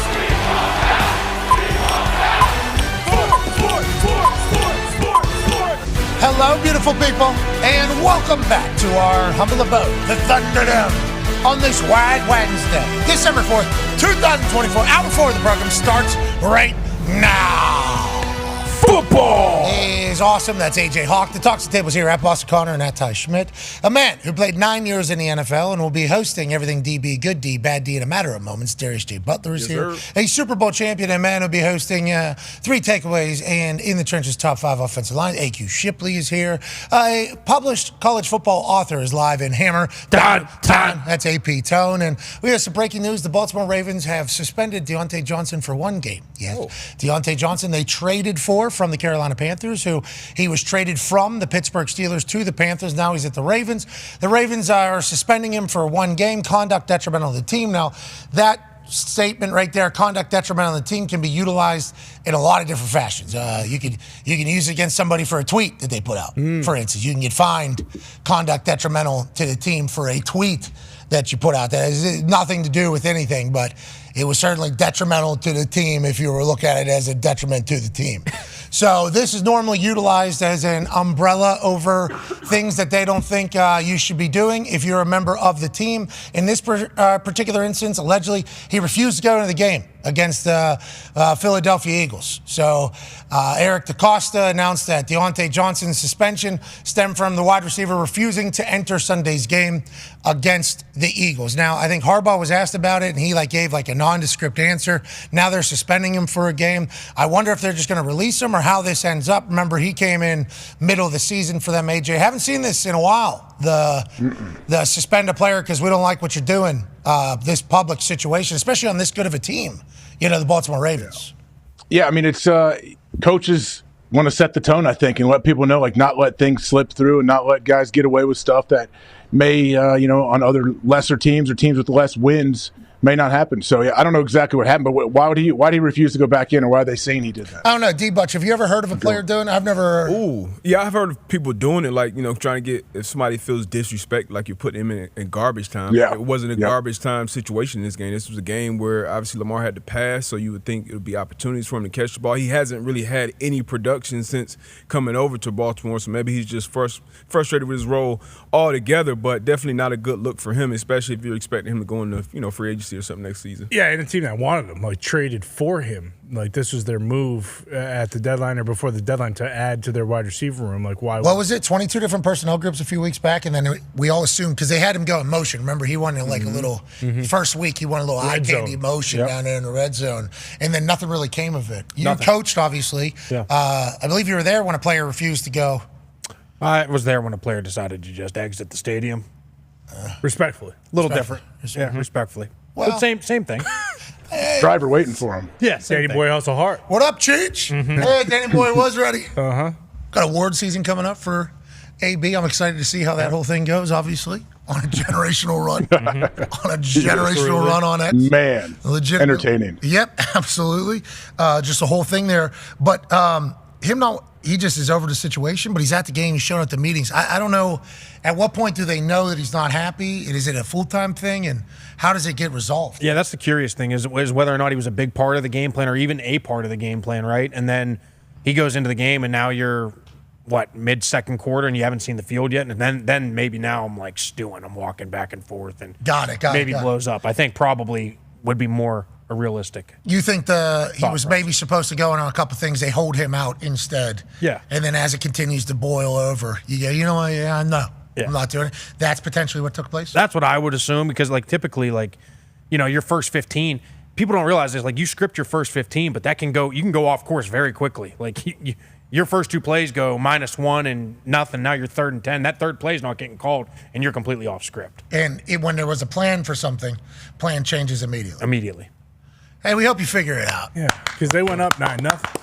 The Ravens were the ones that jumped out. Early, it was working. Yeah. So maybe... It was, but same thing. It could you might think you're going to go to a run on play 3, but you hit 2 big chunks off 1 and 2, right? Now we're rolling. Now we just start. Hold on, we figured out because normally the first 15 is trying to figure out what they're going to do to you, right? Yeah, typically, and what a lot of people do is that's where you get all your different personnel groups. You try and put as many personnel groups. Get the empty check, all that stuff. Try and see what the defense and how they're going to match you and do all that stuff. What's their plan for whenever we do this? Let's find it out as quick as possible. Yep. But if you're having success on a couple things, like, well, wait, we just go. We found it. We don't need to figure out anything else.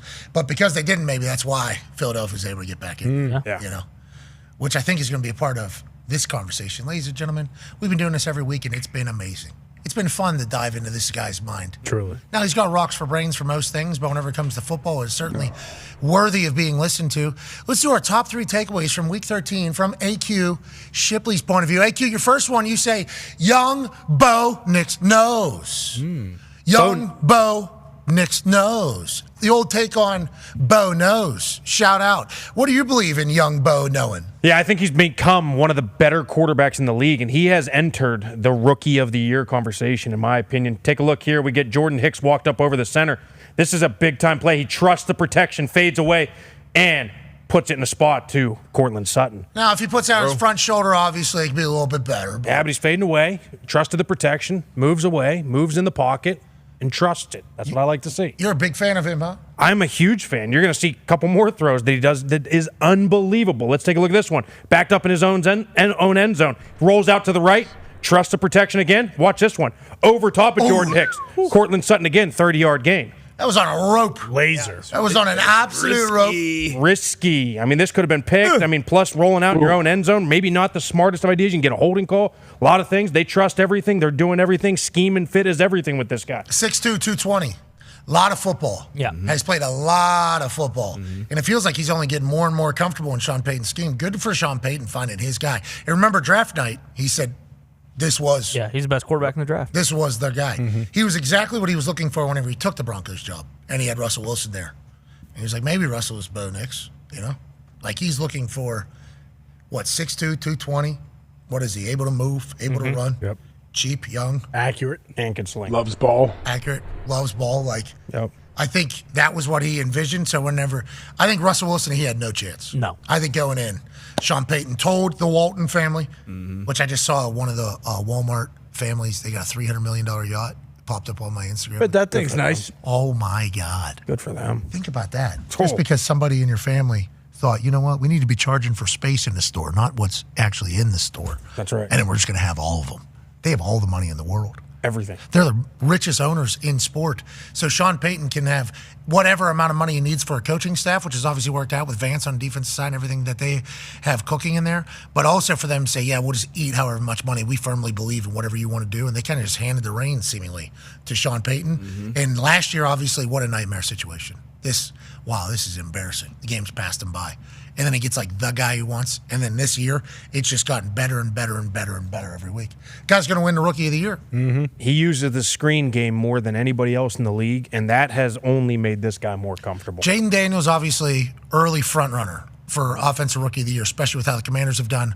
Wild and awesome change. How does the end of this season go? We shall see how it all goes. There's still a lot of football left. Brock Bowers is leading the NFL as a tight end in a lot of things. He's certainly phenomenal. Bo Nix, though, his name has come into the Offensive Rookie of the Year conversation as of the last 5 weeks. Let's go to a man who has an AP vote who will be deciding Offensive Rookie of the Year. One of, I think, 51 people. Let's go to Hammer. Dahn.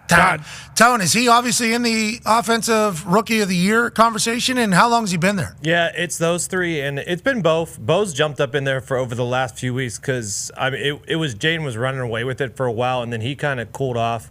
Got hurt. Well, yeah, but I mean that's part of cooling off. He still played. He still played. But Bo over the last month or so, I think he won Rookie of the Month last month. But then Brock, I believe Puka won it last year, and Brock is breaking all of Puka's records. So it's going to be very interesting coming down the stretch. Yeah, well, and these Denver Broncos are in it. They're obviously holding a 7 seed right now. They're in the AFC West. That's a tough division. Going to be a tough division for however long Patrick Mahomes wants it to be. An incredibly tough division, let alone Herbert and Harbaugh over there. But they're currently in the wild card position with a rookie quarterback and a $43 million detriment or whatever the salary cap. Good for them. Why? Yeah. All right, what's your second talking point, AQ Shipley? Jalen Carter, the game record. Got some stats on Jalen Carter. 72 of 73 snaps this past weekend. I think he's played 84% of the snaps this season, which is 4th among D linemen. I think that also counts defensive ends. He's out there a lot. He's wrecking games, what you're saying. Yeah, he's been unbelievable. He's actually been, in my opinion, the best player on the field in almost every single game he stepped into. And he is doing it in a multitude of ways. It's not always sacks. It's not always pressures. But in this first play, you're going to see this. He reads the screen. Both center and guard both get out. Linderbaum, all pro. Toss him, force it back inside, and that's how you make a play and let your boys come and make a play.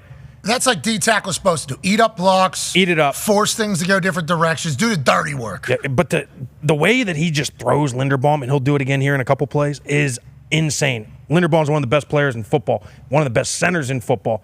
And check this one out. Here he is over Faalele on the right. Boom. Rips inside, causes a pressure, backed up in their own end zone. Yeah, okay, it's a 5-yard game, but it makes Lamar uncomfortable in the pocket, gets a hit on the quarterback. It's a pressure. It's the face. Who? On whoever's trying to block Jalen Carter. Look at this guy. Yeah, rip his face mask off. Come What are we doing? That's down there in their own end zone. They're not going to call Come that. on. Ripping his face mask off. Absolutely. That's a safety. 72 of 73 snaps. They got about sick of this guy. Yeah, that's right. This guy needs to take a break at some point. Well, on this next play, Lamar Jackson, one of the most electrifying players in football, right? Should be able to run away from everybody. Not this 320-pound D tackle reading him.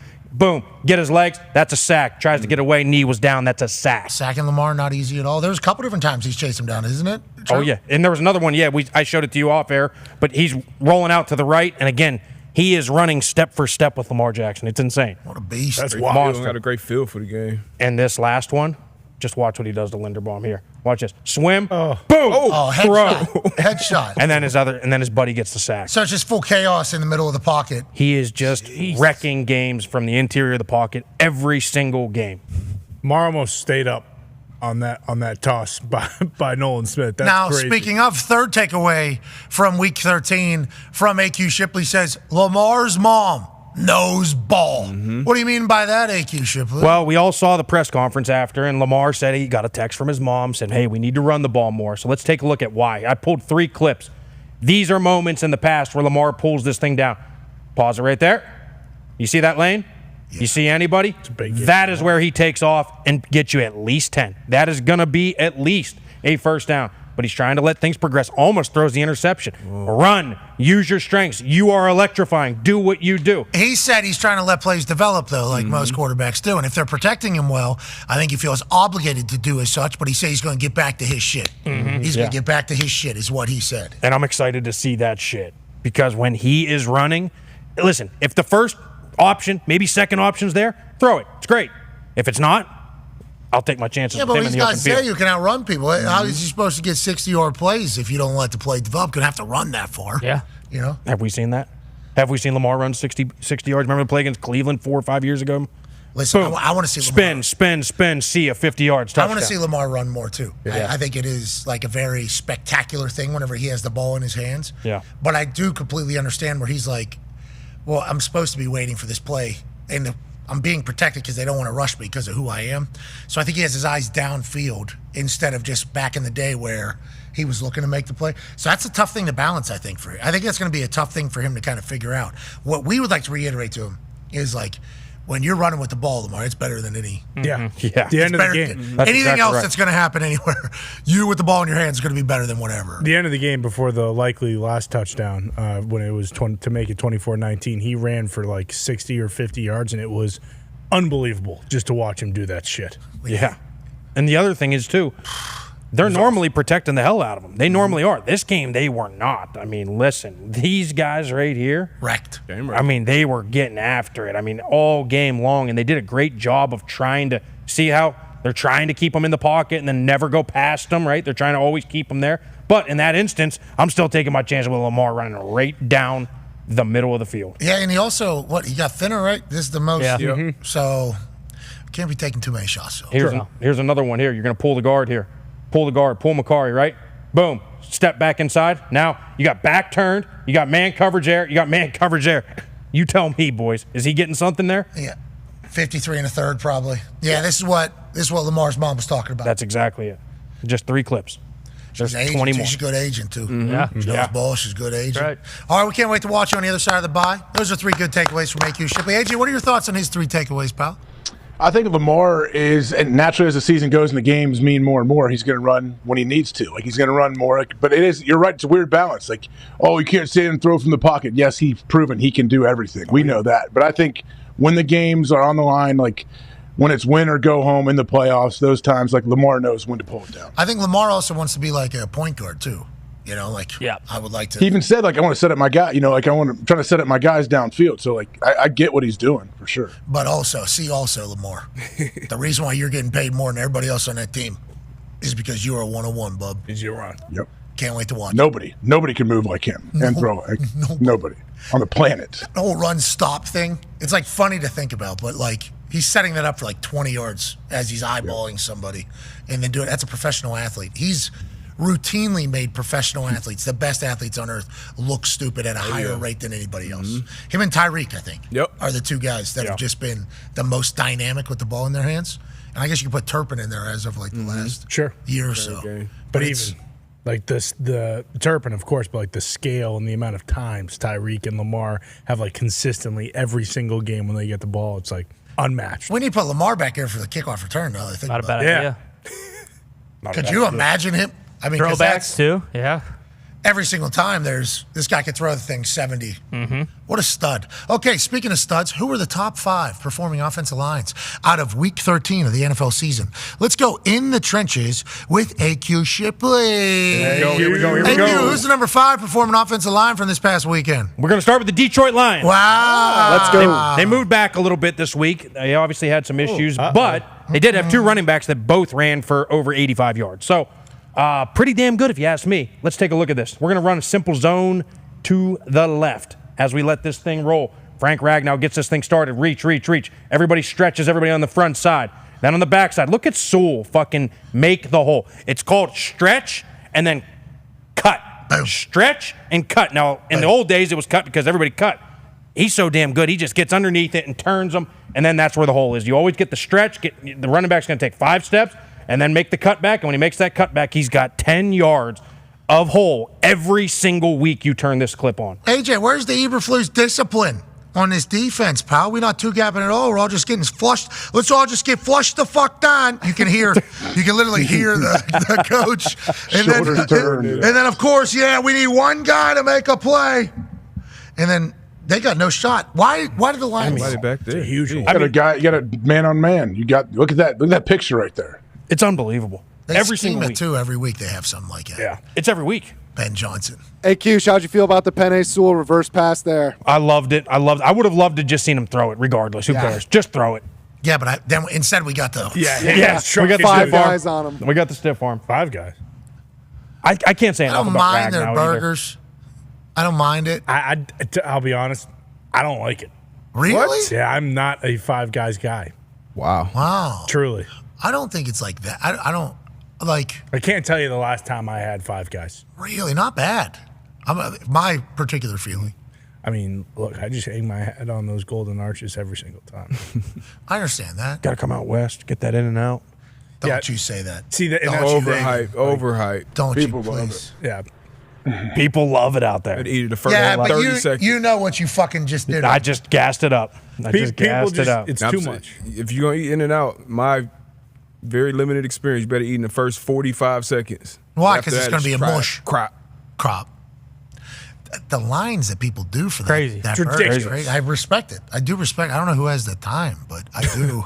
I do respect it that they do it. It's like the Chick-fil-A lines. It's like, okay, warranted. I get that. Yeah, but they also They go. Yeah, they're very efficient. And they're They not know what they're doing. efficient. My pleasure. Exactly. Great You know? attitude. A lot of thank yous. In and out. Yeah. I mean, you're not getting that there. I don't know if they did it or not. What was it? California Burgers or something opened here in Indianapolis, and they had a local news segment, and there was cars through the drive-thru. I think they thought it was In and Out. I think it was like, I don't know if those were planted cars, like by the company Had to themselves, have been. which is not a bad play. Everybody that works here, bring your fucking car. We're going to act like there's a line.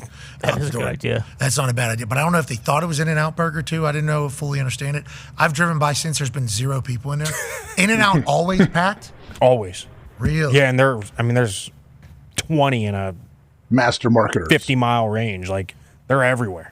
What do you mean, master marketers? They said you got that thing monster style. Great product, but for whatever reason, like it's like, yeah, monster sounds cooler.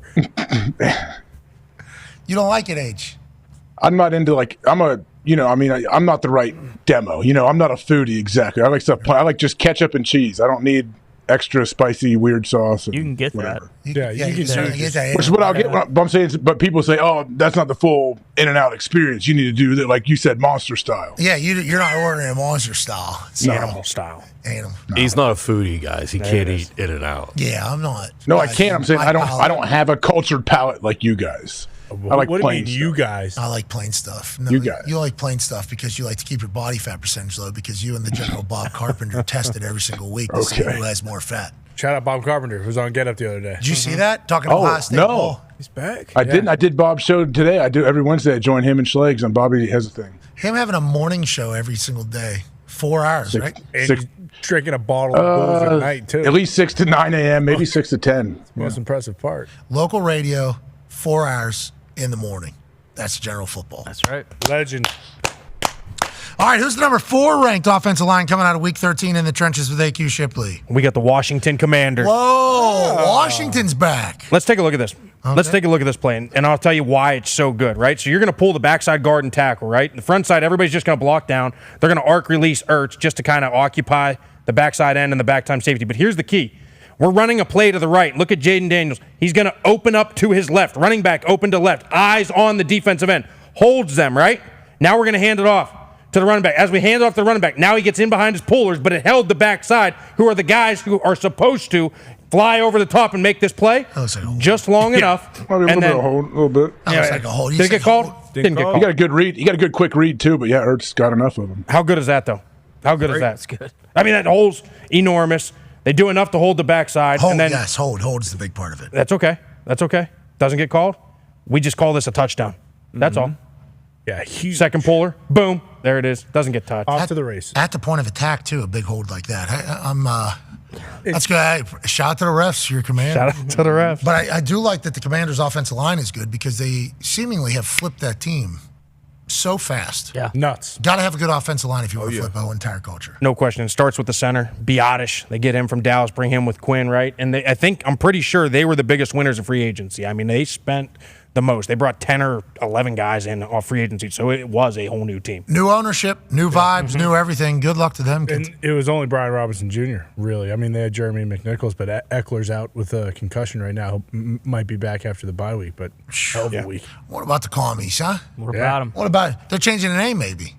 Yeah, you know what they're going back to? Going back? Football team? No, they're going back. All the way back. All the way back. What was that? That was when I was alive, right? Yeah, it's kind of like when Sean Taylor played there. Oh, I see a lot of those highlights. Rest in peace. What a dog. Rest in peace. Dog.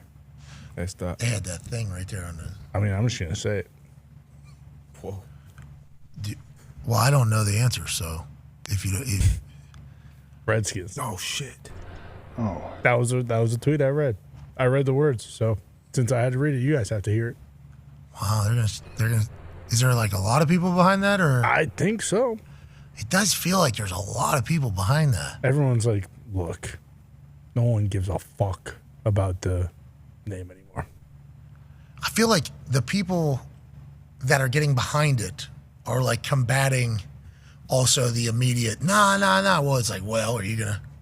Oh, you're telling us? Yeah, exactly. Like, doesn't it feel like that? Yeah, absolutely. But I don't know what's real and what isn't real. That's the problem that we're currently in. Well, you know? like I get if there was a problem from one side, then it's like, okay, fine. But like, the Boston Bruins are taking on the Chicago Blackhawks tonight. Like, I think Dan Snyder being gone helps because people were like, this guy's a huge piece of shit. So on top of it, like now they're good and they have new ownership. So it's kind of like, hey, I don't think there's anything, like feels like a lot of Native it. Americans are like, this is the internet. I don't know what it is. Feels like there was a lot of Native American groups, and I don't know what the groups are. I've not tested the groups. A lot of them all coming out being like, we would like to not be erased from history, pop culture, everything in the world, which is vastly different than what was being said. Remember, it was. Oh yeah. But who was saying that at the time? Was it? Who was? Yeah, exactly. Good luck figuring it out. Happy we don't got to figure that out. Yeah. Glad I'm not a fan of the Washington team because I would buy merch every single year with a No, new name. remember, we saw that. They don't buy new merch. Yeah. There is only one merch that is happening in that crew. Which I also think goes to why they're like, hey, it's time to go back. When they played out here in Indianapolis, there wasn't a single football team or Commanders piece of merch. No. And they had a lot of fans out here. Yeah, plenty. Not a single. I didn't see a single WFT. Not a single one of those. Not a single Commanders left hand up. No. They weren't even good then, and they still had people traveling for them. Yeah, they beat us. Well, you know, if the team's not 4-13, they're gonna win. Let's go to the next offensive line. We're still in it. Colts are still in it. Still bringing it. They are. Still bringing it. Boom. 2 big booms last night from Russell Wilson after a touchdown. Or Mike Tomlin, I think. Maybe it was after Herbig gets a strip sack. Herbig gets a strip sack against Orlando Brown Jr., Zeus.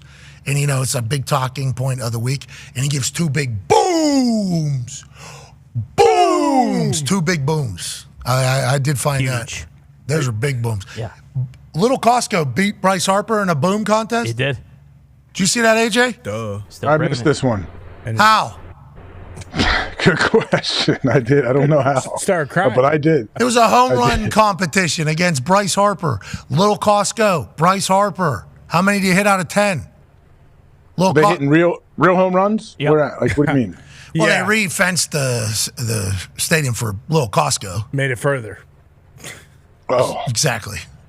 Little Costco didn't play in that basketball game with the Knicks, right? Yes, That was he the- did. that was the Yes, he Riz- did. Oh. That was Little Costco. Well, the Rizzler would beat all of them, right? We don't know how he can swing a bat. We know how he can handle situations, and he is booming. He's a heavy hitter. We assume he hits Literally. bombs. He does it. You hit your golden buzzer for the Rizzler. Bingo. You put your golden gloves on, you get your golden bat, and you see the fucking Riz hit a ding. If you need to pick me up, there's a video of the Rizzler trying pickles. Just a standard variety pickle, spicy pickles. Phenomenal.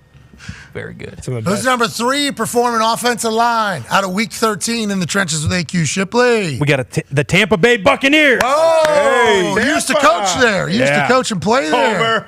I'd love for D Butts and AJ to tell me what they do when they see this play. Tight end going across, tight end whamming, center blocking the nose this way, and then guess what he's going to do? Go behind the rest of the offensive line, block the backside will, and then we hit it up the A gap. I'd love for you guys to tell me what your key reads are going to be when you see this shit happening. Tight ends crisscrossing, whamming the nose, center occupying the nose, back to the will, guard beating the shit out of somebody, and then we just hit it for 40 up the A gap.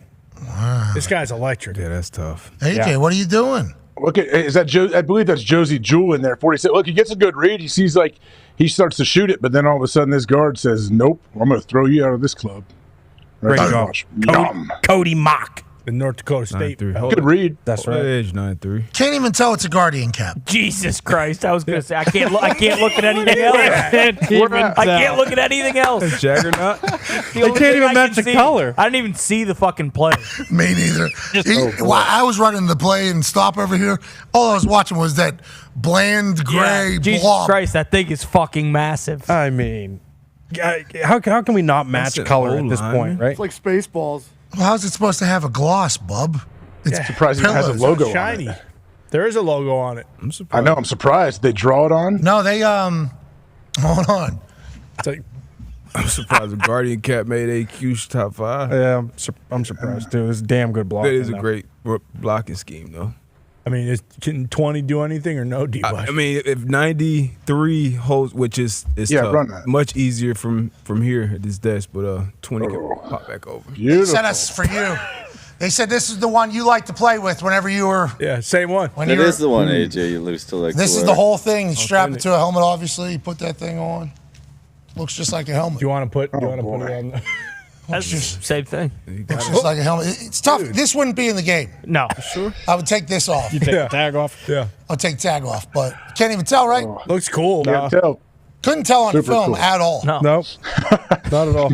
You should, when you get in the Oculus, you should put that thing on You're right. Something to think about. with the Oc. Yeah, just in case, because you can get pretty active in there and confuse virtual reality for actual reality. Don't want to fall down. And speaking of actual reality, are these helping or not? They are? Yeah. saving lives. I thought there was A-Chain's not wearing his anymore. Yeah, I thought there was. I don't think that's his name either anymore. A-Chain? I think it's A-Chan. Okay, please. It's got a southern accent. They got to be working. I thought there was signs that it wasn't helping. No, I think it was 33% each hit, each helmet. Remember? I think that was like the estimation, and then when they like went into the games, it was like, oh, never mind. Well, weren't we told that there is a helmet that is the same that they made already as having a Couple helmet of 'em. with a Guardian Yeah. cap on it? Yes. But what if you have the helmet that is the Guardian cap and helmet with a Guardian cap on top of it? You'd be double stamping then, right? Yeah, it's like 2 condoms. Yeah, works way better. Yeah, Exactly. Everybody knows. That's what they say. It's the same That's what as they none. say. Exactly. What they all say. Holy shit. That is the perfect analogy, actually. Look how big his head looks when he does. Well, that's also- when he does the fist pump when he realizes it's going to be a touchdown. The top of his helmet is at the upper deck of the stadium. Just wait. It's good block. Here it comes. Look how big his fucking head looks. Holy smokes, you're Nuts. right. Feels like it'd be top heavy. He's a monster too. Luke Gadecki is a monster. Great player, too. Look at that move. Yeah, He's got hips in there, too. Physical, tough. Yeah. Protected, smart. Hey, very smart. Seems like he's smart. All right, who's the number 2 ranked offensive line or performing offensive line coming out of Week 13? The Buffalo Bills. Wow. The Buffalo Bills. How awesome was this game to watch? So huh? cool. Right? So cool, dude. Can hardly see the little circle on the big old lineman about to go in motion, come over, and then we're just going to run old school Just so we know, duo. I can easily see the circle. Very easily. Wow. The snow. You get what I was getting. You get what I was saying. No, you can see it though. Yeah, well, I know we can see you were it. saying it's the same color. White and white, guys. Get it? Come on. Hard to see the hash, maybe. Yeah, that might be it. There it is. Snow-covered game. You knew it was going to be a downhill running game. They just line up, motion in. Mac Hollins, somehow he's wearing cleats instead of barefoot. Gets a great block. Safety. Horrible angle. And then we just go the distance. We just take this thing, 65 yards This just to the house. becomes 4-on-3. That's all it is. They do a great job motioning down, and then they're just literally reading off each other. The guy who's the back guy, who's Mac Hollins, he just reads off everybody and takes the next guy. Safety's the unblocked guy, takes a horrible angle. James Cook looks so fast, dude. So much faster. So fast than everybody else. And there was a conversation, remember, that the Bills weren't built to be a Bills team. Remember, that was like kind of the MO is they're a fast track, they do better in a dome and everything like that. They were having a blast, it looked like. That team was having a great time. I mean, this is how this game had to go. You knew it. And that's why I was almost leaning like, okay, the Niners with McCaffrey, and they came out humming, right? Like their run game was humming. He goes out, Wynn goes out of the sails. And then this team, I mean, they end up running the shit out of the ball. 2 double teams, right? That's duo. Double team on the front side, double team on the back side. So you're going to get tackle and guard on the double team, backside, center, and guard, up to the 2 backers. That handles that. And then these 3 are 3 for 3 right here. And then the only unblocked person is number 27, and he takes an angle like he's playing high school football. And then, boom, we're out the gate. This shit is the worst. Jeez. Like those elements. Hey, The elements are bad. I know when people go barefoot, it's because they're earthing or grounding. Yeah. But what if it's on top of poured concrete? Is it the same? Does the vibes from earth radiate through the poured concrete to your soul? It's a really good question. I think so. I think it can, just not as much, I think. It's better being grass. Yeah, that's what I'm saying. I think Rick Ross used to go outside in his front yard every morning and feed the grass. Yep. He used to walk grounding. So, Good. so when I see Mac Hollins do it, I respect that he's doing it in being one with Mother Earth. But I don't know the cement. Because I think he should have been snow earth with those feet if you want to ground, I think. Yeah, I think Mac has kind of a heightened sense of grounding. So when it comes to the concrete, his sense of the grounding kind of overpowers what the concrete does to the earth. Oh, so it's not earth reaching through the concrete to him. It's him reaching through to the earth. Got it. Okay. Makes sense. He's sending his energy to the earth. Yeah. Okay. Core. So it's not the earth's energy. It's his energy to For earth. most people it is, but for him, he's sending his. He is the mad scientist. And it's given an equal reaction back to him. This is crazy. Thank you, man. What a weapon. Hey, Mac. I mean, he scored a touchdown. Yes, he did. He blocked his ass off. He did. Blocked his ass off. But why? I watched him spray lube on a garage door the other day. I discovered his Instagram. Yeah, he's always doing these. He's like showing you how to fix things, and it's pretty interesting. I'm not going to lie. I got lost for a little bit. What'd the lube do to the garage door? He was spraying lube, telling you, "Hey, you don't want a squeaky garage door anymore, do you?" Boom, and he's spraying it down, holding a little cardboard behind you so it doesn't run. Like The guy's legit. What is he, Billy Mays on his Instagram? Kind of. For real, his Instagram is fascinating. No lie. I just found it. It is a gem. I saw him spraying lube on a garage door yesterday. That's unbelievable. Does he have videos of him eating with his hands? What do you mean? He doesn't use silverware. More plasticware. I mean, he eats with his hands. Oh, that's awesome. Okay, so He's going to live till he's 400 years old. is that why we're doing it? Yeah. That's part of the reason. So a fork will fucking kill you? Yep. Well, I mean, you need a fork? It can. It definitely you need can. a fork? I'm just so I didn't know. That's crazy. You need a fork? By crazy, I mean me not knowing that. That's on me, not the other way around. Holy shit. This guy's really doing it. Yeah, still bringing it. Boom! He is. Yeah. Him at a steakhouse? Oh, my God. Texas Roadhouse? Don't want to be sharing mash with that guy. And he's walking in barefoot, too, so the peanuts can't slip him. Yep, exactly. He's picking up peanuts with his feet. Like, I'll have that. Toss him up. Yeah, I was about to, you think he's probably For sure. He's grabbing stuff, throwing it up. Oh, got your fork. Bing. Don't need that. Yeah. That's crazy. Holy shit. Thank God he's in the NFL. Love this guy. Yeah. I'm telling you. They'll show you how to fix different dishwashers, different things. Yeah. Little hacks here and there. He uses dishwashers? No, he doesn't. This guy's a life hack artist? Yeah, that's what, for real. Absolutely. Every once in a while, one of those will pop up, and I'm like, holy shit. Genius. And they'll be like, did you know this? And I'm like, no. And how did I not? And then you'll see something at the very end. It's like, okay, you lost me. I shouldn't have taken you serious at all. You know, they'll do something with a straw that'll go somewhere, and they'll fucking do something like, all right, that was the worst idea I've ever seen.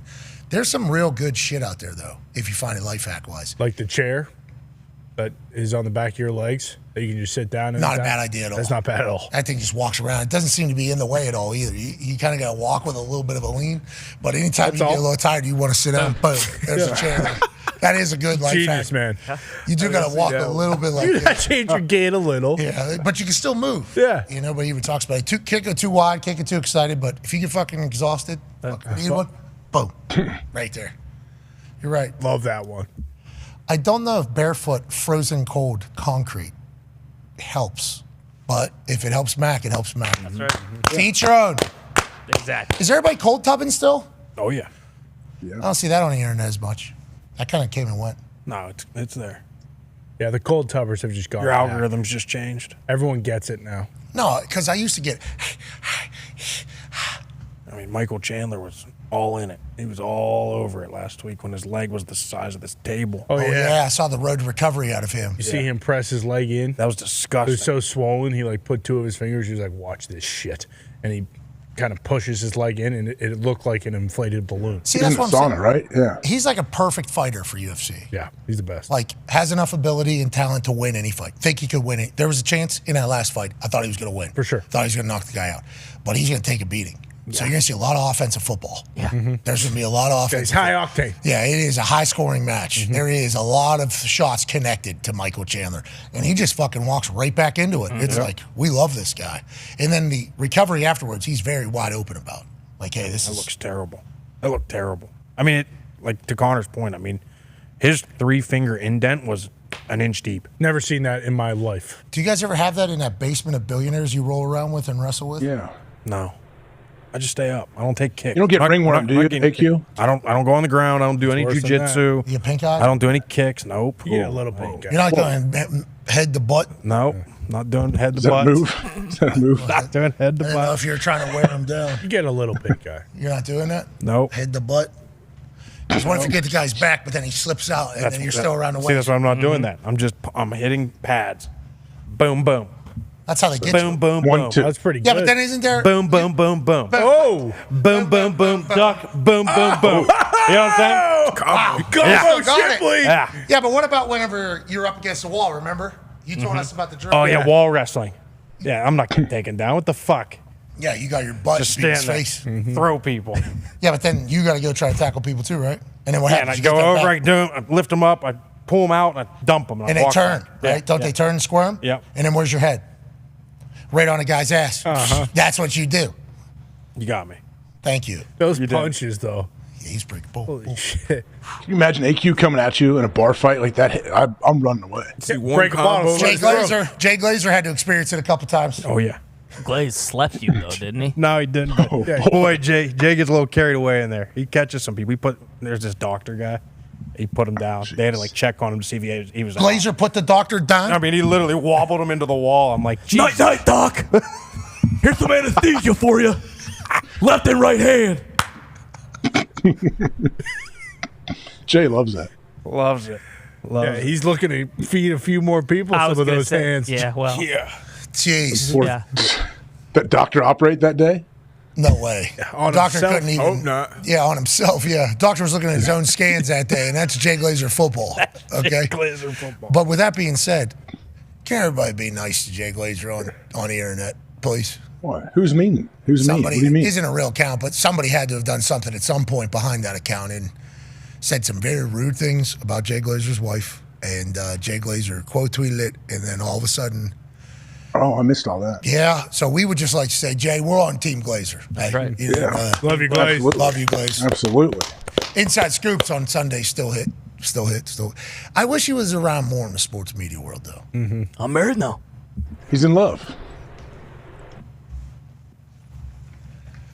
Limited amount of scoopage. You can't get scoopage while you're married?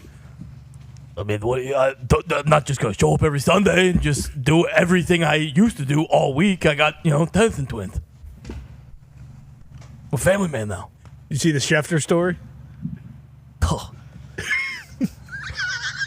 Let's just say, yeah. I've been boning a couple times and I had to stop the break now. Okay, all right. Okay, is that what you were He referring wouldn't to? stop. He wouldn't stop. Yeah. Yeah, Schefter broke news while having intercourse back whenever he was in Milwaukee, I think is what he said. Is that what he said? Yeah, I believe so. He was in Milwaukee. Glazer was somewhere else. Jay Glazer said, actually, there was a 2-year period where I didn't break news, where I was only. It's too busy. Yeah, I was actually. Glazer's neat. I wish we were around when Glazer was doing all day, everyday stuff. Yeah. For that. And on our show. Yeah. Him popping into our show would have been. We love you, Jay. Love you, Glaze. Does he love you, you think? Nah, he fucking hates my guts for sure. Oh, wait. How come? Oh, man. I don't know. It's got to be the lisp. Well, he says that every single time, but there's not really a lisp. I want to do it again? And you're. I mean, I could really, do a lisp if you wanted me to, but if you're listening right now, there's no lisp. Well. There's no lisp. Check the tape. There is no lisp. There's no lisp. You can check it. I'm checking. You check the tape. We're in real time. We're checking. Sounds like there's. Run it back. Check the tape. There is no lisp. Right at the end there, though. It sounds like there is. On the word lisp. No lisp.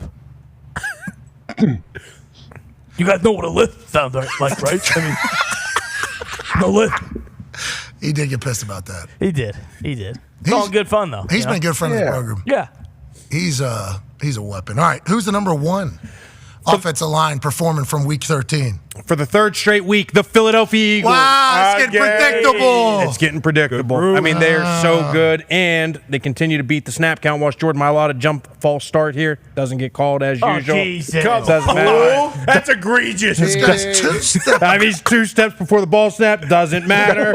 He's in the backfield, man. Good, buddy. Good feet. Nobody saw it. All right, guys. Nobody saw it. One, That's a 2. 5-step travel. Yeah. That's a travel. It's becoming the NBA. This is unbelievable. Shit. And then he comes downhill, just covers him up because he's 400 pounds at 6'8". Canadian Football League head started, got his momentum, and guess what? That's it. Roquan. That's it. That is it. And then there he goes. There he goes, ladies and gents. Hold on. I have some stats on him, right? Don't I remember Hembo sent him over to you? God, he's so good. So good. The finisher. Most people get tackled at the 10 right there. He always turns those into touchdowns. Okay. Nick Sirianni is 44-19, the best career record by any head coach since John Madden. Pretty good. Do we trust? No, well, now today it's what's going to happen to Sirianni if they lose in the first round of the playoffs. Oh, of course. Now we got to turn to. Oh, he's good now, but what happens if in the future something terrible happens? They just don't like him. No. Yeah, bingo. Why? Because he's bald? He's not even bald anymore. What's wrong with being bald? Well, that's what I'm saying. I don't know. You tell me. It's still negative Sirianni headlines. Now it's future lower negative. thirds. Now it's future negative. I thought we got past that point. We did too, because then there was an apology. Remember, there was a burial every day. They Yep. were winning. Burial. Weakest link. Then it was weakest link, trust. Who's a liability? How can we get this in? Blah, blah, blah, blah, blah. Then there's, is he owed an apology? Do we? Okay, I wish I appreciate it. I appreciate that. It was like, hey, maybe we were too hard. And now it's like, what happens when they lose this thing? So let's talk about future negative times so we can bury this fucking guy. They just don't like, I think it's because he's different, obviously. Yeah. Mm-hmm. And also, that's a good job for a lot of people to have. Yes. A lot of people want that job. Out of 63 games, his team has lost by more than one possession only 10 times. 16% of the time. I don't know if that's good or not. That is the stat. Pretty good. The only coaches to win more games since 2021 are Andy Reid and Sean McDermott. Is that good? Those guys are all right. Sirianni has won two playoff games, both in the 2022 season. Mike Tomlin has won 2 playoff games in the previous 8 Jesus. I didn't know that. This is my first time. Reading. We're fresh off of Hard Knocks. I did not. John Harbaugh has 2 playoff games in two playoff wins in the previous 9 seasons. Okay. This season, the Eagles have beaten Jordan Love, Joe Burrow, Matthew Stafford, and Lamar Jackson. Most touchdowns since 2022, last 3 seasons. Josh Allen has the most, 112. Patrick Mahomes has the 3rd most at 92. Who has the 2nd most? Jalen Hurts at 99. Oh. Eagles offense during his tenure, Nick Sirianni's, number 3 in the red zone, number 3 on 3rd down, number 3 on 4th down. It's not bad. Does this guy suck as a coach? Is he a big dumb dipshit, or is he okay maybe? He's pretty good. How about Sirianni? In the face of it all. And And getting Saquon in the middle of this all. And the coordinator turnover, like we know how important that is. He's lost. He's had to have 3 different sets of coordinators now. Yeah. Yep. And you talk about O-line, D-line, Howie. Saquon leads all running backs in untouched runs, 15 of them. Damn. 360 yards and 7 touchdowns on those carries. Both lead the NFL as well. Saquon has 1,084 yards before contact. Jesus. What? That's insane. You talk about this offensive line here. Unbelievable. 277 more than any other player. Obviously, Derrick Henry is second. Saquon is averaging 4.4 yards before contact per rush. Most by any running back in the last 10 seasons. That's nuts. Saquon is on pace to become the only player in the last 30 years to average 40 rush yards per game in the 4th quarter. Saquon is on pace to become the only player in the last 30 years to average 80 rush yards per game after halftime. Jeez Louise. So they only get better as they go on. And then RYOE. Rush yards. Over expected? Wow. Come on. This is a stat. The difference between actual rushing yards and expected rushing yards on an individual player series of plays. Saquon has 452 rushing yards over expected already, the most by a running back in a season since Next Gen began tracking this particular stat in 2018. Next Gen knows. Yeah, they do. Next Gen says, holy shit, this should have been about 4 or 5 yarder. It turned into 10, 20. Wow, it's 16, 15 yard difference. Give me a break. That's that stupid. I was going to say, You want might another stat? get rid of that one. All the other ones, unbelievable. Yeah. You That's want, why the you O-line's want up another there every stat? week. Here's another stat. Okay. He's on pace to break the all-time rushing single season record. Ran by. Dickerson's? There it is. Eric Boom. Dickerson. There it is. Nailed it. Yes, he is. He can get it. It's attainable. Oh. Now, 17-game season, Yeah. 16-game season. A lot of conversation about all of that. So only has a couple games left. If he wants to get it outright. I don't know if he's on pace to get it with a game early. I don't know. I don't saw know the same that stat either. you Yeah. It'll be just like the Barry Sanders thing with Gene T right now. Like With a little asterisk. people will still say like, don't forget Barry did this in 11 games. They'll say like Dickerson only did this in 16 games. Like Adam Vinatieri, for instance, all-time leading scorer. Yeah. 16-game era. Because they only count regular season games. So at some point, somebody's going to come get him, and that extra game every single season is going to help. I hope they do put an asterisk, like 1 less game per season for the 25 seasons he played. Which, if you see what's happening with Tucker, you think back to Vinatieri and you just go, how'd that old fucker do it for so long? Yeah. With Vinny, too, I hope they also say, like, and then this is his total points when you add in his postseason. Oh, yeah, the most important points. The playoff points that don't count. This is actually what he does. Shout out to Philadelphia Eagles offensive line. Once again, reigning supreme over the Buffalo Bills, Tampa Bay Buccaneers, Washington Commanders, and the Detroit Lions. Congrats to all 5 groups being recognized in the trenches as the top 5 performing airlines. Thank you, AQ. Thank you. Ladies and gentlemen, let's get smarter on the way out of here on this beautiful Watt Wednesday. Let's go everything DB, good D, bad D, with our friend Darius J. Butler. Let's go. Let's get to the good D from week 13. It starts with the Chargers' best scoring defense still in the NFL. Speaking of still, Tarheeb Still, 5th-round rookie coming in out of Maryland playing this Jesse Minter defense. Now, this is cover 3. This is number 1 of his 2 interceptions.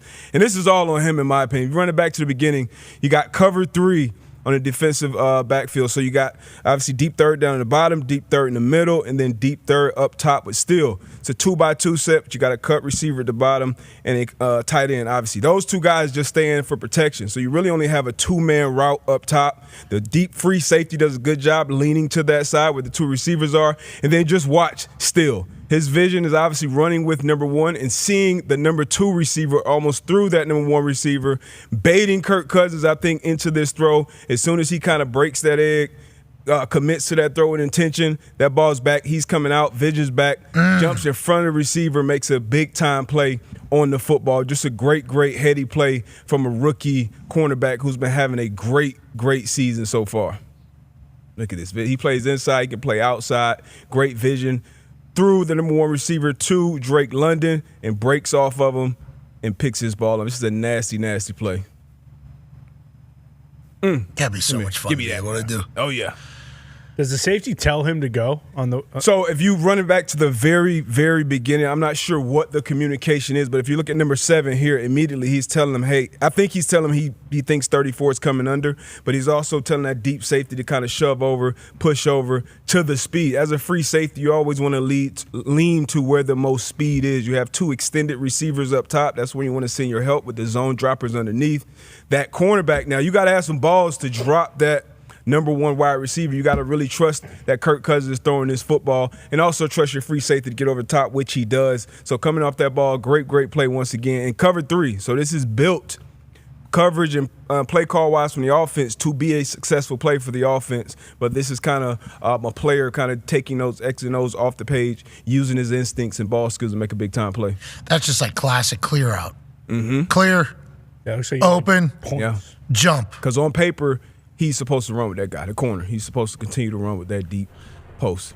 What a play. All right, let's go back to him. Great play. And now this is a play, kind of you pause it here, not just on Tarheeb Still, but on the defense. So 4th and 5. A lot of times offenses are going to expect man-to-man coverage in this situation. So Jesse Minter's defense shows man-to-man, almost like a cover 0. And then on the snap, they're going to drop out to a cover 2. This cornerback at the bottom of the screen, he's going to go to the deep half. The safety up top, he's going to go to his deep half. And then Tarheeb Still is going to get to that flat, opens up, once again reads the intention of the quarterback, playing the sticks. You see Kirk almost kind of hesitating not to throw it, ends up throwing it.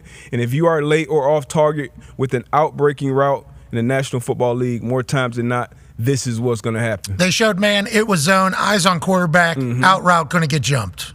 Bam. Especially if it's like a duck, because I think he, like you said, he saw. Yeah, he saw. He was like, 4th and 5, throwing at the sticks, anticipating that as a defense. But you see a lot of guys drop that play in the work. Like both of these interceptions, he's almost waiting for the ball. Like he beats the receiver to the spot, he beats the ball to the spot. So that lets you know he's anticipating. Obviously, he's well coached, but you got to have a lot of confidence out there as a young corner to jump on and then finish these plays with the ball. So great ball skill all season long. This defense has been great, and that player individually has been great. Tarheeb Still out of Maryland. All right, let's go to the third good D, shall we? Third one now. They gave up a ton of yards, especially to Judy, but late in the game, they made huge play. Early and late in the game.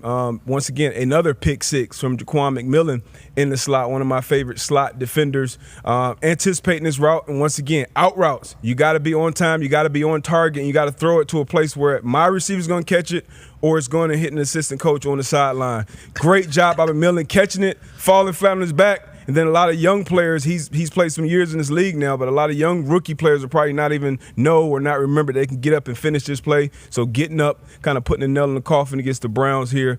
Big time play. He had 3-4 plays on the football in this game, and this is obviously his biggest and best one. Veteran quarter knows, hey, got to cover. Yeah.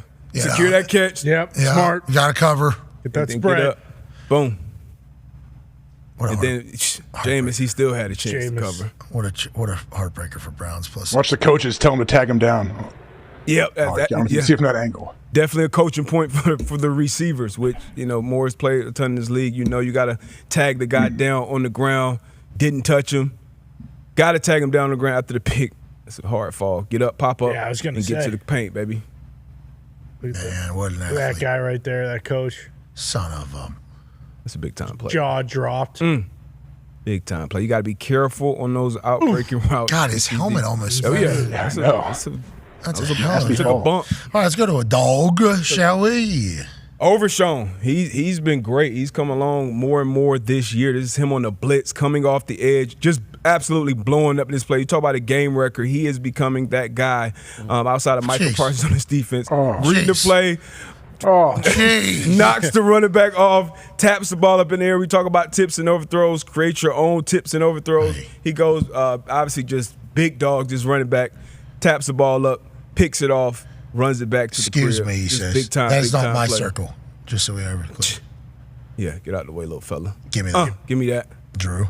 And then crib it. Like, that's an unbelievable play. That's one of those you dream about. You probably make this play one time in your lifetime on any level of football. This is a big-time game, big-time play on Thanksgiving for the Dallas Cowboys, who are still alive, still fighting. You saw Dak talk about, him wanting his coach back, so it's interesting to see that's some little league. That's swag. That is Great really swag. good swag. Yeah, really, really solid swag. I think he has a flag hanging out here as well.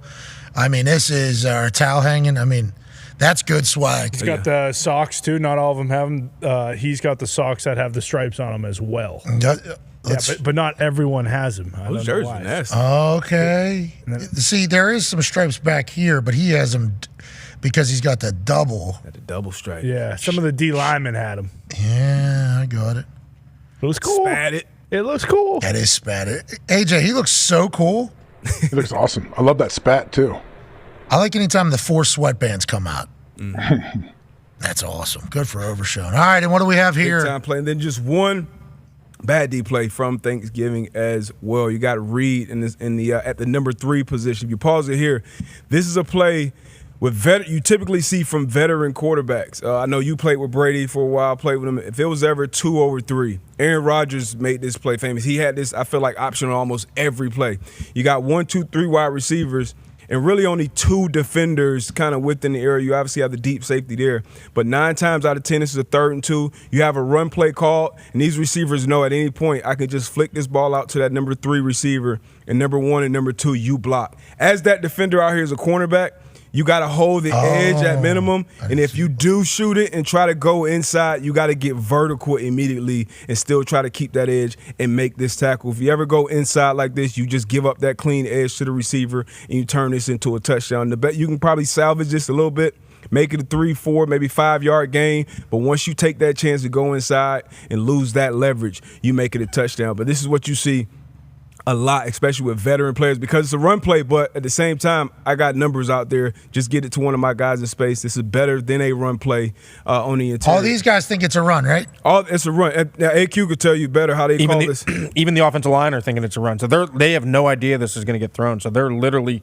running the football. And then it's just a signal. So, like, with us, it was like whatever we called it, you signal out to the receiver, and we know block, quick out, go. Boom. That's good offense. Good offense. Touchdown. Bad defense. Very bad defense. That's everything, DB. We appreciate that. D-butt. All right. What a show today. I feel like we did good today. Good program. Covered a lot of stuff today. Hell yeah. Did you see Kirk Herbstreit got a letter from President of the United States? He did. Yeah. About Ben? Pretty Passing? Joe Biden? Yeah. President Joe Biden, yeah. Sent Kirk a letter, really? Yeah, it wasn't handwritten, but it was signed, autographed at the bottom. Wow. He typed it. Trevor Lawrence has just been sent to IR. Breaking news here. How many games left in the season? 5. 5? IR is what, 4 at least? Probably season's done. Yeah. This year. Yeah, that's what Schefter kind of alluded to Monday. Why would you, he said. After Season's the over. Well, Probably get a shoulder fix now, too. Heal up for a run next year. got Man, a kid, too. congrats to him. Fatherhood changes you. Paternity. Craziness. Your life's about to be wild. Life buds is about to happen the first 3 weeks, 4 weeks of that child's life. Good luck out there. Obviously pulling for it. He needs to play good football at some point. Yeah. Or it's going to be real loud. Yes. You know? Yeah, for sure. Because rightfully so. They've been talking about him like the same way they talked about like John Elway, Andrew Luck. Like all the way through Elite 11, high school, college at Clemson. He comes in for senior. Who's quarterback he comes in for? DJ Uiagalelei. No. Was it Deshaun? No, there was somebody in between. Oh, I forget. I remember the day he went in. At Clemson? Yeah. I thought it was I guess no. Klubnik was. Yeah. Uiagalelei. I forget who it was. Anyways, when he went in, I happened to be watching, and they started talking about this kid, and they're like, "This is the one." From like 10 years old, 10 years on, he was the guy. They cut a promo on him like they've been waiting for him to play, and it was like, "This is the guy." And then at Clemson, he plays great. Their teams are phenomenal. Kelly Bryan was the quarterback he went in for. Oh yeah. So Kelly Bryan was the quarterback. He gets hurt or something happens. Transferred to Mizzou. And he ends up transferring at the end of the year because then Trevor just becomes the guy or whatever. But I remember watching whenever he went in the way the commentators, I don't remember who, it might have been Herbie, I'm not 100% sure. But the way it was being talked about was like, ladies and gentlemen, the fucking next one is here. And he had that hair, obviously, and everything about him was just like so professional and mature. He never really showed any emotion. He was like a businessman. It was like, wow, this is the guy. And then obviously number 1 overall pick. Urban Meyer's situation happens down there in Jacksonville. It doesn't work out. He shows some promise, though. He's going to be a guy. He's the guy. He's going to be a guy. Then he gets this massive paycheck. And then still, like at some point, he's going to have to. I haven't lost faith, but I'm just saying at some point, he's going to have to win or they're going to talk about the hype versus the production NFL-wise. And I don't think it's fair. I'm just telling you. That's reality. Definitely fair. Yeah. I mean, he's played closer to like Daniel Jones than he has John Elway or any of those guys. Like Daniel Jones gets shit on because he's in New York. Like, can you imagine what they'd be saying about Trevor Lawrence if he played for the Giants? And what was it, $55 million? Yeah. Instead of $40 million. It's just got paid. Yeah. And that's just reality of the business. Yep. Yeah. That's why all those guys are probably so pumped about the Deshaun deal. I don't think anyone's happier about that than them. Not Deshaun deal. Because no matter what, hey, it's not that bad. Could be worse. Cleveland fans, Miz said, just go ahead. Just eat it. 100-some million in dead cap over the next 2 years, I think. Isn't that the number we saw? 100-some million? It would be split with like 75 next year and then like 45 or 50 the year after. It's crazy. Sean Payton took an $83 million cap hit, and he's doing what he's doing right now. So you got other teams looking around going, it's possible. We made a mistake. Who cares? Let's move on. We don't have as much salary. Who cares? Who gives a fuck? Just get guys on the field. Yeah. Russell Wilson doing what he's doing is so much fun to watch. It's crushing. He was good on Hard Knocks, I think. Tone. I think he was good on Hard Knocks last night. Always himself. Yep, he was. I enjoyed when he was either calling a play and then he started doing a motivational speech in the huddle and the O-line called him out. Like, what the hell are you doing? That was awesome. It felt like they were tight. Yeah. You want to come out here, Tone? I will, brother. Go work over there and hammer. I didn't realize the TV was off. Yeah, very much so. You're hosting the Adam Schefter podcast from over there. Yeah.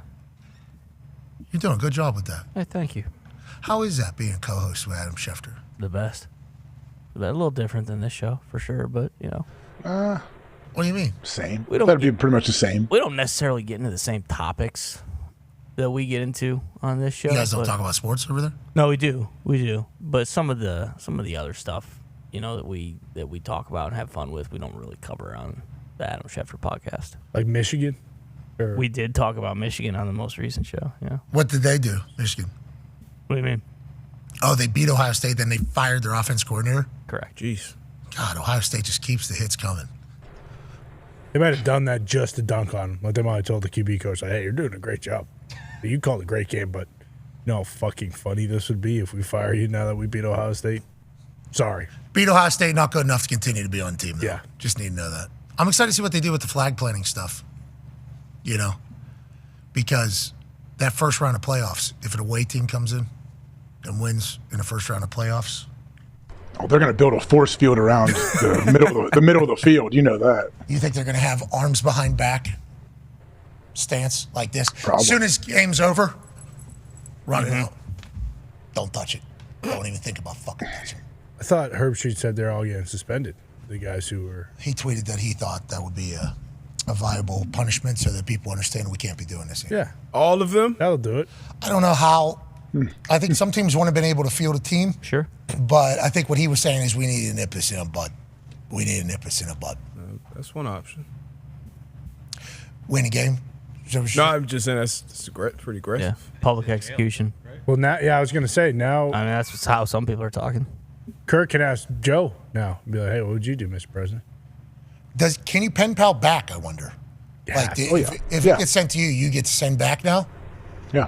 Kirk, write a good one up. Write a good one up. I got some thoughts, too. I think we all could probably add some things in. For sure. Right? We got some questions, too. See if he'll answer some questions. Yeah. Send some questions over here. Got some questions, especially now about New York City.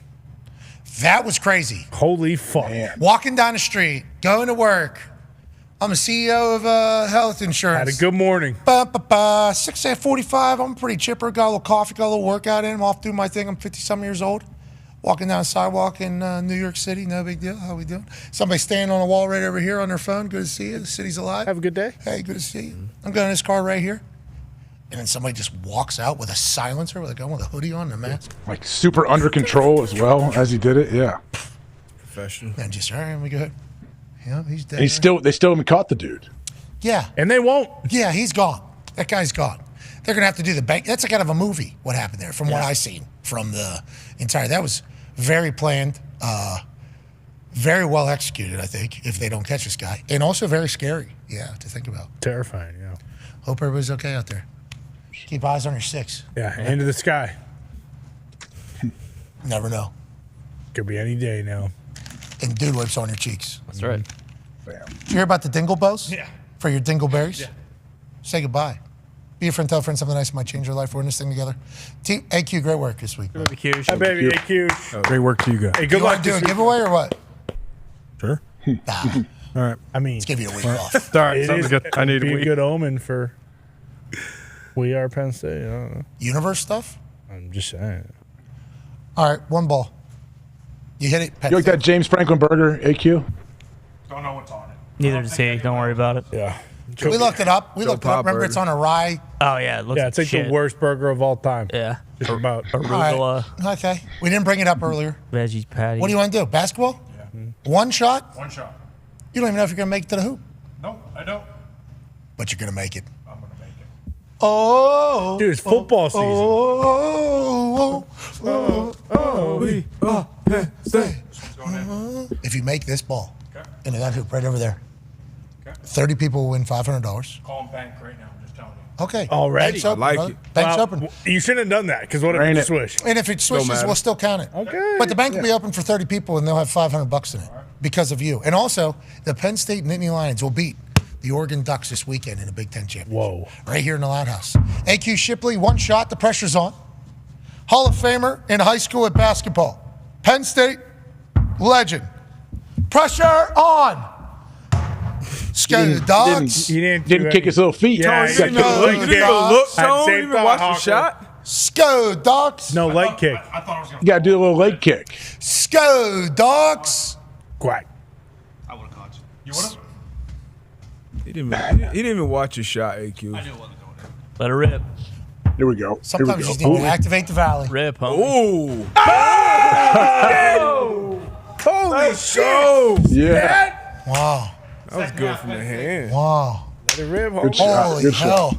30 people, $500. Don't know about the game, but I know 30 people are going to be $500 richer during this holiday season. Wow. We are. Penn State. We are. Penn State. And we are getting out of here. Be a friend, tell a friend something nice. It might change their life. We're in this thing together. Team on me. Team on three. 1, 2, 3. Team. Goodbye.